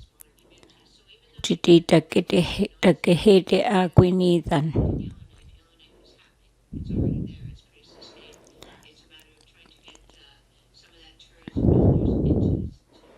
It's a jet cake it Ginjik Gwizi go edgy cake it salgo and chan a code go H a Gwinidan.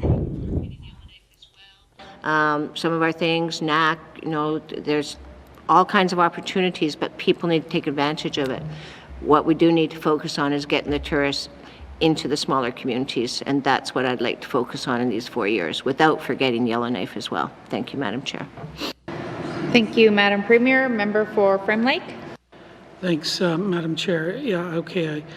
I glad to hear that Yellowknife is not going to be completely ignored, because it is the gateway even to get people into the smaller communities. As part of the packaging that the Premier talked about, take people for a trip out to Thai-Dene-Nene. If there can be a winter location there, there'd be a great little trip outside of Yellowknife. But we do have needs here. We don't have a proper visitor center. I had to drag the last ITI minister through the basement of City Hall to see what's left here. That's not a proper visitor service center for a capital city that can serve as a gateway to other places. So that needs to be addressed. There's the issue around tourism regulation that's been in the news recently here about people not getting very good work experiences and working, not getting paid and so on. That needs to be addressed in a more systematic fashion. And yeah, to help promote places outside of Yellowknife. So presumably these things are going to be addressed as well. Thanks, Madam Chair. Thank you, member for Frame Lake. Madam Premier. Thank you, Madam Chair. So once we've done this mandate, we've tabled the mandate, the next process is to actually come up with a budget to address some of these mandate things. Again, recognizing there's 22 priorities, we're not going to have a lot of money. We're not going to get everything done properly. We can either spread it out really thin or focus. I'm not sure where we're going to go with that yet. It's a debate that Cabinet will be having.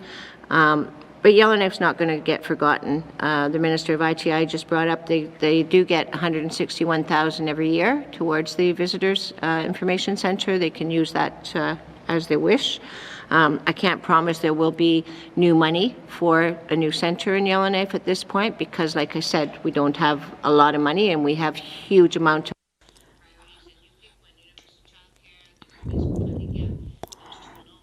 at Queenlit Gwich'in Ginjik Sedo Gwinidan Aids at Nochet Sedo Lequa I Angit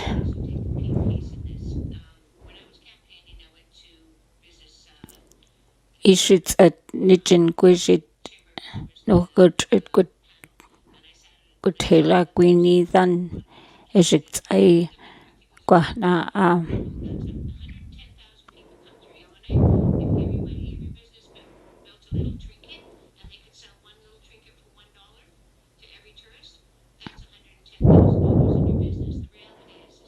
G3 so kike it gwejit Kenjit good it go in lay kat gunli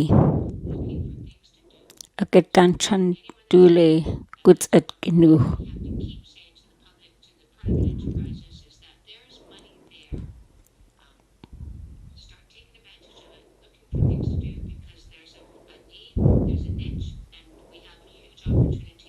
at good it kakuna eg eject dan nila dan good it gunli good na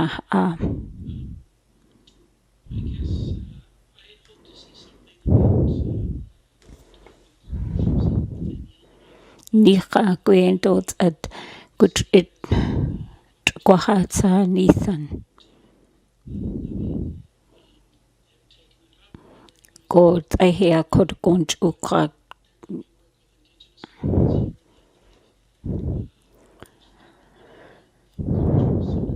It's at the chokat Genji I could a chan could say though gondly nijin DQ it's out couldn't I Gwich'in dule Genji good it good e.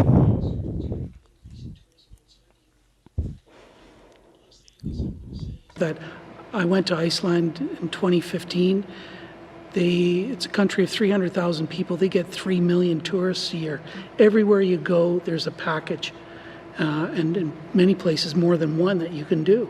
And I agree with the Premier. That's what we need to develop here is options and packages for people to do when they get here, so that there's things for them to do and that they're not necessarily tied. Juden kat do kike it kukunahi guvenjit itlot kudi no kike it nits oko I quijit I ji kuteza.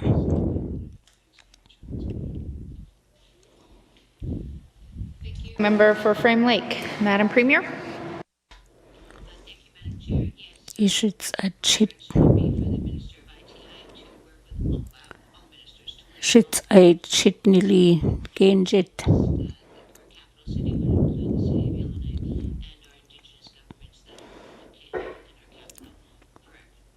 Dinjii Zhu Ginjik Tanger kat that guchit nika gwendods at which it go ha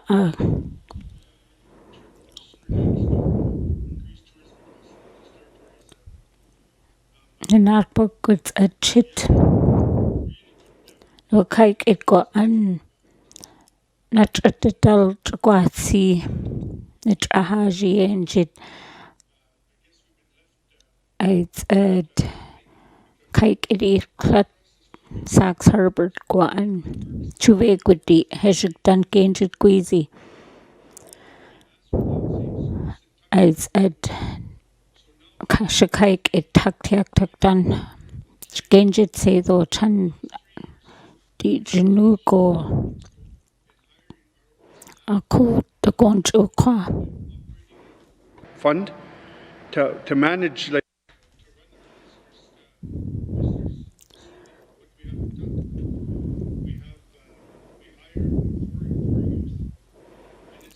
Aged cut dan cut chan no genjit good kwa in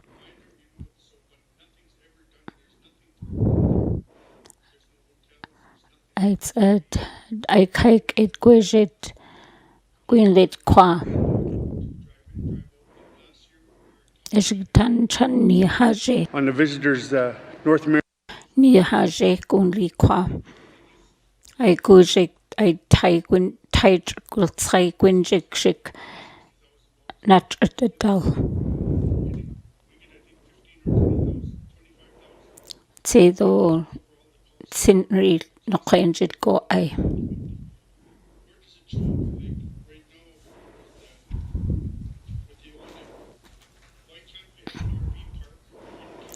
Chakate Lochadave a quota conch uai, no hike it tak done.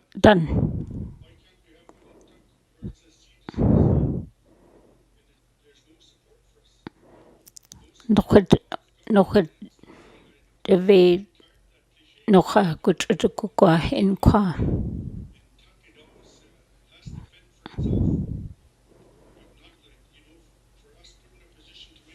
For the people that we represent, it has to work together. Shikju change it Greek kutrukwa in keke nochadave quizy. It's a chit cut dule nocha chan kutrukwa in.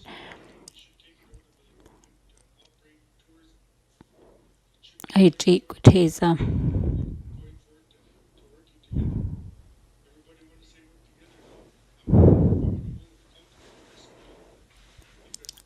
Chukchi chidi deletes at Nika chukuts at Kwaha Gwinu. I angel a codishi a codigi nu.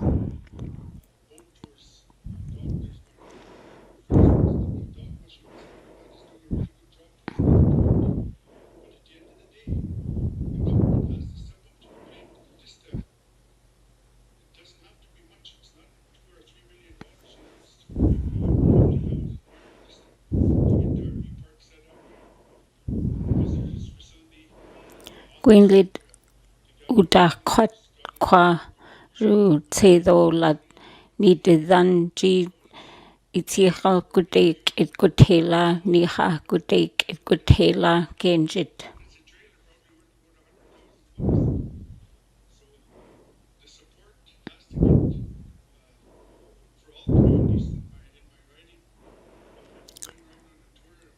Jinanap go an kike it Tuve Guti Nila dan kike it go I Genjit chit ihi I angit gnihi.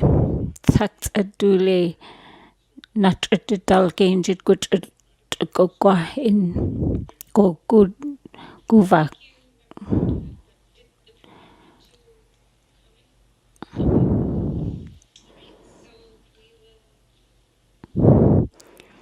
Gechets at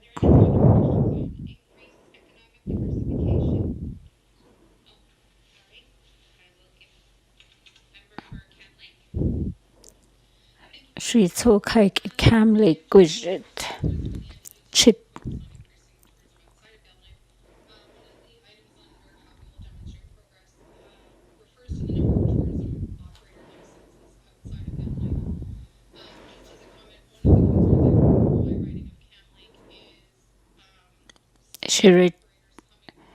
She took hike at Nijan Danquits at chit ihi. A cottage nurit.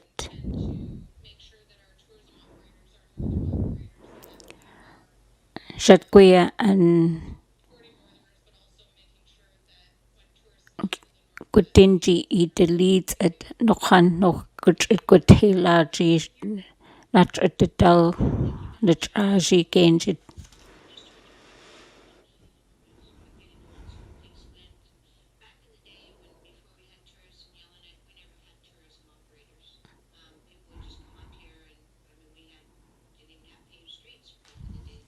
We slowly got more and more advanced, and then tourists started coming. We weren't ready for it, and then the tourist operators started, but it's free enterprise, Madam Chair, and so it's important that we get the word out to northern businesses that there is opportunities here. That is a job that we can take on, bringing awareness, but we can't dictate on who. Juye Juden Katri a code go hedia Guvenja Gujit Gohela not at the dull Genjit. Ye no goods at Ju not at the dull Quatsi. It's at Jidit Sak Gujit Guvenjit Chicago to Gwinju Qua go to Gwendo at Guvenjit go I.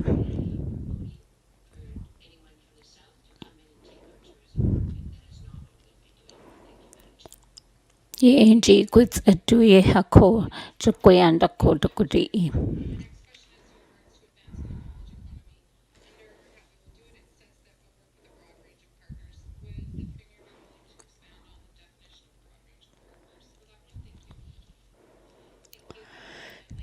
Juden katin nika kut genjit kut ko ha gwinidan. Trochid Dinjii Zhu Ginjik Nikai ka nika.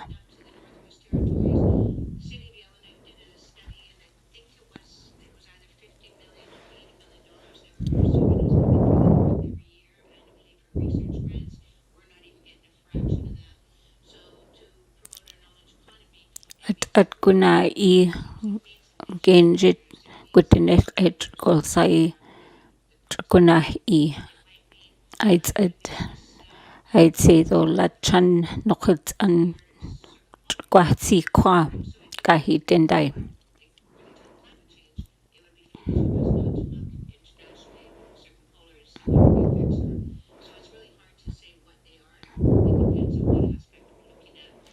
I injit jidi shits at gwishit kuna I gwini than gutrit kwasi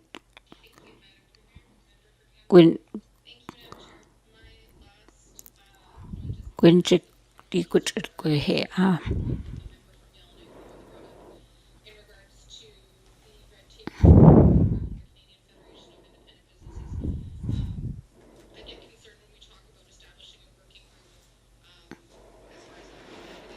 That information that the working group generates, where it goes, what happens with it, if there's no teeth behind it. And so I would really encourage Cabinet to find a way of holding themselves accountable to the information the working group does gather, so that we make sure that we actually are reducing red tape and we actually are removing regulatory burdens on small businesses. Thank you. Thank you, Member for Cam Lake. Madam Premier. Thank you, Madam Chair. So working with, when you're talking about entrepreneurship and red tape, regulatory burdens, that says to me all over, it says like Chamber of Commerce, Chambers of Mines. My experience being with those chambers is that neither of them is going to sit quietly and not have a strong voice at the table. I see other members that are smiling doing that. And then if you look at it, I mean, we're beginning it in the fall 2020. I bet they're and the bid already, and it'll be completed by 2022. So it's not like we won't be. My experience has been with those organizations; they're very task focused. They will be watching us closely. Thank you, Madam Chair. Thank you, Madam Premier. Right. So if there are at gwizit gwizi nokut na in go ai. Extractive sectors and setting regional diversification targets. Seeing none, committee, we will move to page 20. Chukchan gutinet le kokchutin gwizit gut na Member for Nanakput. Thank you, Madam Chair. No, just in regards to what on our go forward with the federal government on the exploration in the Beaufort Sea. I know that we're waiting for the federal government to open up drilling. I know that to some people that's a bad word, but for us, we were born and raised in up there working in offshore, and we're hoping that our territorial government could convince the federal government. At truve gudi nilatan kano kaik it go an uncle de Queenie than red Tija Kohasa Koha Queenie than go no han a codini de than red good it no change it good tail ye no goods it as it don't eat it oods it chick good it to go in. So nika good it to go qua itai queasy. It's a non-quinig ogo and chit katule at the chokat guva kuchit kukoha genjit gwinidan. In consultation with the territorial government, is my understanding, being on the cabinet from the last assembly. We didn't know about it. They did put a provision in it, though, that said that after 5 years that it would be open to doing a review, a full review. You know, Hai Hokunli Gweda Gwizit Genjit Ginhi Doguna I go chan Jukai goods a dule chan goods a Ginhi go Angie at the choke had to goods at Gitehia G gat Dindai Qua.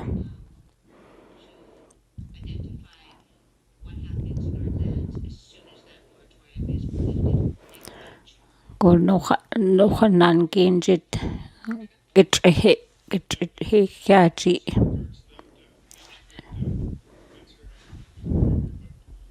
In regards to Deeds a trigger here.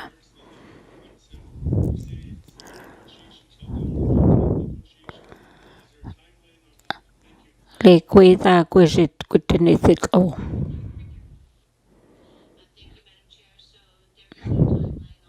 Aqua quizit good anything. Oh, qua nit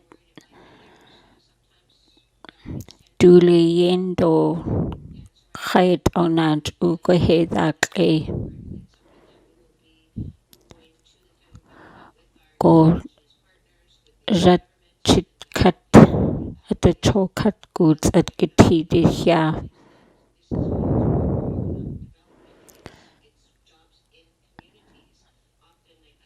Nihatan kaik itratnan kunig o quizit genjit which it could tela gwini than I ain't it needs at gividi here gwini than. Member for Yellowknife Centre. Kaik it trito kaik it done was it chit ifat ife. Places any to look at it. As the Premier may know, there is, the federal government has a threshold for Indigenous procurement, that a certain portion of procurement has to be with Indigenous organizations.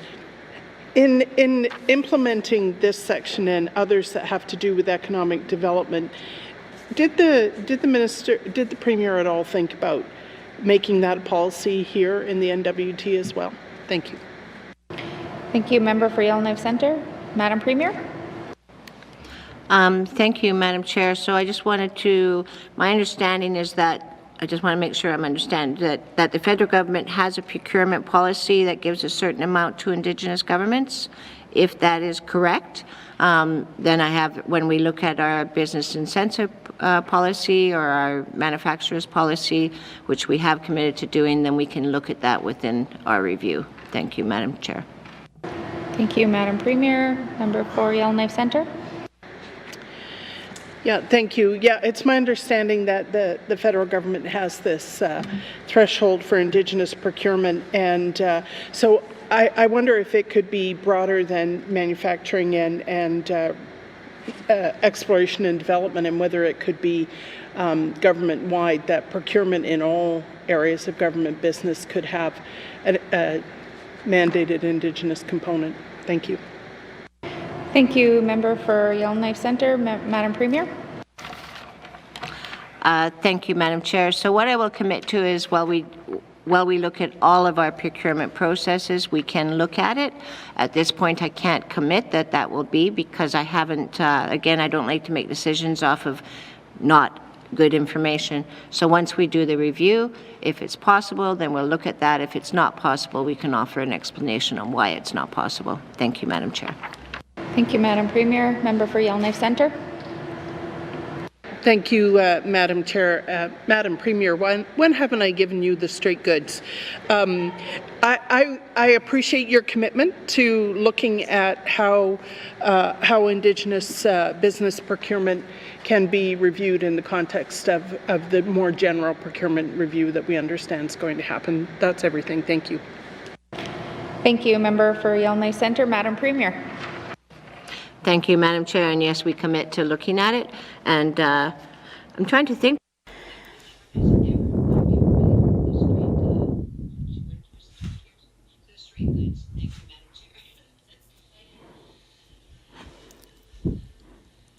At Jadita Gwich'in Gwahna Agad Dinjii Zhu.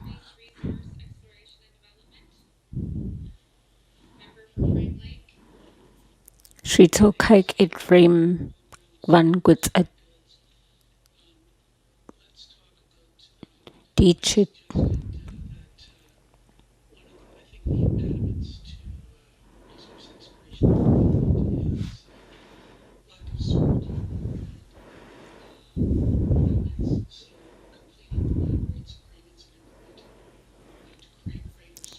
Dinjii Ginjik Gwich'in I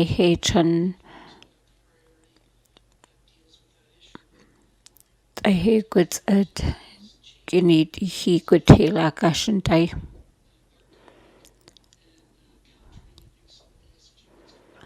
Ga Jug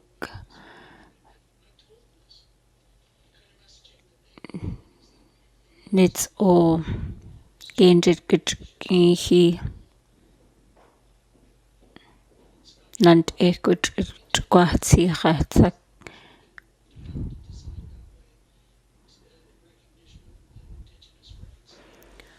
Gwich'in Dinjii Zhu Ginjik Nikaya Tak Nits o Udaveko I Ishits a Chan Gwich'in Kwa.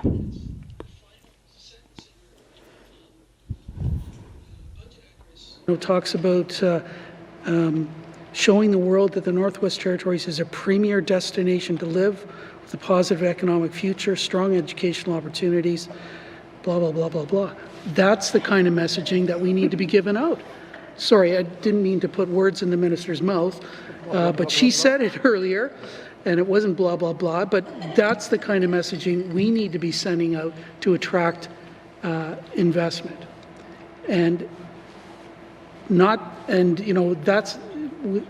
We have a very good integrated resource management system here. Unfortunately, it's not properly funded. The environmental audits are not followed up the way that they can and should be to improve the system. People try to come in and cherry pick things like what Mr. Harper did in trying to change the MVRMA that resulted in it going to court. So if we want to attract investment, we've got to change the kind of messaging that comes out of here, and our government needs to show the kind of leadership on this, even if it means countering what the Chamber of Mines is saying. Thanks. And you know, if you want to mine, come here. Go to the Ring of Fire. How many mines do they have? Zero, because there's zero certainty there. There's unresolved Indigenous rights. It's a complicated tenure system. Government doesn't issue permits. It's a mess. A Ring of Fire. You want to get a mine? Come here. The only thing that's stopping new mines is financing and commodity prices. It's got nothing to do with our regulatory system or environmental management system anymore. Thanks, Madam Chair. Thank you. Member for Frame Lake, Madam Premier. Thank you, Madam Chair. It's a bit soft, but I agree that we do need to change our messaging. The last sentence on the how we will do it says that we'll promote investment and increase awareness of the NWT's regulatory system, because I think that is a concern that people often say. But we need to also change our messaging, not only about getting mines here, but how people see mineral exploration in the Northwest Territories, because I keep hearing the argument, people are saying green energy versus mining. But you can't have green energy, Madam Chair, without mining. We have cobalt here, we have lithium here. Those are needed for batteries. We have rare earths here, we have gold here. We have minerals that are necessary to bring in a green economy.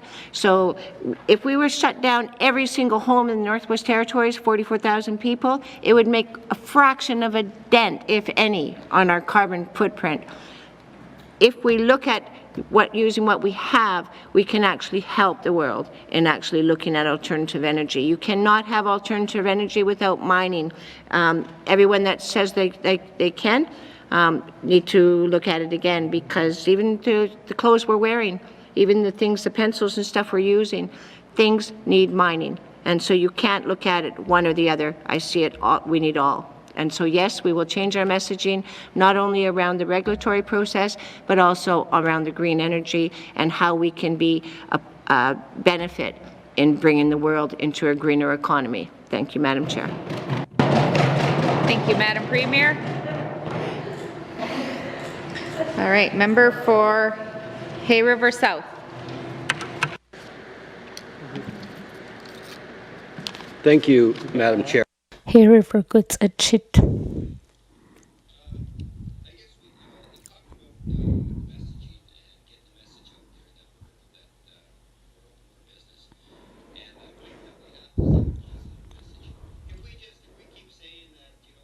Akoridinithan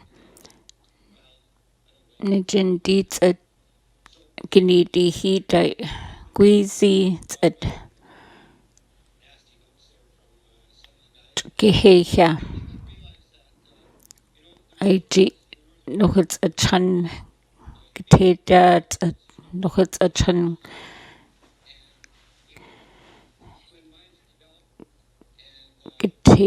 Giteja. For this? Well, I guess they pay for it, but they use our bank account to do it, which is the resources.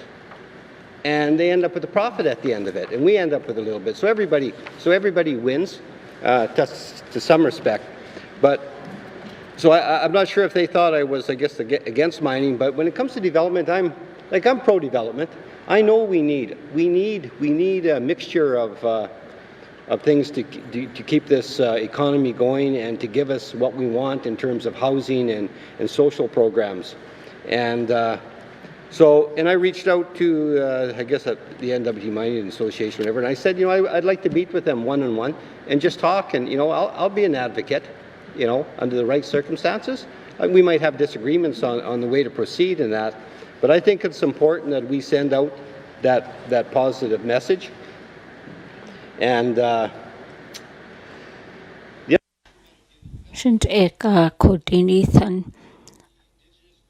Dinjii Zhu Ginjik Gwich'in Gwich'in Gwich'in Gwich'in Ichi Kwa Go Jatnan Kakunik Ogo and Genjit Gwich'in Gwich'in Gwinidan.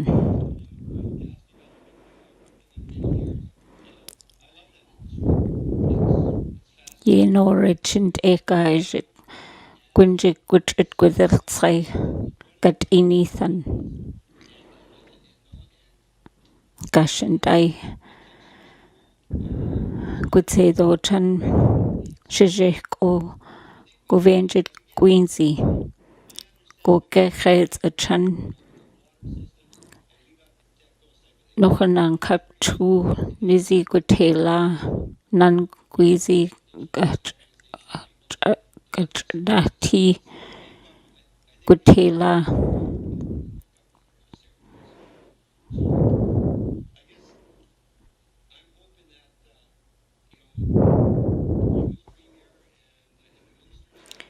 G chit G nan chit nan kunik o genjit chit o leads at the engit shit at Ginjik Gwich'in Gocha goods at Gnohi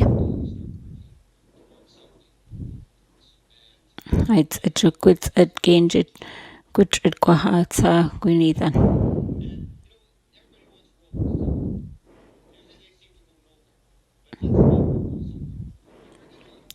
Dinjii Zhu Ginjik tucked a Dinjii Gwich'in Gwich'in Gwich'in Gwich'in Gwich'in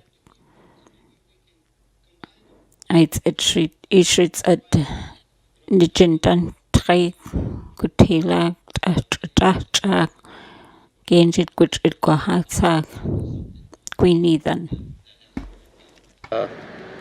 Other than that, I don't know. It's, there's no question there, but I'm just hoping that you will convey a positive message that, yes, we're not shutting anybody out. Thank you. It needs Nika Gwich'in Good at Gwich'in then. Aha, Nika. Ginihle dan Gwich'in Gwich'in kat Nika Shiketidig ya Nithan.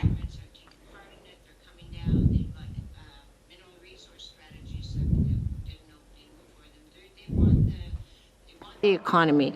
We also need to make sure that we take care of our environment and jobs for people. You know, when I was down at Roundup, I've said that before, and I'll keep saying it through my term.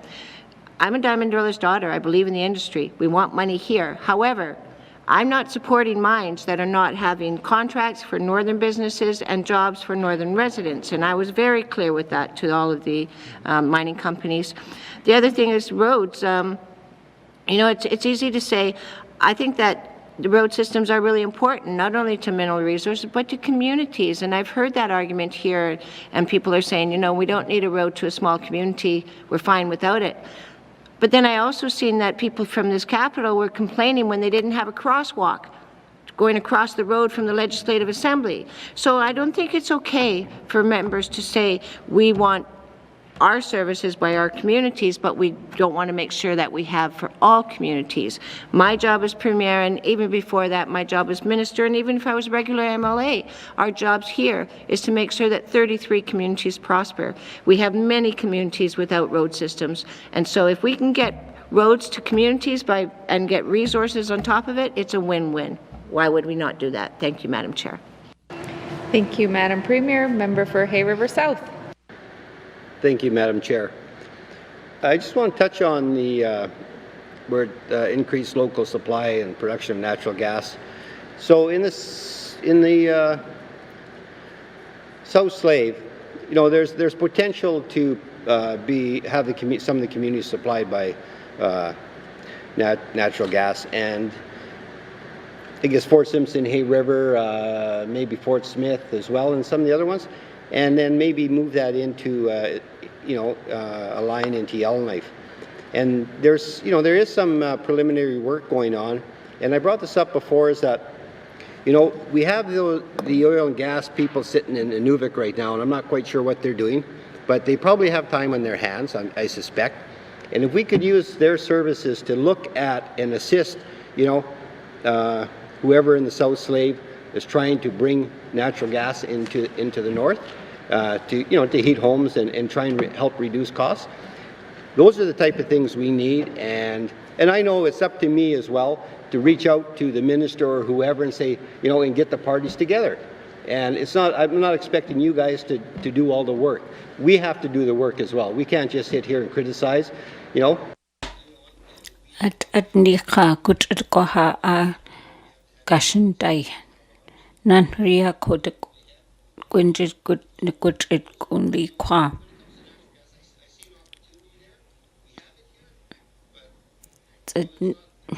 Niti chan Greek giniti hi Gwich'in kundi kwa. No chan chan Gwich'in kwa a. Hi. Thank you, Madam Chair. Yes, absolutely agree. We need to not only look at natural gas, we need to look at things like Nant khai gonli guri kwa go chu gunjik at nike chukujit chan Gwich'in dule gonli.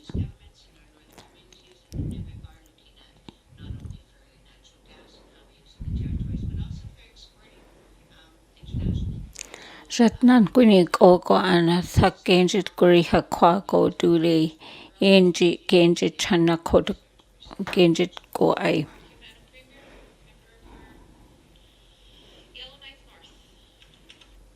She's okay indeed good at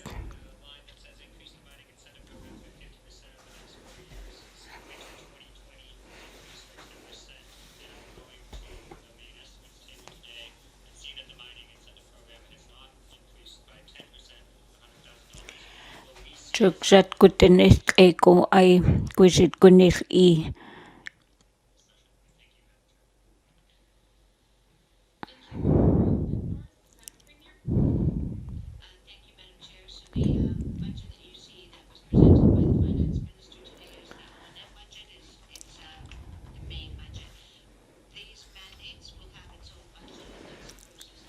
Dini Nisa dan Gwich'in Gutela Gwich'in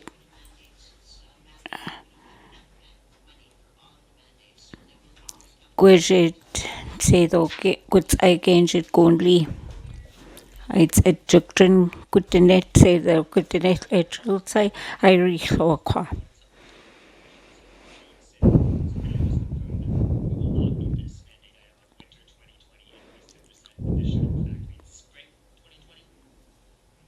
Jukai a dai he Genji good ho Gweda le stranded goods at Dule Gutela.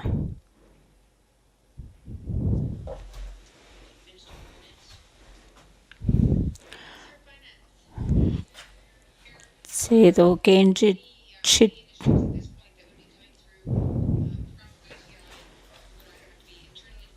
To come through a supplementary appropriation. Thank you, Minister of Finance. Member for Yellowknife North. Treats okay and D goods a chit.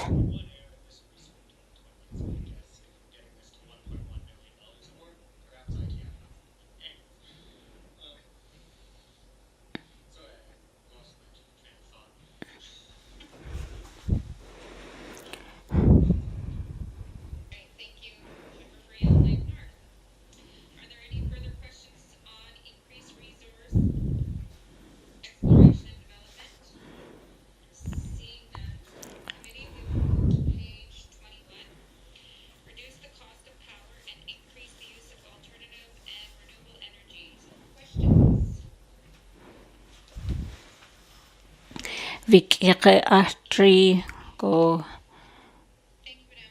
Haijuk and Nati Kat Gerets a Chan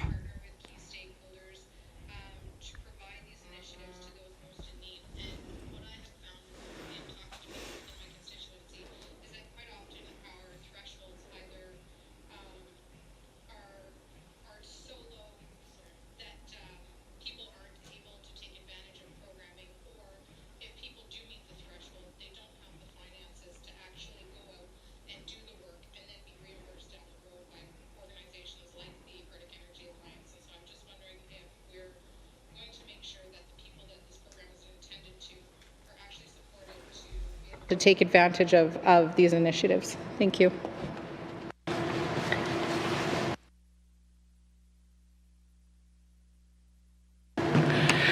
Thank you, Member for Cam Lake. Premier?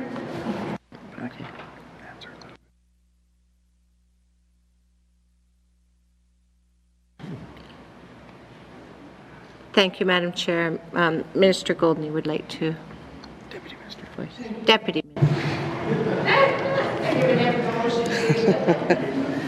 Thank you, Mr. Goldney. Madam Chair, and I think the intent really in that mandate item is in part. He Deputy Chair for good it. Good he.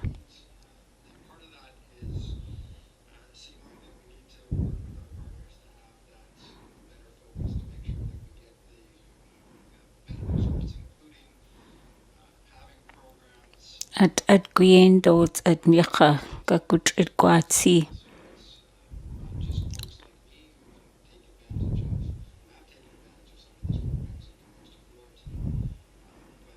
Nihla Gwich'in Gonli Gwich'in. It's at Gwich'in Nit Oko I Guahna Nihla at Dan Niha Gwich'in Guatsi Gwich'in. Reduce reliance on diesel. There are 3 items that use the term advance, and both have deadlines, or timelines rather, of fall 2020. I'm wondering if the Premier... Indo Jijuk Kai Genjit Kaijuk and Genjit Gwich'in go I Juk Kai Gwich'in Heinz and Dan Quits at Genjit Gwich'in Ethit O Lea Code Gwich'in. Like we can offer a briefing to the standing committee to identify where we are with each of these projects and the timeline that we see for them, if that would work for the members. Thank you, Madam Chair. Thank you, Madam Premier. Member for Kamloops. Thank you, Madam Chair. No further questions. Thank you, Member for Twin Lakes. Thank you, Madam Chair. Inuvik Vanekai Goods a Chit.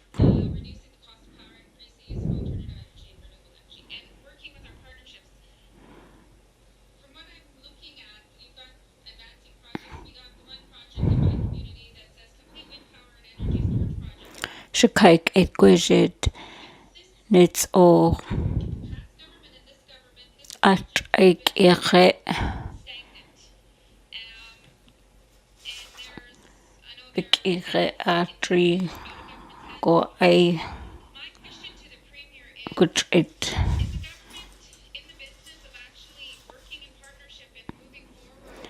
A Kotakuti Gojik Le G Nankunik Ogaje Chit Kat Niha good Genjit good it Gukatsi.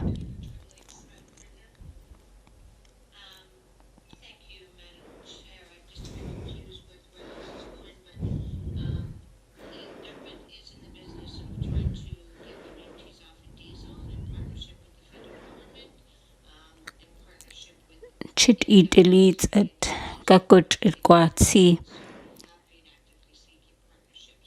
Haijuk and Gwich'in Gri Gutela Quaguini then Guts Aichan Eji Guts a Chandule Atrigo Gunida DJ Gwich'in Gutela Gunahi.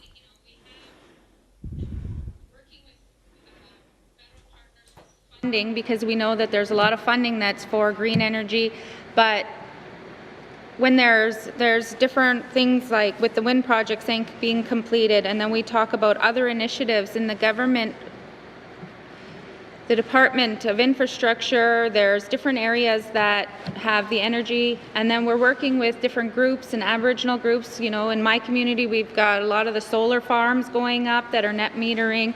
We've got biomass, you know, but the things that we're losing some of that in our community, we're losing some of that money because the red tape or there's no. And at Shakaik it go and Nihla at Gwich'in Noha Goy that's at Gakut at Gugwa in Go Goods Aichan Gatak Notes Go Ike at Gonju.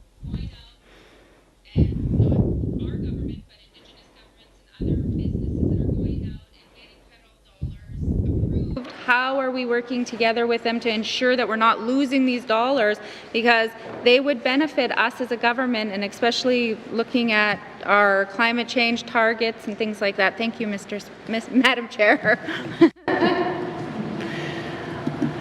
Thank you, Member for Inuvik Twin Lakes. Madam Premier.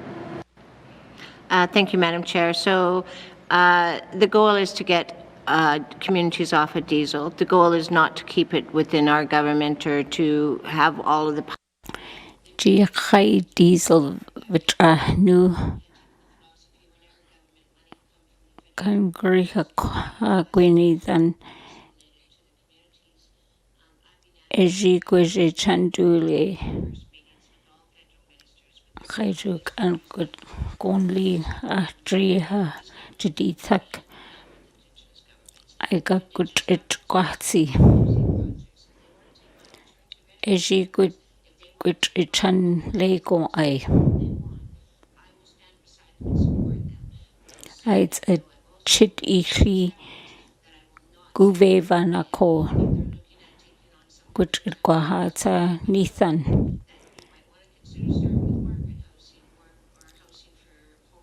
aids a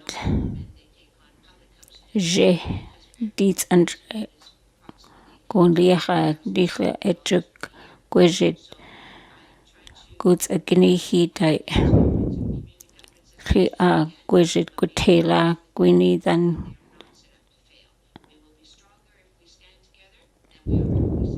Nichana eji gwiendo gwteza Nuvikaik it vaneka gwt a chit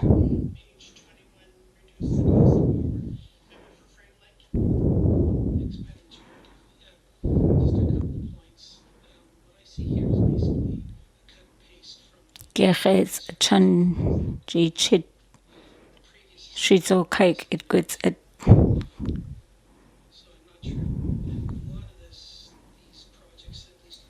One are going to happen in the first couple of years. So I'm not sure that this is really going to advance us. What we need is an overall plan to get our communities off diesel. And I don't see that here. Is that something that is going to be developed? Thanks, Madam Chair. Thank you, Member for Frame Lake. Madam Premier. Thank you, Madam Chair. At this point, no, we're not contemplating doing a plan to get every community off of diesel. In the short term, that probably is not feasible. Even if we bring in alternative energy, there's only a certain capacity that solar panels can provide, that wind turbines can combine. If there's no wind, you don't get energy. If there's no sun, you don't get the energy. So there will still be, and I don't see that being a short term. I see for the long term that we will still have diesel being utilized in communities, even in our hydro communities. In Yellowknife, which is our biggest hydro community, still has diesel as a backup. Thank you, Madam Chair. Thank you, Madam Premier. Member for Frame Lake. Thanks, Madam Chair. Yeah, I'm not, I disagree with the Premier on this. I think we should have a plan. That's something that can be costed and taken to Ottawa for money. And that's, I think, something that Ottawa would be interested in seeing. I'm interested in seeing it as well. I want to just speak briefly about one of these projects, the Wati transmission line. I raised this in the last Assembly. I've already had one email exchange with the Minister. Jigwyd at gyficha nithan wati dan gwtrit gwahti.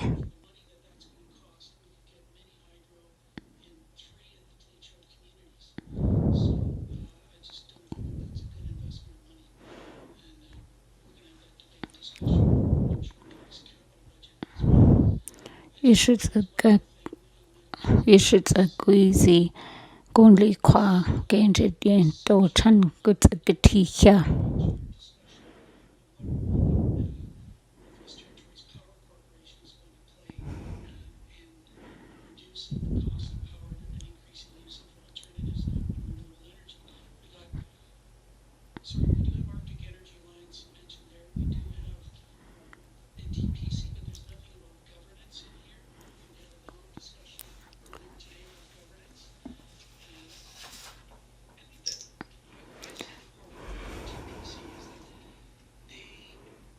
Jivik ire adri kanati kat Ginjik neka Gwich'in Gwich'in go ai ire jetnan Gwich'in go an dia tri go DJ Gwich'in Gwynidda go gwtai de chitkat dia Gwich'in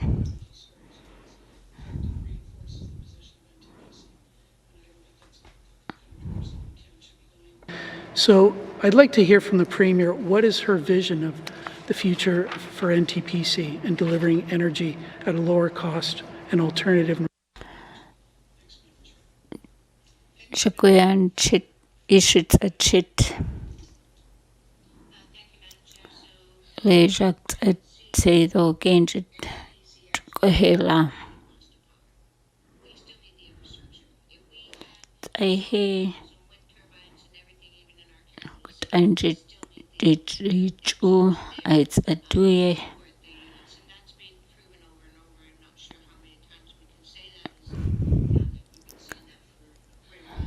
Dwi ichlat Gwich'in Guriha Kod Gunchu.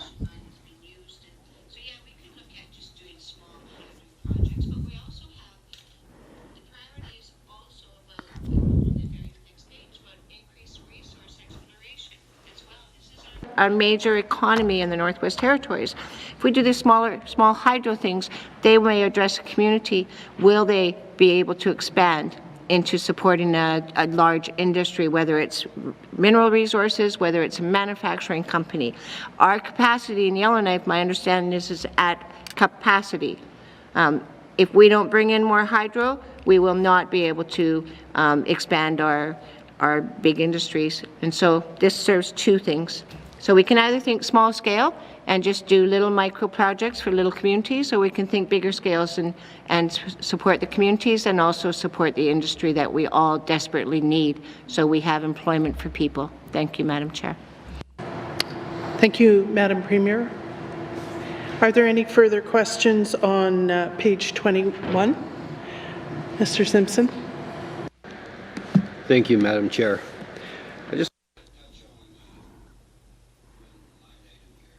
Mr. Simpson, Dinjii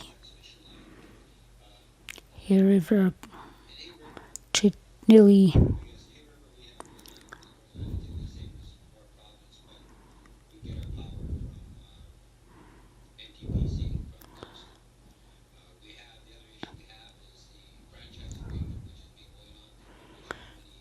NTPC Gwich'in Agadan no Kaik Itguan Ginjik Gwich'in Gugwatsi Gwich'in Adri Kanati Katkinli.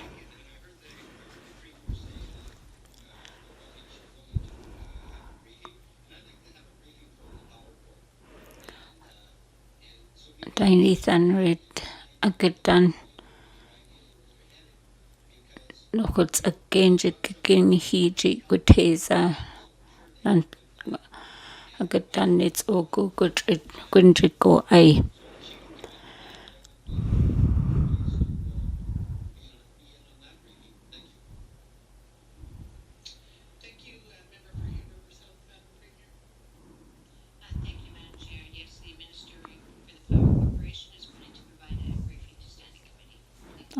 Dule Gova needs at Gnidihi.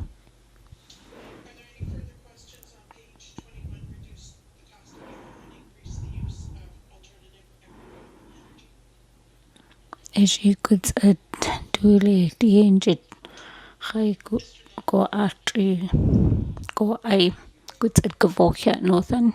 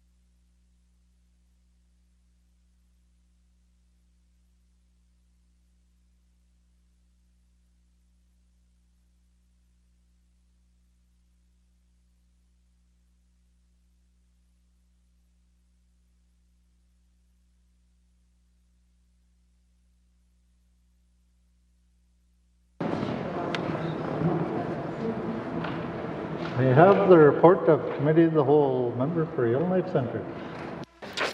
Mr. Speaker, your committee has been considering table document 12-19 brackets.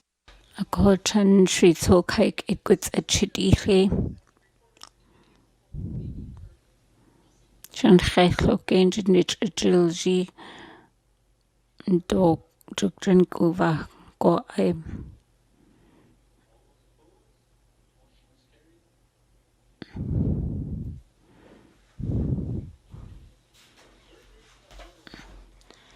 Jugchan tikwijid Chuki Heya Jugdrin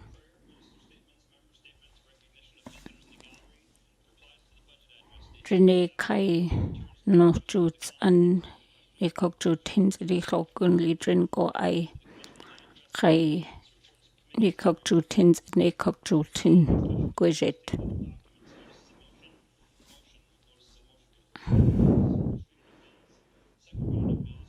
Goodinest a Gwich'in lay Gwich'in Chukin he Goodinest it all take Chukin he.